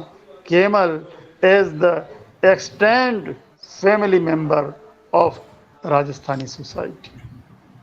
आइए नितिन जी, नमस्कार। Thank you sir. मेरी आवाज सुनाई दे रही है सभी? जी जी जी, धन्यवाद सर। मैं सबसे पहले तो इस वेबिनार के आयोजक श्री प्रोफेसर मिश्रा साहब का भी बहुत धन्यवाद देना चाहूँगा कि एक छोटी सी मुलाकात में उन्होंने जो मेरे अंदर गुण था उसको देखकर एक बड़ा कैनवास दिया अपनी बात को प्रेजेंट करने के लिए। बहुत बहुत शुक्रिया आयोजक के रूप में प्रोफेसर स्कंद मिश्रा जी का। नितिन जी, एक बार मेरे को भी अवसर दीजिए, मैं आपका जी जी जी जी जी आपको इंद्रजीत सिंह जी, हाँ जी जी, बिल्कुल बिल्कुल, भट्टाचार्य जी, बिल्कुल इंट्रोड्यूस करा दूं मैं आपको। तो doctor Nitin Goyal is a multidisciplined talented person. He has a doctoral in a very interesting topic, dynamics of natural resources management and environmental history of northwestern Rajasthan. He has done it from University of Delhi. Then he has done MPhil MA in history, and he has cleared the UGC for the same. Then he also holds masters in tourism management from IGNOU, with his dissertation topic, A Call from Desert, Challenges and Situation of Tourism in Bikaner. He has postgraduate diploma in travel and tourism. He has got a Bachelor of Arts from SGN Khalsa College, Delhi. And then he has also cleared the O-level certification in computers from DOIC Society, Government of India in 2005. A certificate in library bibliography courses from University of Delhi, and he has 27 certificates in his credit for participating in general knowledge and Sanskrit Gyan Pariksha. He is covered 12th with biology and maths, and he knows languages like Hindi, English, Marwari, Punjabi. He is well versed with Rajasthan Mudia Lipi of Western Rajasthani archival sources, certificate courses in Urdu language from Jamia Millia Islamia, certificate courses in Persian language from Iran Culture House, New Delhi. And he is is a member of editorial board at Jagti Jot Journal and Global Researcher View. He has also many prizes and performances to his credit. He has received President Award in Scouting from Honorable President of India, Shri K.R. Narayanan, Governor Award in Scouting from Honorable Governor of Rajasthan, Shri Baliram Bhagat. And then he has also received 19th Commonwealth Games Volunteer Award, Protocol Assistant. Worked as Deputy Convener in Kala Mela, worked as sole convener of archival exhibition in Alwar ke Puravlokan, worked as cultural secretary, sports secretary, and intern supervisor in Sarmati PG Men Hospital. Under his secretaryship, Rajasthan Bhashya Sahitya Academy, Bikaner became first academy of India whose all publication from 1970 onward become digitized with easy search options. Membership of learning bodies, he is associated with Sahitya Academy, Delhi, British Council, Delhi, National Archives of India, Nehru Memorial Library and Museum, Delhi, IGNCA, Delhi, Indian History Congress, life membership of Rajasthan History Congress, Rajasthan Archaeology and Epigraphy Congress, Indian Historical Record Commission, member Shod Patrika, Udaipur, Rajasthan, State Library and Ganga Golden Museum, Bikaner, Ajit Foundation, Bikaner, member of Govt Library, Bikaner.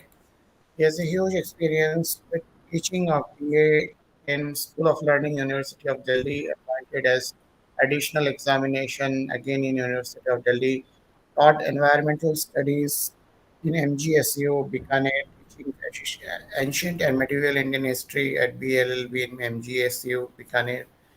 Taught history subject to BA first, second, third year geography students in MGSU University. Archival assistant in National Archives of India, Ministry of Culture.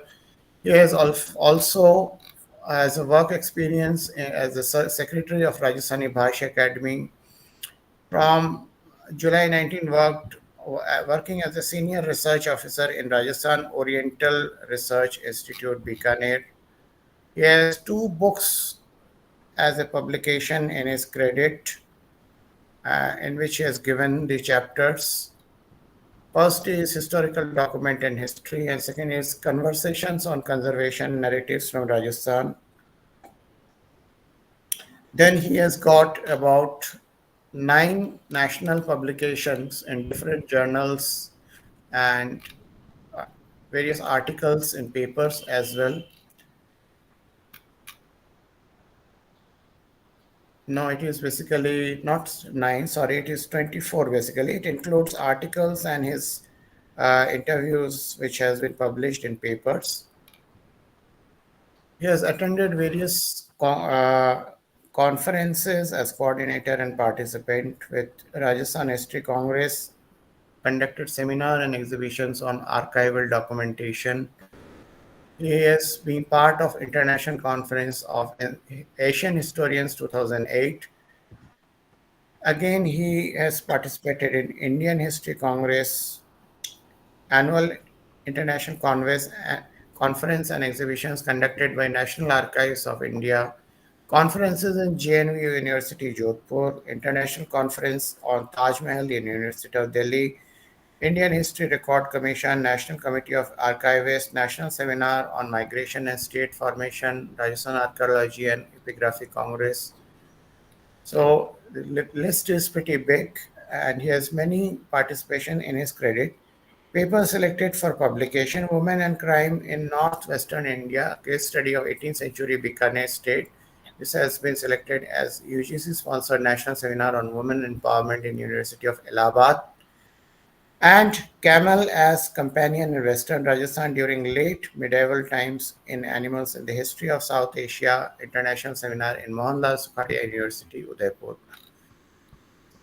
So, Dr. Nitin Goyal, you are cordially invited to please present your paper. It's a very interesting paper on camel as extended family member of Rajasthan society. Welcome, sir. Thank you, Indrajit ji. I also want to thank Dr. Shri Kishan ji Jugnu for encouraging me to work on the camel. Actually, sir, it's the other way around. It's you are the inspiration, and from this, be able to work on this. Before I would like to initiate my paper, speak on my paper, I would like to disclose it that this is the biodiversity seminar, and most of the speakers which have earlier spoken before me, they spoke on the biodiversity, different aspects of that in modern times.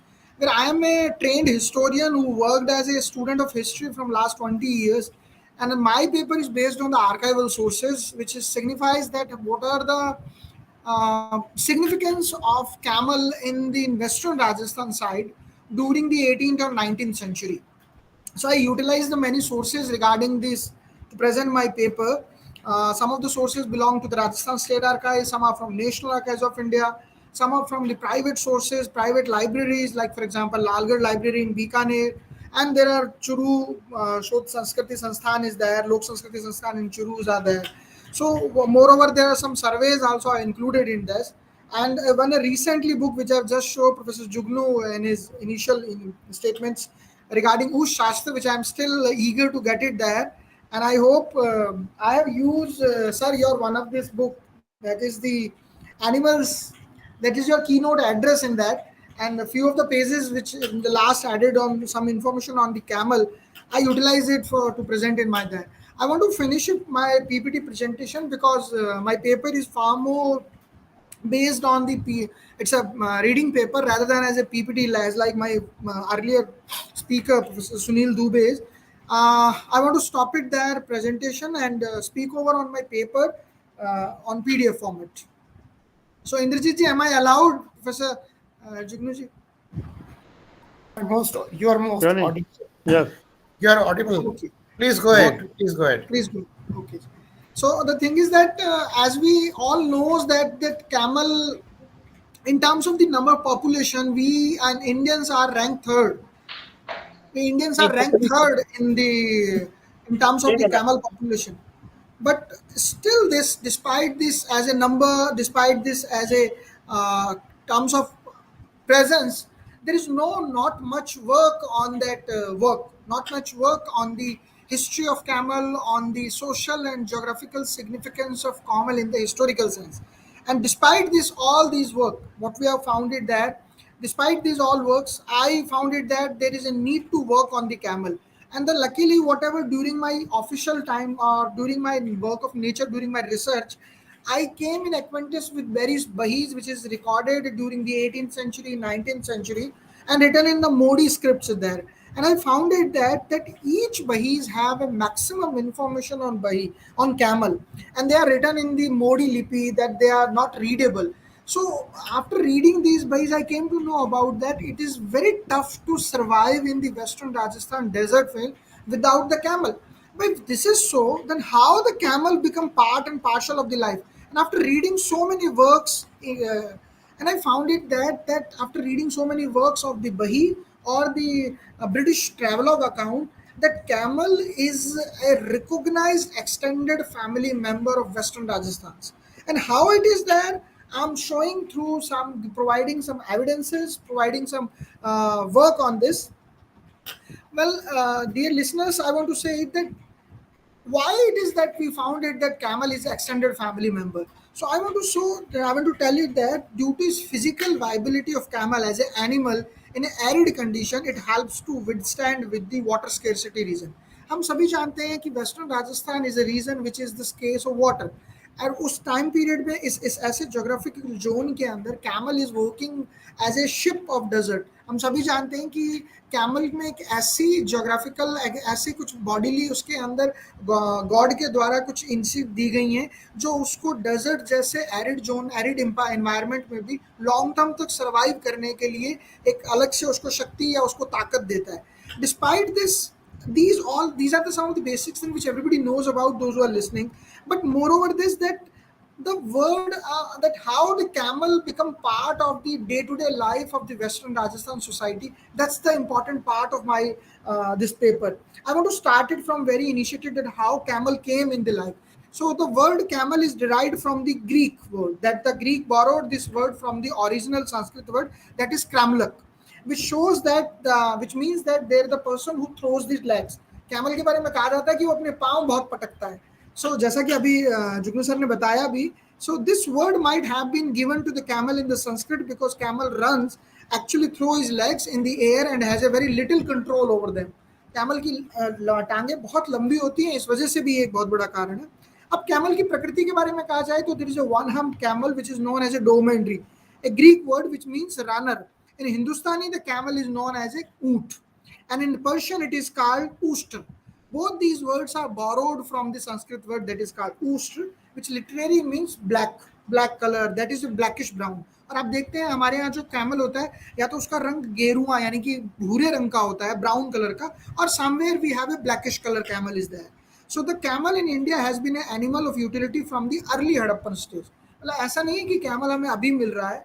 Even the time of 5,000 years back, when there is a Harappan society is there, we have the implementation, we have the bones, we have some figurine related to the camel. Mansklool believed that the camel, single-humped camel, was it's domesticated by the Indus people independently. The present single-humped camel, Dormandry, belongs to the camel of family of the camelide. A very small number of double-humped camels which are in India, जो कि Nubra valley Ladakh का area है, उसमें पाए जाते हैं। तो अपने यहाँ जो ज़्यादातर राजस्थान और नुब्रा वैली को छोड़कर जो हिस्सा है उसमें सिंगल हम्प कैमल, एक कुबड़ का ऊँट पाया जाता है। वहीं जो नुब्रा वैली लद्दाख का एरिया में डबल हम्प कैमल है, 2 कुबड़ का ऊँट पाया जाता है। So the two-humped camel was known as a bacterian, as its name derived from bacteria, the ancient name from the Turkestan, a place in the middle of Central Asia and the original home of this animal. ये वो time period है जहाँ पर camel originate हुआ, double hump camel. So in history of camel in the Indian subcontinent goes back to proto history period, जैसे मैंने अब आपको बताया कि during the time of Harappan stage we will found some figurine or some bones which is related to the camel. इसी तरह आगे हम देखते हैं तो terracotta of single hump camel retrieve from the Ganganagar district, जो कि हमारे बीकानेर के पास का ही है, and the footprints of camel database goes to 2008 BC, 2800 BC के अंदर हम लोगों को मिलता है, described from the Jodhpur excavation and in Kalibanga area, Kalibanga के एरिया के अंदर भी हमें ये ऐसे फिगराइन हमें मिले हैं, which yielded skeleton remains including the bones and the anterior fragments of this camel. तो मेरा ये मानना है कि ये जो कैमल की प्रेजेंस है ये अब तक की सबसे पुरानी एग्जिस्टेंस मानी जाती है during the time of 2800 BC के अंदर के। अब अगर थोड़ा आगे चलें तो हम पाते हैं literature from Indian contains many references to camel, like for example Vedic literature के अंदर ऊस्ट coming with the female counterpart ऊस्ट्री, Indo-Iranian adopted a similar word ऊस्ट्रा for camel mention in the Rigveda, Rigveda के अंदर भी हमें अवेस्ता जो जर्नल है, अवेस्ता जो कि ईरानियन एक महाकाव्य है, ईरानियन एक सोर्स है, उसके अंदर भी हमें कैमल का यानी ऊष्ट्र का रेफरेंसेस मिलता है। अमर सिंह इन अमरकोशा, प्रोफेसर जुगनू ने अपनी बुक के अंदर भी इसका बहुत अच्छा रेफरेंसेस दिया है कि अमरकोश के अंदर किस तरह से अमर सिंह कैमल को महंग और इन सामे नामों से पुकारते हैं। So we found it 400 AD के अंदर भी हमें कैमल का रेफरेंसेस प्राप्त होता है। So camel was called in several name by ऊस्ट, क्रमलक, काम्या, महंग, करब, ये सारे नाम हैं जो कि हमें उस दौरान प्राप्त लगते हैं। In several other Indian ancient text like for example Markandey Purana, Bhagwat Purana, Bhagavad Gita, Raghuvansh, इन सब के अंदर हमें कैमल का रेफरेंसेस कहीं ना कहीं मिलता है। It has been mentioned in several celebrated Sanskrit works like Harshacharit and Banabhatta, Shishupal Vadh, Magh, Hemchandra, ये सारी चीजें हमें जो कि हैं हमें वो कैमल के द्वारा हमें प्राप्त होती है। Documented in independent term in Sanskrit for 2 humped camels also there. So मेरा ये कहना है कि कैमल का ओरिजिन ऐसा नहीं है कि बड़ा रिसेंटली है। कैमल हमें from the time of Harappan and then the ancient time period onwards we get it references from there. Even in 712 AD when the Qasim came up, Muhammad bin Qasim who attacked on Sindh, his army is the one section which is belong to the camel. तो डोरमेंट्रीज का वहां पर भी था। अमीर खुसरो, अगर हम 13th century के अंदर आते हैं, दिल्ली सल्तनत के टाइम में लिटरेरी फिगर है जो कि उन्होंने कहा कि मंगोल्स ने जब भारत पर आक्रमण किया था अलाउद्दीन पीरियड खिलजी के टाइम में, तब भी कैमल उनकी आर्मी का एक पार्ट था। इसी तरीके से इब्न बतूता जो है मोरक्कन ट्रैवलर्स हैं, वो भी ये बताते हैं कि मोहम्मद तुगलक के टाइम में कैमल जो है ट्रांसपोर्ट के लिए यूज किया जाता था। अब हम और आगे चले तो camel utilisation of camel during the time of southern part यानी कि साउथ इंडिया के टाइम विजयनगर टाइम के अंदर भी हमें कैमल की प्रेजेंस बहुत दिखती है। वहाँ पे बहुत सारे ऐसे पिक्चर्स पैनल्स बने हुए हैं जिनके अंदर कैमल्स दिखता है। एक पिक्चर जो है कैमल की मैंने आपको पीपीटी के द्वारा दिखाई है, इसमें आप देख सकते हैं कि कैमल जो है वो आपको ड्यूरिंग द ट्रांसपोर्टेशन और the transmigration during we found it camel is there. देखिए एक पिक्चर कैमल के बारे में कहा जाता है कि वो बहुत उपयोगी है। तो कैमल की जो एब्रीवेशन है उसको जब मैंने एक्सपेंड किया तो मैंने C for carrier, A for arid zone, M for multipurpose, E for eco friendly और L फॉर लाइफ स्टॉक। तो अगर ये आप इस देखें, एक carrier for arid zone, multipurpose, eco friendly, life stock, ये कैमल की एक्चुअल के अंदर एब्रीवेशन को जब मैं एक्सपेंड करता हूँ तो मैं पाता हूँ कि वेस्टर्न राजस्थान के अंदर एक वो एरिड जोन का एक कैरियर है जो कि डिफरेंट तरीके के यूटिलाइज करने के लिए डिफरेंट कामों को करने में आता है, और वो इको फ्रेंडली यानी कि पर्यावरण का हितैषी भी है एक लाइफस्टाइल के रूप में। थोड़ा सा आगे बढ़ते हैं तो दिल्ली सल्तनत के बाद में जब हम मुगल पीरियड में जाते हैं तो we find demand of camel in the army and detailed references about the crossbreeding between India one humped and two humped from the Central Asia were documented in आईने अकबरी। आईने अकबरी जो कि अबुल फजल के द्वारा अकबर के टाइम का लिखा हुआ बड़ा ही महत्वपूर्ण ग्रंथ है, जिसके अंतर्गत हमें तत्कालीन मुगल टाइम पीरियड की सामाजिक, आर्थिक, राजनीतिक स्थिति के बारे में जानकारी प्राप्त होती है। उसके अंदर भी कैमल का बहुत अच्छा रेफरेंसेस है। Details of the scale of ration during the time of rest, during the breeding session, health control, management, ये सारी चीजें हमें प्राप्त होती हैं। In fact the best camel were breed in the area where now in Rajputana, Haryana and Sindh. मतलब इस आईने अकबरी से हमें पता लगता है कि जो बहुत उत्तम क्वालिटी के कैमल थे वो आज की तारीख के राजस्थान, हरियाणा और सिंध के अंदर ही ब्रीड किए जाते थे। इसी तरीके से details given in the single humped camel, Indian origin, double humped camel, ये सारी चीजें हमें आईने अकबरी से पता लगती है। कहते हैं किंग जहांगीर है वो कैमल का मिल्क पीते थे फॉर ट्रीटमेंट इज इलनेस, अपनी बीमारी की दूरी करने के लिए वो एक कैमल का मिल्क पीते थे। In recent past British were the first to establish a camel breeding farm at Hisar in 1809। अगर हम मुगल काल से आगे बढ़कर ब्रिटिश टाइम में आते हैं तो ब्रिटिश ने 1809 के अंदर सबसे पहला हिसार के अंदर कैमल ब्रीडिंग फार्म डेवलप किया था ताकि वो अपनी आर्मी के अंदर कैमल्स की सप्लाई को कंटिन्यू कर सकें। Later on college of science Pune camel specialist created in 1907। Distributary of डॉर्मेंट्री यानी कि कैमल का जो डिस्ट्रीब्यूशन है वो भारत के अंदर सबसे ज्यादा ड्राई लैंड एरिया के अंदर बिखरा हुआ है और India with the population which is about 6.3 of total world population ranks third in terms of the population. अब अगर हम थोड़ा सा और आगे बढ़ें इससे कि ओरिजिन के साथ साथ किस तरीके से कैमल रिलीजियस रूप से भी जुड़ा हुआ है, एक छोटी सी वानगी प्रस्तुत करना चाहूंगा। In Hinduism different animals and birds were given a place of the honour as a vehicle of different gods, हम सभी जानते हैं। So camel was one of them, camel भी उनमें से है। Virupaksha, Virupaksha male deity has been assigned camel is the did, जैसे हम जानते हैं गणेश जी का वाहन चूहा है, इसी तरीके से विरूपाक्ष जो एक गॉड है उनका जो वाहन है वो कैमल ही है। Icons of the female deity with the camel mount were known both in the medium stone and metal sculptures are datable from the 18th century। कई तरीके से हमें मेटल के स्क्रिप्चर्स पे और उस पे हमें कैमल पता लगते हैं, जैसे मैंने अभी आपको ये दिखाया कि कैमल एक पिक्चर के थ्रू जुड़ा हुआ है। लॉस्ट ऑन नेटवर्क, मेरा फोन देना भाई, फोन कहाँ है? हाँ फोन ले, फोन ले। हाँ?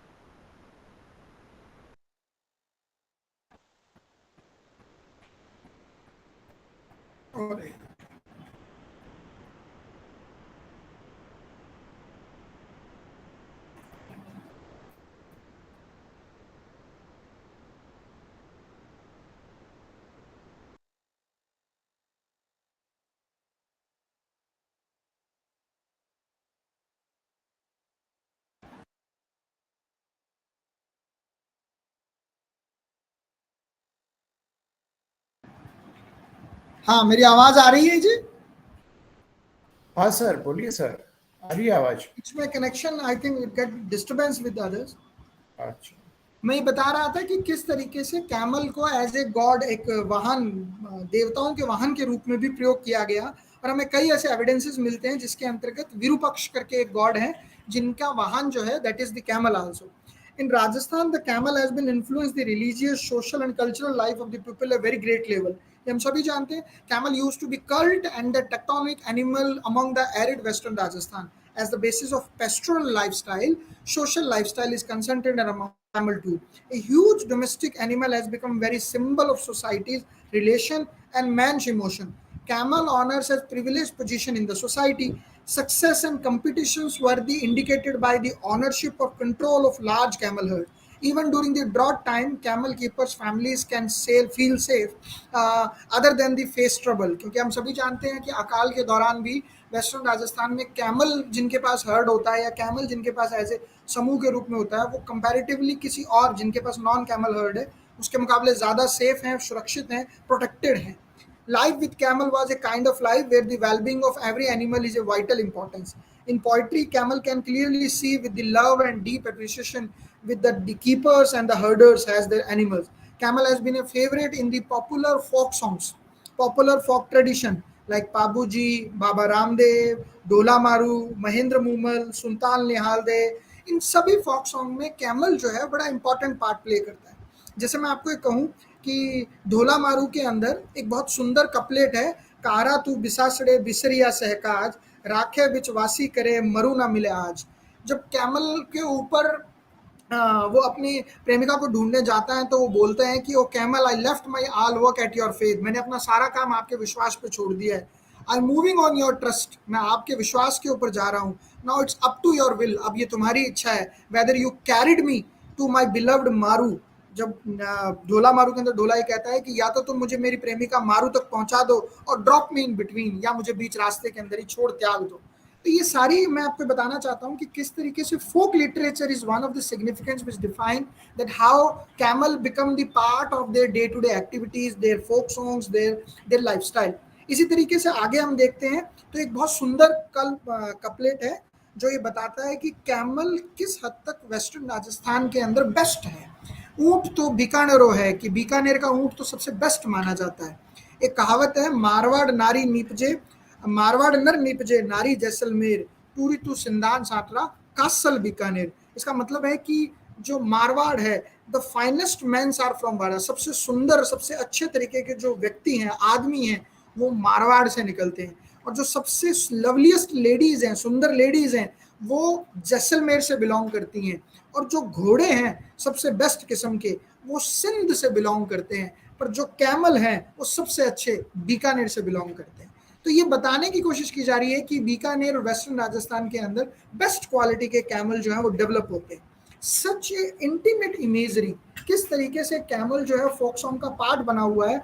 ये intimate imagery of camel in the folklore in desert society led 19th century British officer K.D. Erskine to opine that camel treated as an extended family member in the western Rajasthan, कि camel जो है वो western Rajasthan के अंदर एक family member, एक बढ़ती हुई फैमिली मेंबर के रूप के अंदर एक काउंट किया जाता है। Its versatility make it suitable for variety of function. इसकी जो कमी, like lifting the water through चड़स, transportation, riding, hunting, postal communication, pulling the wagon, cannon, and the plow, highlighting the camel contribution. In the agriculture, Captain Paulet in Gazetteer, Bikaner remarks, a camel could plow more than 25 acres in each session. Such capacity in sandy region of light soil made it profitable more than the ox. कि रेगिस्तान के इलाके के अंदर हल को जोड़ने के लिए जितना फायदा अगर कैमल कर सकता है उतना बैल नहीं कर सकता। ये एक बहुत बड़ा प्लस पॉइंट है जिसके वजह से कैमल को प्रायोरिटी मिलती है ऑक्स के ऊपर भी इस एरिया के अंदर एग्रीकल्चर पर्पस के लिए। Because of the beast of burden quality in the arid region for majority of good transportation, camel regarded as a prime draught animal by the traders. देखिए, एक प्राइवेट पेपर्स है पोतदार संग्रह, उनके अंदर कहा जाता है कि camel presence in shipping of merchandise products by pointing out the camel caravans run day and night from Mirzapur to Gujarat Bhavnagar port. Mirzapur UP के अंदर है और भावनगर पोर्ट जो है वो गुजरात में है। मिर्जापुर से जो चीज़ पैदा उपज होती है वो कैमल काट के ऊपर मिर्जापुर से यानी यूपी से भावनगर यानी गुजरात के पोर्ट तक दिन रात कैमल की कतारें चलती थी और ड्यूरिंग दिस टाइम कैमल के द्वारा ही ये सारा ट्रांसपोर्टेशन किया जाता था। और यहाँ तक की पोजीशन ऐसी आ गई कि कैमल इतना फैमिलियर हो गया कि कैमल को एक मेजर यूनिट के रूप में भी काउंट करने लिया जाने लगा। जैसे फॉर एग्जांपल हमें बइयों में रेफरेंस मिलते हैं कि 7 ऊंट अफीम या महिंसर ने गाली 3 ऊंट कपड़ा। मतलब कैमल के ऊपर ट्रांसपोर्टेशन इतना किया जाता है कि कैमल को ही एक यूनिट मान लिया जाता है कि हमें सब 3 ऊंट कपड़ा भिजवा दीजिए, 7 ऊंट हमें अफीम भिजवा दीजिए या ये चीनी भिजवा दीजिए, जो भी ऐसा प्रोसेस हो। मैंने आपको बताने की कोशिश करी है कि camel become so popular, so engulfed in the day-to-day life of the among its other utilities camel wool was utilized। Camel की जो ऊन थी उससे बहुत सारे न केवल कपड़े बनाए जाते थे बल्कि रग्स, ब्लैंकेट्स यानी कि चारपाई जो है वो भी बनाई जाती थी। सैडल ग्रिथ होती है कैमल के ऊपर पहनने के लिए जो पलाण होती है, उसके ऊपर जो गद्दी बनाई जाती है वो भी कैमल के वूल से ही बनाई जाती थी। द हाइड ऑफ कैमल यानी कैमल की चमड़ी जो है जो उसकी है वो भी सर्टेन टाइम ऑफ कंटेनर्स जिसको बोलते हैं कुप्पा या कुप्पी। वेस्टर्न राजस्थान में कुप्पा और कुप्पी का यूज घी और इत्र यानी कि इत्र जिसको बोलते हैं यहाँ पर परफ्यूम, उसको स्टोर करने के लिए किया जाता था। तो एक बर्तन बनाया जाता था कुप्पी के रूप में, कैमल की चमड़ी से ही बनाया जाता था।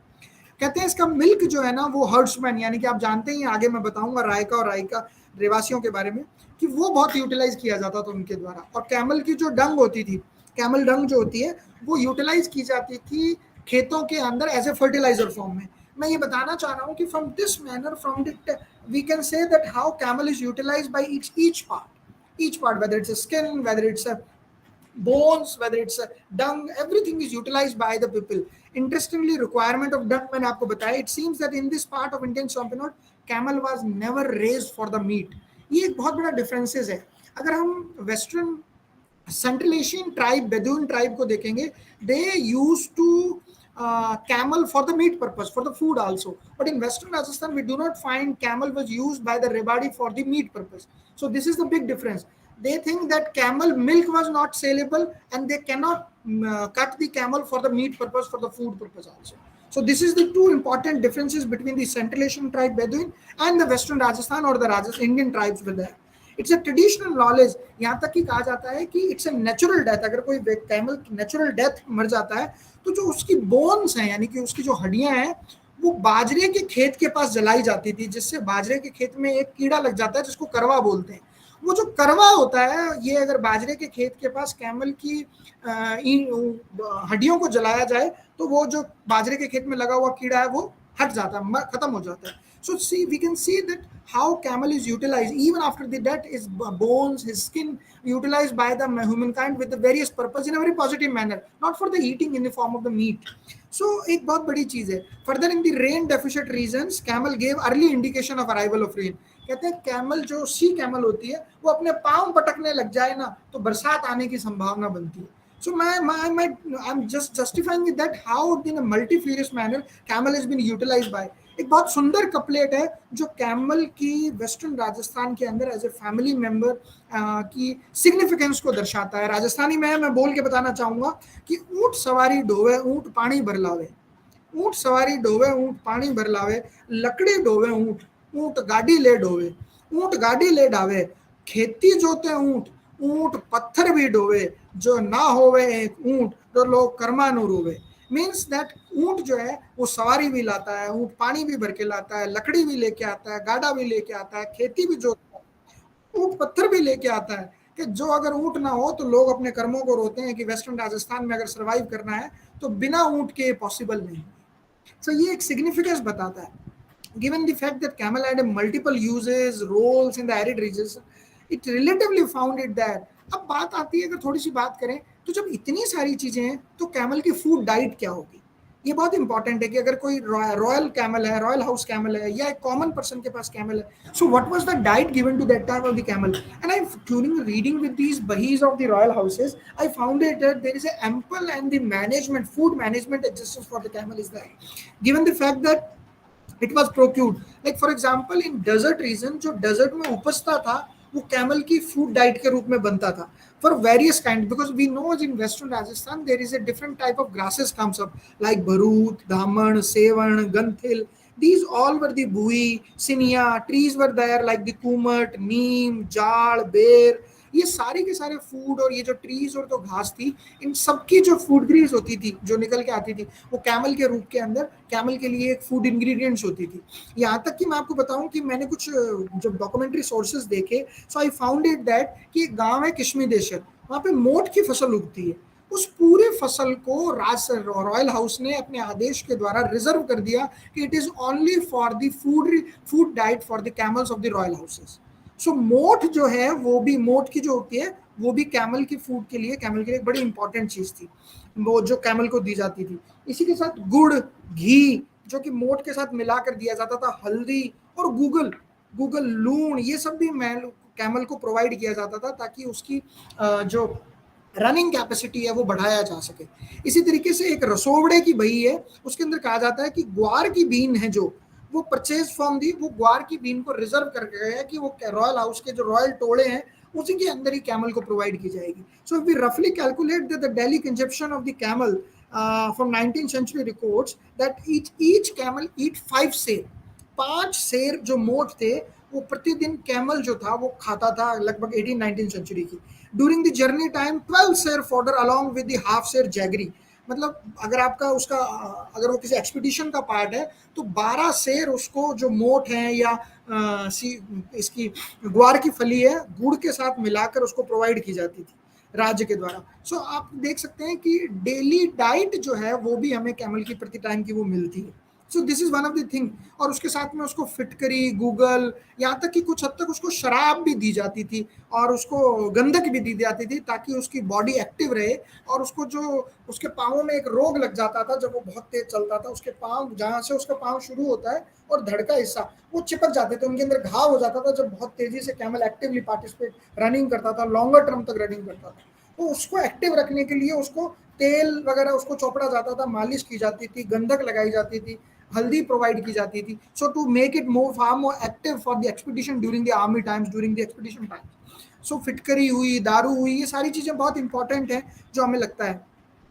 अब बात आती है कि कैमल को लार्ज फोक में रखने के लिए डिफरेंट डिफरेंट तरीके के मैनेजमेंट भी स्टेट के द्वारा अप्लाई किए जाते थे। Darbar were constantly care some attitude for the pasturage of its camel.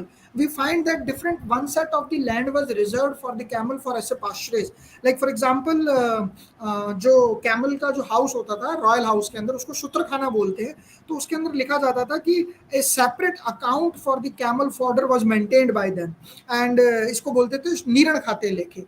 नीरण खाते लेके मतलब एक ऐसा खाता था जिसके अंदर कैमल के द्वारा क्या दिया जा रहा है, what the food provided to camel, what he is daily food ingredients he is getting and how much time he needed to there, या वो बीमार हो रहा है या उसको प्रोवाइड किया जा रहा है। ये सारी चीजें बड़ी कैमल के नीरण खाते लेके के अंदर हमको प्रोवाइड की जाती थी कि एक कैमल को तत्कालीन एक यूनिट होती थी फॉर की, दैट इज कॉल्ड बोरा या खारी, कि 5 बोरा फूड दिया जाए, 5 खारी ये फूड दिया जाए। At one instance from the Kagadi Bahi, that is the 18th century record of the Western Rajasthan, it acquired 80 bora of fodder to royal camel from the village Malisar. मतलब 80 बोरे जो है वो फूड वो सिर्फ और सिर्फ विलेज मारीसर से इसलिए एक्वायर किए गए कि रॉयल हाउस के अंदर जो कैमल्स हैं उनको फूड प्रोवाइड किया जाएगा। So this is the significance of camel, that it is not only the folk culture but the royal record system signifies that how camel was utilized. So that's why I said that this is the extended family member of that time. So it's not a common animal which is just utilized by or utilize it not or not or by, but it is the part of day-to-day activities that not only folk literature but the royal house, royal activities were given ample information about the camel food, camel pasturage, camel. In fact, I surprised, I'm giving you 2-3 more example which mesmerize everybody who is listening. In Hukam Councilry Bay, it comes to light that administration stand 1 rupee daily on the quantity of the 1 khari fodder for the camel staying in the English resident house.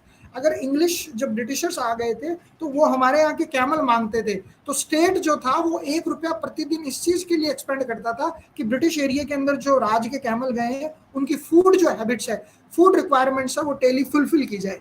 Apart from federal late medieval times, darbar were constantly concerned for the realizing the water requirement of advantaged animals. मैं आपको surprise करूंगा कि जब हम बही पढ़ते हैं तो बहियों के अंदर हमें क्लियर रेफरेंसेस मिलते हैं कि है ना, अगर स्टेट का टोला अगर कहीं एक्सपीडिशन के लिए या एक ऐसे विचरण के लिए जाता है जिसको बोलते हैं सांड ताजा करण भेजा, मतलब अगर कैमल अगर आपके स्टेट के फोक में है तो उसको रेगुलरली वो अगर वॉर नहीं हो रहा है तो वो उसको ऐसा नहीं है कि कैमल के उसमें कैमल अपने फोक में या सूत्रखाने में रहेगा, वो रेगुलर उनको भेजते थे कि जाइए और जो निरण करने के लिए या घूमने के लिए जाइए, उसको बोलते थे सांड ताजा करण भेजा। एक पर्टिकुलर टर्म है कि कैमल अगर हमेशा अस्तबल में बंधा रहेगा या अपने सूत्रखाने में रहेगा तो उसकी जो वॉकिंग एक्टिविटीज है या तेजी से भागने की जो उसकी यूटिलिटी है वो सबलाइम हो जाएगी या कम हो जाएगी। तो उसको रोकने के लिए बकायदा कैमल के को भेजा जाता था कि जार जाके दूर दूर ओरान या दूसरे क्षेत्रों में जाइए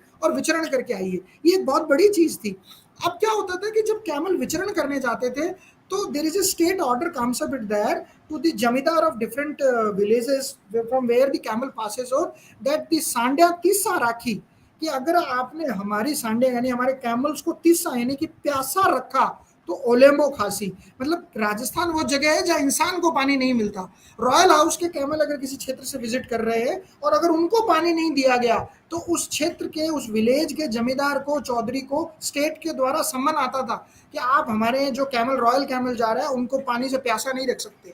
सो आप समझ सकते हैं कि स्टेट के द्वारा कैमल की क्या वेटेज रखी जा रही है कि हमें कैमल को किस तरीके से वो फूड, वाटर, सब चीज उसके लिए रिजर्व रख रहा है। So imperial camels were regularly sent for grazing. The village headman instructed to required measure to render the water requirements of camel. In one instant, Kagat Bhai tell Darbar assigned the duty of 9 villages under the arrange the water.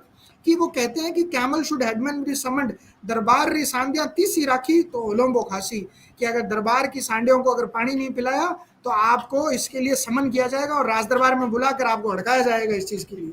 Since the reason is noted for the cradle of frequent drought animals were easy victim for water scarcity. इंसान खुद तो पानी P लेता था, पर camel को या पशुओं को पानी पीने से वंचित कर दिया जाता था उस समय के अंदर। और एक मजेदार बात और है कि इंसान जो पानी पीता है ना, उससे ज्यादा ब्रेकिश वाटर, जिसको बोलते हैं अपन खारा पानी, उससे ज्यादा पीपीएम का पानी कैमल पी सकता है।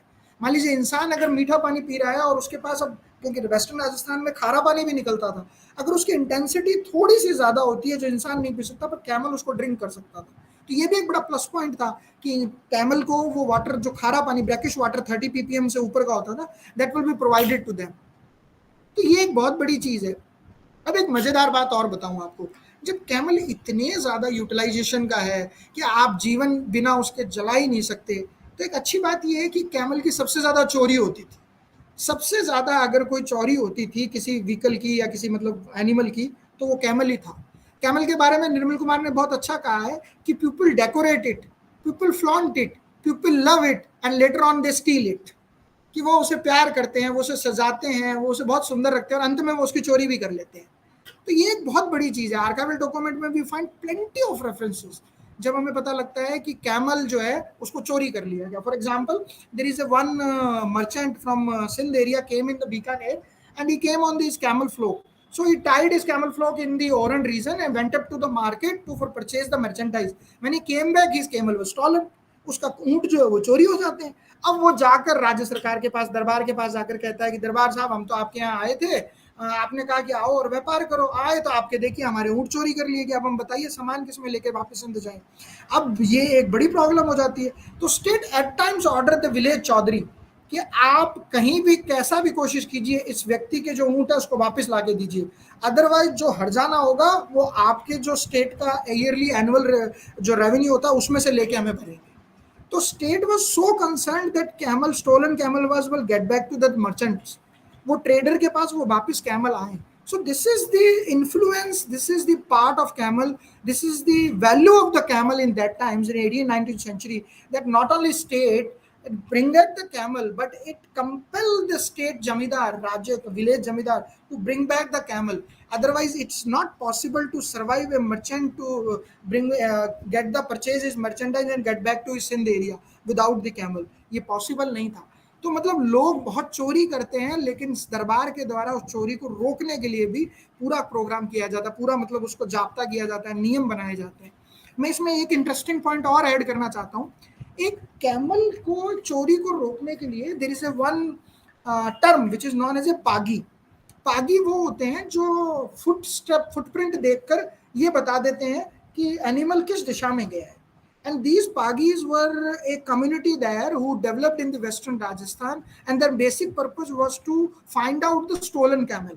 So I met with one of the Jivraj Pagis there in Lunkaransar area. I went up there and we found it that he was very, very much, mastery in find out the camels, sheep or the goat who were stolen up there. मतलब उन्होंने बता दिया कि Bikaner side से कोई camel है जो कि हरियाणा साइड के अंदर महेंद्रगढ़ साइड में गया है और ये फुटस्टेप्स हैं, ये उस तरफ लेके जा रहे हैं। And through he have a such A natural instinct to find out the camel through is the camel footprint. So this is one of the communities there, and I'm surprising in 18th 19th century ये जो पागी होते थे, ये जो थाने होते थे, उनके अंदर अपॉइंट किए जाते थे स्टेट के द्वारा कि अगर किसी कैमल की या किसी एनिमल की स्टोल चोरी हो गई है तो वो इस पागी को ढूंढकर, पागी के माध्यम से ढूंढकर उस ऑनर को प्रोवाइड किया जाता था। So there is length on things that which I not able to speak of because of the constraint of the time, but I want to tell you that camel is it's an economy which is the part of the camel, which is based on the camel. I found it there. Like for example, we find it there that camel से हमारे राजस्थान के camel जो हैं वो later on Nabha, Patiala, Afghanistan, Kabul, यहाँ सब तक भी जा रहे हैं। So these through documents we found it there that camel के ऊपर अगर चोरी होती थी तो स्टेट के द्वारा एक टर्म यूटिलाइज की जाती है जिसको बोलते हैं गुनहगारी चुकाना। So it is part of this that if somebody have stolen the camel, then they have to pay the amount that is known as a gunagari. Like in 1852, when a stolen camel was recovered, then the accused had to pay as a fine as a गुनहगारी। तो ये भी हमें पता लगता है कि camel का किस तरीके से प्रोवाइड किया जा रहा है, कैमल को किस तरीके से किया जाता है। I want to finish my lecture as the time is going on. organization like FAO agreed that camel is the key resource for future food security in the arid zone. Camel has been declared as an endangered species by International Union for Conservation of Nature and Natural Resources.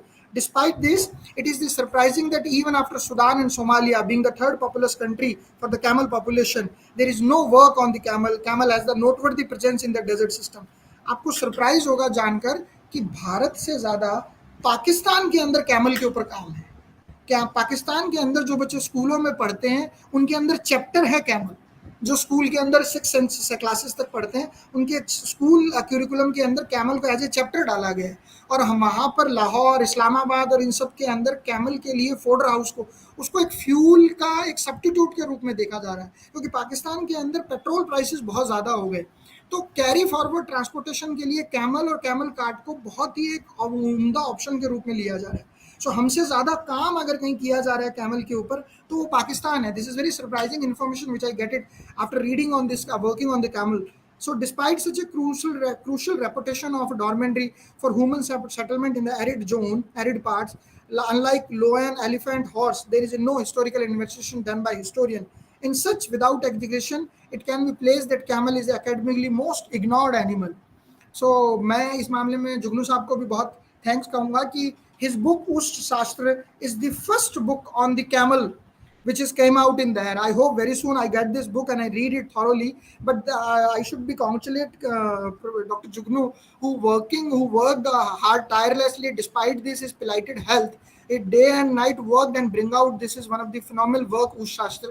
And I hope, sir, I assure you that in Rajasthan or in Western Rajasthan we have camel arid zone farm is there in Bikaner. I do provide it there to read this work, because this is the important work which gives the information of the camel from the historical manner also through based on the Sanskrit sources.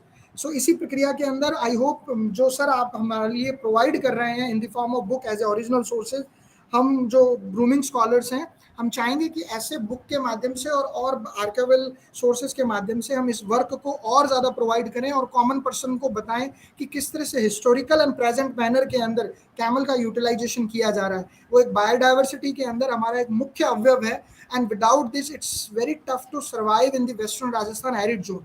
In respect to preserve and maintain innovative knowledge and indigenous practices, while local communities embodying traditional lifestyle relevant for the conservation and sustainable use of biodiversity, it can be said that rural economy based on the camel system will collapse in case of non-availability of camel. Realizing the importance of camel in the rural economy, the banks opted large final assistance to the camel and camel cart keepers. आपको बताऊं 2014 के अंदर राजस्थान सरकार ने camel के ऊपर as a state animal घोषित किया और एक इस तरह से एक्ट लाए जिसमें कैमल की कटिंग यानी कैमल को मारना गुनाह किया गया. टोंक के अंदर पहले ऐसा होता था, टोंक रियासत के अंदर, कि वो बकरीद और उसके दौरान कैमल की बलि चढ़ाते थे. 14 के बाद उसने वो भी वहाँ भी बंद हो गया है और कैमल को हमारे यहाँ एक प्रिजर्व्ड एक एनिमल के रूप के अंदर एक तमंगा एक स्टेटस दिया गया है. So in conclude, it will be long time before the camel becomes an endangered species. A thorough study from this work would be carried out regarding the camel economy. This study from historical past will scroll camel role required in present economic perspective, especially for the arid zones of India, and helpful for the students and teachers and the extended specialists also. This much from my side, and I'm thankful to the organizer for giving me chance for this. I ended up here. And the house is open for the questions if some listeners want to. Thank you very much. Mishra sahab? Nitin ji, it was a wonderful paper. Wonderful paper. We have, it's basically a mesmerizing effect to all of us. And you started with giving a wonderful introduction regarding the journey of camel across the Indian history timeline. Means you talked about the derivation of the word from Ushtra, and you have talked about its journey through different timelines of Indian history, through the period of early ages, and then the Delhi Sultanate, then Mughals, and then British, and the current condition.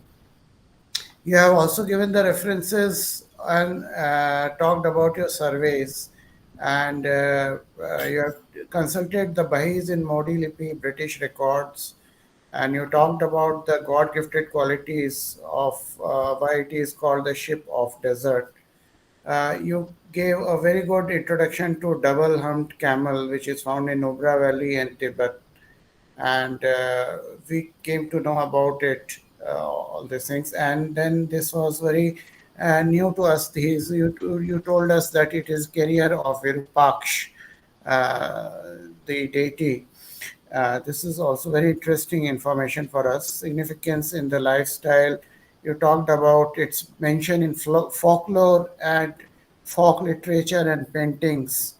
And then you said that a Britisher quoted it as a family member in the Western Rajasthan, used as a mode of transportation for trade and journeys.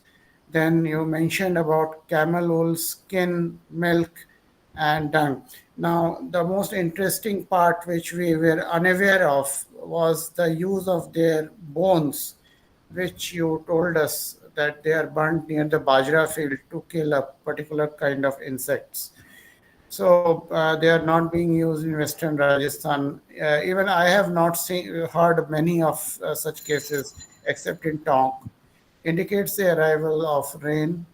And then you also mentioned a very interesting account of the royal house treating them so specially in terms of their pasture, stay arrangement, food, allowances.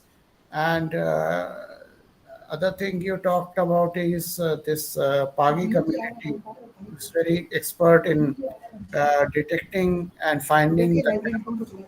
So overall, it was a very interesting and very beautiful paper. Would have loved to hear more from you, but time doesn't permit.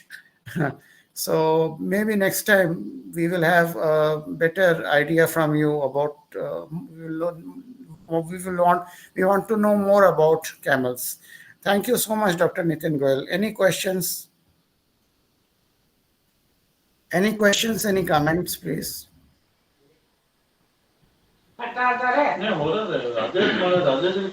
Nitin ji, आपने कोई प्रश्न आया उससे पहले मैं अपनी बात कहना चाहता हूं कि अपने शब्दों में आपने पूरे राजस्थान को उभार दिया।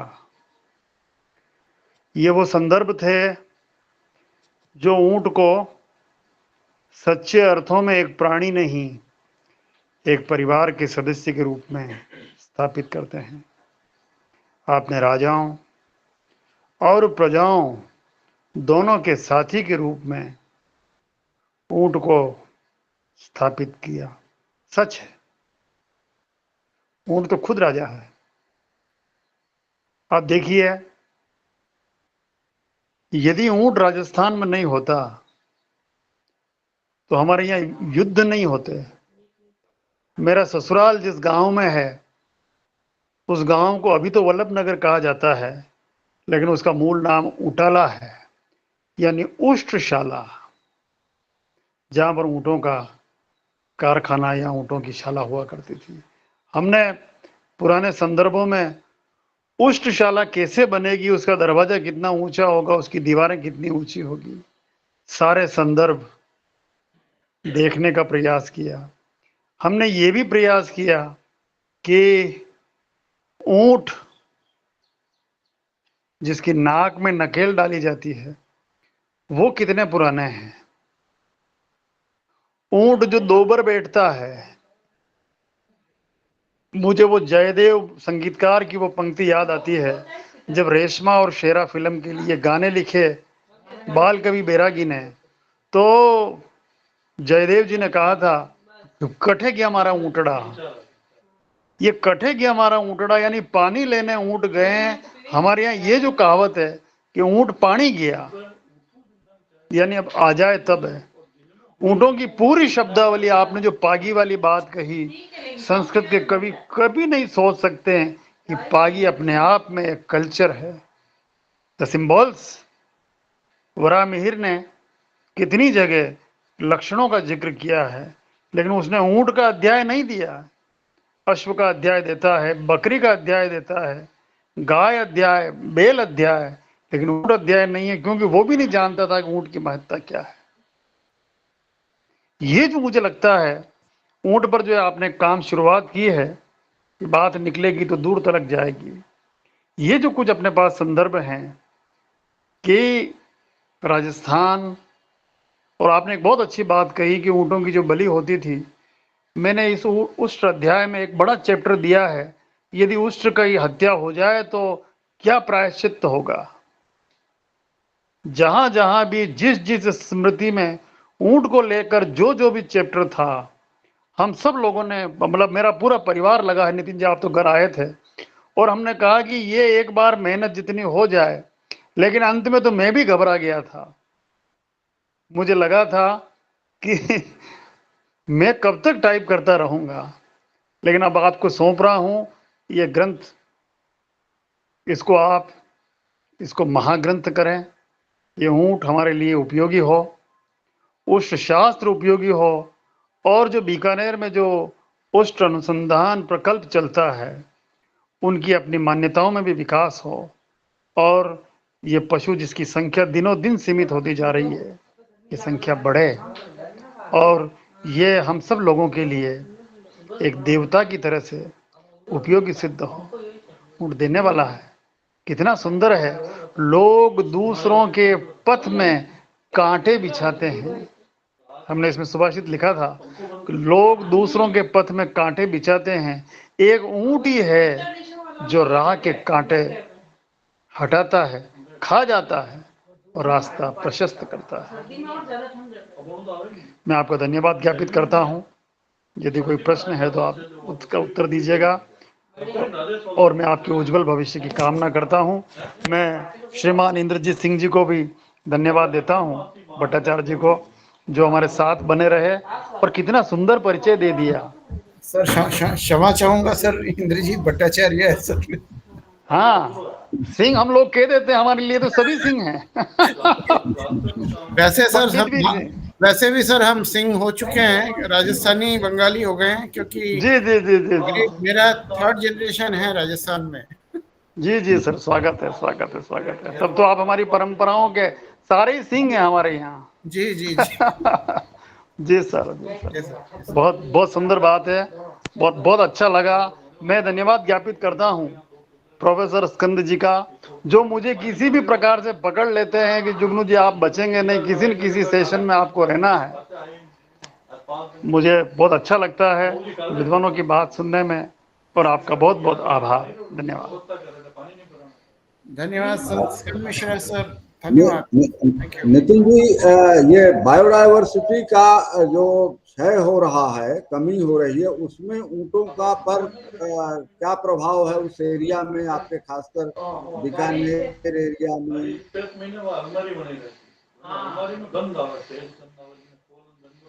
हेलो सर, आवाज साफ नहीं आ रही। जो बायोडायवर्सिटी का धीरे धीरे कम हो रही है, तो उनके चारे की समस्या का क्या निदान है वहां पे बीकानेर में? सर, बीकानेर वेस्टर्न राजस्थान के अंदर तो चारा फर्टिलाइजेशन तो यहाँ शुरू से ही कम था, लेकिन जैसे मैंने पेपर में बताया कि यहाँ कई तरीके की घासें उत्पन्न होती है, सेवन है, धामन है, बुई है, सीनिया है, और फिर नीम है, जाल है, ये सब है। ये एक ऐसी है जो प्राकृतिक रूप से उत्पन्न ही रहती है। ऊँट के लिए यहाँ कोई प्रॉब्लम नहीं है सर कि यहाँ सर्वाइव करने में दिक्कत आए। प्रॉब्लम ये आती है कि ऊँट का स्थान धीरे धीरे ट्रैक्टर ले रहा है। जैसे जैसे रेत है वो खत्म होती जा रही है, और उस लैंड को कल्टीवेट करने के लिए ऊँट की जगह ट्रैक्टर को लाया जा रहा है। एक बड़ा इंपॉर्टेंट एस्पेक्ट था, मैं आपको बताना भूल गया इस पेपर के अंदर, कि आप लोगों को बताऊं कि हवाई जहाज के जो टायर है ना, वो यूज होने के बाद सबसे ज्यादा वेस्टर्न राजस्थान में खपाए जाते हैं, क्योंकि जो ऊँट गाड़ा होता है उसके अंदर जो टायर लगते हैं वो हवाई जहाज के टायर लगाए जाते हैं, जो यूटिलाइज खत्म हो, घिस जाता है जो हवाई जहाज का टायर। और वो हवाई जहाज का जो टायर है, जो ऊँट गाड़े में लगता है, तो रेत के ट्रैक के ऊपर बहुत इजीली सर्वाइसली गो करता है। तो मैं बायोडायवर्सिटी में तो ये कहूंगा कि जो खत्म होता जा रहा है ऊँट, तो आप ये समझ लीजिए कि रेगिस्तान को बढ़ाने में एक बहुत बड़ा योगदान एक करता जा रहा है। जहाँ डे बाय डे हम लोगों के लिए जरूरी है कि एक्सपेंशन ऑफ डेजर्ट कम हो, वहीं ऊँट का खत्म होना एक बहुत बड़ा संकेत है कि वो एक्सपेंशन ऑफ डेजर्ट के अंदर कॉन्ट्रीब्यूशन करा रहा है। और बायोडायवर्सिटी के अंदर, फूड हैबिट्स के अंदर कहा जाए तो यहाँ पर जो वनस्पति उगती है वो अपने आप में नेचुरल खुराक है ऊँट के लिए। बशर्ते बस ये है कि ऊंट को जीविकोपार्जन यानी इकोनॉमी के पर्सपेक्टिव से बनाया जाए. The day by day the roads are coming, then the vehicles are coming. There is one book which is by Richard Bulliet, Camel Replaced by the Wheels, कि how camel replaced by the camel को किस तरीके से wheel ने replace कर दिया है धीरे धीरे करके. That is the problem. But today or tomorrow when the fuel cost get higher, then it is the only when the taxation power come upon once upon the animal power. America, मैंने बताया पाकिस्तान के अंदर जो fuel की cost बहुत ज़्यादा हो गई तो लोग वापस ऊंट गाड़ों को लेके आने लगे ताकि ट्रांसपोर्टेशन के अंदर जो वहाँ पे जो ओमनी है उसके अंदर बहुत पेट्रोल डीजल लगता था जो पाकिस्तान में बहुत पॉपुलर थी. धीरे धीरे इस्लामाबाद सिंध एरिया के अंदर ऊंट ने ही उसको रिप्लेस करना या एक उम्दा ऑप्शन के रूप में काम करना प्रारंभ कर दिया. जरा ये स्पष्ट करें, हवाई जहाज का जो आपने कहा टायर, तो किस जगह से इसको और स्पष्ट करें ये बात. झा साहब, एक्चुअल में जब हवाई जहाज, आप जिन टायरों को हवाई जहाज में यूज किया जाता है, एक समय के बाद आप जानते हैं टायर घिस जाते हैं, उनकी आउटर लेयर कमजोर पड़ जाती है और वो चिकने से हो जाते हैं. वो जो टायर होते हैं वो जो हमारे राजस्थान के अंदर, वेस्टर्न राजस्थान में जो ऊंट गाड़े चलते हैं, ऊंट गाड़े, उनके अंदर वो टायर काम में लगते हैं. आगे ऊंट लगता है, काट के नीचे दो. ऊंट गाड़े क्या हुए? ऊंट गाड़े कैमल काट. अच्छा, जैसे ब्लॉक कार्ट वैसे कैमल कार्ट. अच्छा.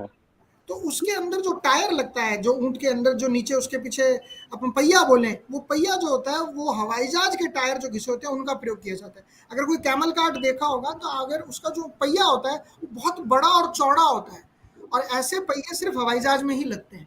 हवाई जहाज में एक समय आने के बाद उन टायरों को हटा दिया जाता है कि अगर घिसे हुए टायरों से हवाई जहाज को पटरी पे या उस पर उतारा गया रनवे के ऊपर तो टायर फट जाएगा. तो उन टायरों को रिप्लेस करके इन एरिड जोन के अंदर भेज दिया जाता है जहां ऊंट गाड़े के अंदर वो लगाए जाते हैं. ये भी एक उसका यूटिलाइजेशन है. आप मॉडर्न बायोडाइवर्सिटी बता रहे थे, ये भी एक यूटिलाइजेशन है जो मैंने अपने पेपर में नहीं रखा था क्योंकि मुझे इसका कोई हिस्टोरिकल एविडेंस नहीं मिलता. पर जब मैंने सर्वे किया, मिला मैं रायका से और देवासियों से जो ऊंटों की जहाँ पे टोलियां होती हैं, वहां मैंने इस चीज को पाया. ठीक है, नया इन्फॉर्मेशन है हम लोगों के लिए, खास करके जो लोग पानी वाले इलाके में रहते हैं बिहार में. ठीक है, अच्छी बात. ठीक है सर. एनी अदर कमेंट और query? So shall I finish it? हाँ, धन्यवाद डॉक्टर जुगनू सर का. उन्होंने इस सत्र पे बहुत अच्छी बातें अपने ग्रंथ के बारे में भी बताई और भी बातें शेयर हुई ऊंट के बारे में. डॉक्टर इंद्रजीत भट्टाचार्य ने सेशन को चेयर किया और उन्होंने जो है पूरा एक साल संक्षेप भी प्रस्तुत किया है यहाँ पर. जानने के लिए बहुत दिन से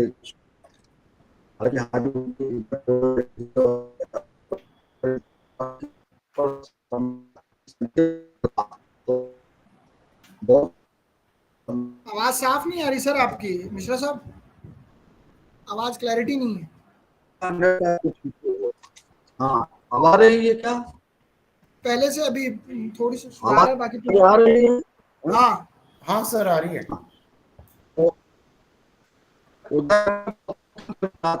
उसका हमने यहाँ भर्ती करने के लिए हमारे वेबिनार में जब गोयल साहब से हम करेंगे तो फिर मौका मिलेगा. तो आज मौका मिला है. बहुत बहुत धन्यवाद, आपने पूरे लेक्चर को कवर किया है. धन्यवाद.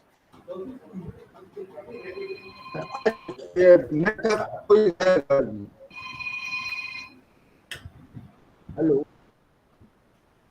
Hello hello. हाँ जी, नेट का कुछ इशू है और बहुत बहुत धन्यवाद. और ये मौका मिला उदयपुर की चाय हमारी पूरी हुई, तो वहाँ पर समय बहुत कम मिल पाया था, 10-15 मिनट का ही मौका था सबके लिए. तो ये बहुत अच्छा हुआ और बहुत बढ़िया प्रेजेंटेशन हुआ. और आपका ये जो हमको राइट अप मिल गया है, हम कोशिश करेंगे कि ये जो बुक हमारी बन रही है उसी में हम इसको शामिल करेंगे और जल्दी ही 1 महीने के अंदर हम वो बुक यहाँ पर रिलीज करेंगे. कल जो हमारी रिलीज होगी बुक, वैलिडेटरी सेशन में यदि समय मिले तो 4 बजे आयोजित है. यदि समय मिलता है तो जरूर ज्वाइन करें। और कल पहले तो 7 व्याख्यान है और उसके बाद वैलिडेटरी सेशन है, तो सभी लोगों को आमंत्रण है उसमें। उसका लिंक वही है जो वेबिनार का लिंक है, पहले का ही लिंक। तो सभी लोगों से आग्रह है कि वैलिडेटरी सेशन में जरूर रहें। दोनों चीज होगी, वैलिडेटरी सेशन होगा और national park, tiger reserve, wild life sanctuary पर जो प्रीवियस वेबिनार्स के राइटअप थे उनको हमने संकलित किया है। लगभग 54 आर्टिकल्स हैं, 500 से 550 पेज की बुक है वो। और मैं चाहूँगा कि सब लोग उस कार्यक्रम में शरीक हों। सभी को धन्यवाद। गोयल साहब को बहुत बहुत धन्यवाद। बहुत ही शानदार और बहुत बढ़िया लेक्चर रहा और बड़ा इंटरेस्टिंग था। खासकर जैसा कि हमने बताया, अपने झा साहब ने कहा कि हमारे रीजन में क्योंकि ऊंट नहीं है तो उसके बारे में जानकारी मिली है, तो निश्चित रूप से बहुत अच्छा लगा। अंसारी साहब। Thank you sir. हाँ भट्टाचार्य सर का भी थैंक यू देना चाहूंगा, जिन्होंने एक बहुत अच्छे से प्लेटफॉर्म रखा और then after that it goes on run with things. Thank you sir. जितने भी हमारे श्रोतागण जुड़े हैं हमसे ऑनलाइन, मैं उनसे निवेदन करूंगा कि हमारे गोयल साहब, हमारे अंसारी साहब जो है BSI के साइंटिस्ट हैं और इलाहाबाद में आप हेड रहे वहाँ BSI के, अब गाजियाबाद में हैं और हमारे शुरू से 2021 से लगातार मैंने सबसे ज्यादा समय दिया उनने। हाँ थैंक यू सर। अंसारी साहब कभी बीकानेर विजिट कीजिए आप। जी, आपने जो मौजूद रखा बहुत अच्छा रखा और इस पे किताब भी हो गई है और संस्कृत में बहुत अच्छे श्लोक थे इसमें। और ऊँट के बारे में तो क्या बोला जाए, ये तो हमारे यहाँ तो नबी का भी है, पूरा हमारे तो हदीस में आते हैं सब। तो बहुत ही महत्वपूर्ण था आपका और संस्कृत की जो श्लोक हैं बड़े ही उम्दा थे, मुझे तो सुनकर बड़ा अच्छा लगा बिगनू साहब ने जो पढ़ा था। और आपने कहा कि जो फारसी में वो लफ्ज है, जो अरबी में है, उर्दू में, सब माने बताया आपने सब। बहुत अच्छा किया आपने, बहुत अच्छा रहा। ठीक और थैंक यू। ये हमेशा यूज किया जाएगा। देखिए अब पेट्रोल के दाम बढ़ गए तो पाकिस्तान में यूज कर रहे हैं, आपने बताया। तो अब ये क्या है, इसको खत्म नहीं कर सकते आप खत्म करना चाहते हैं, खत्म नहीं होगा ये और नहीं होना चाहिए। आपको इसको बचाना भी चाहिए और इसको इस्तेमाल भी करना चाहिए।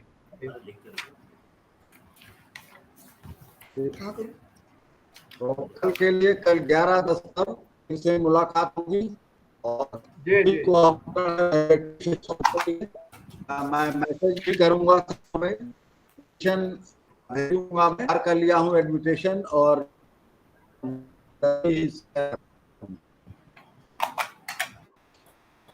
धन्यवाद। ठीक सर, इजाजत चाहूंगा, 6 बज रहे हैं, ऑफिस का समय चल रहा है। फिर मिलते हैं सर। हाँ ठीक है। Okay welcome Bhattacharya sir. Thank you जी। चलिए बंद किया जाए। ये बहुत हो जाता है, सही बात है। ठीक है सर, कल फिर मुलाकात होगी। कल मिलेंगे फिर। हाँ।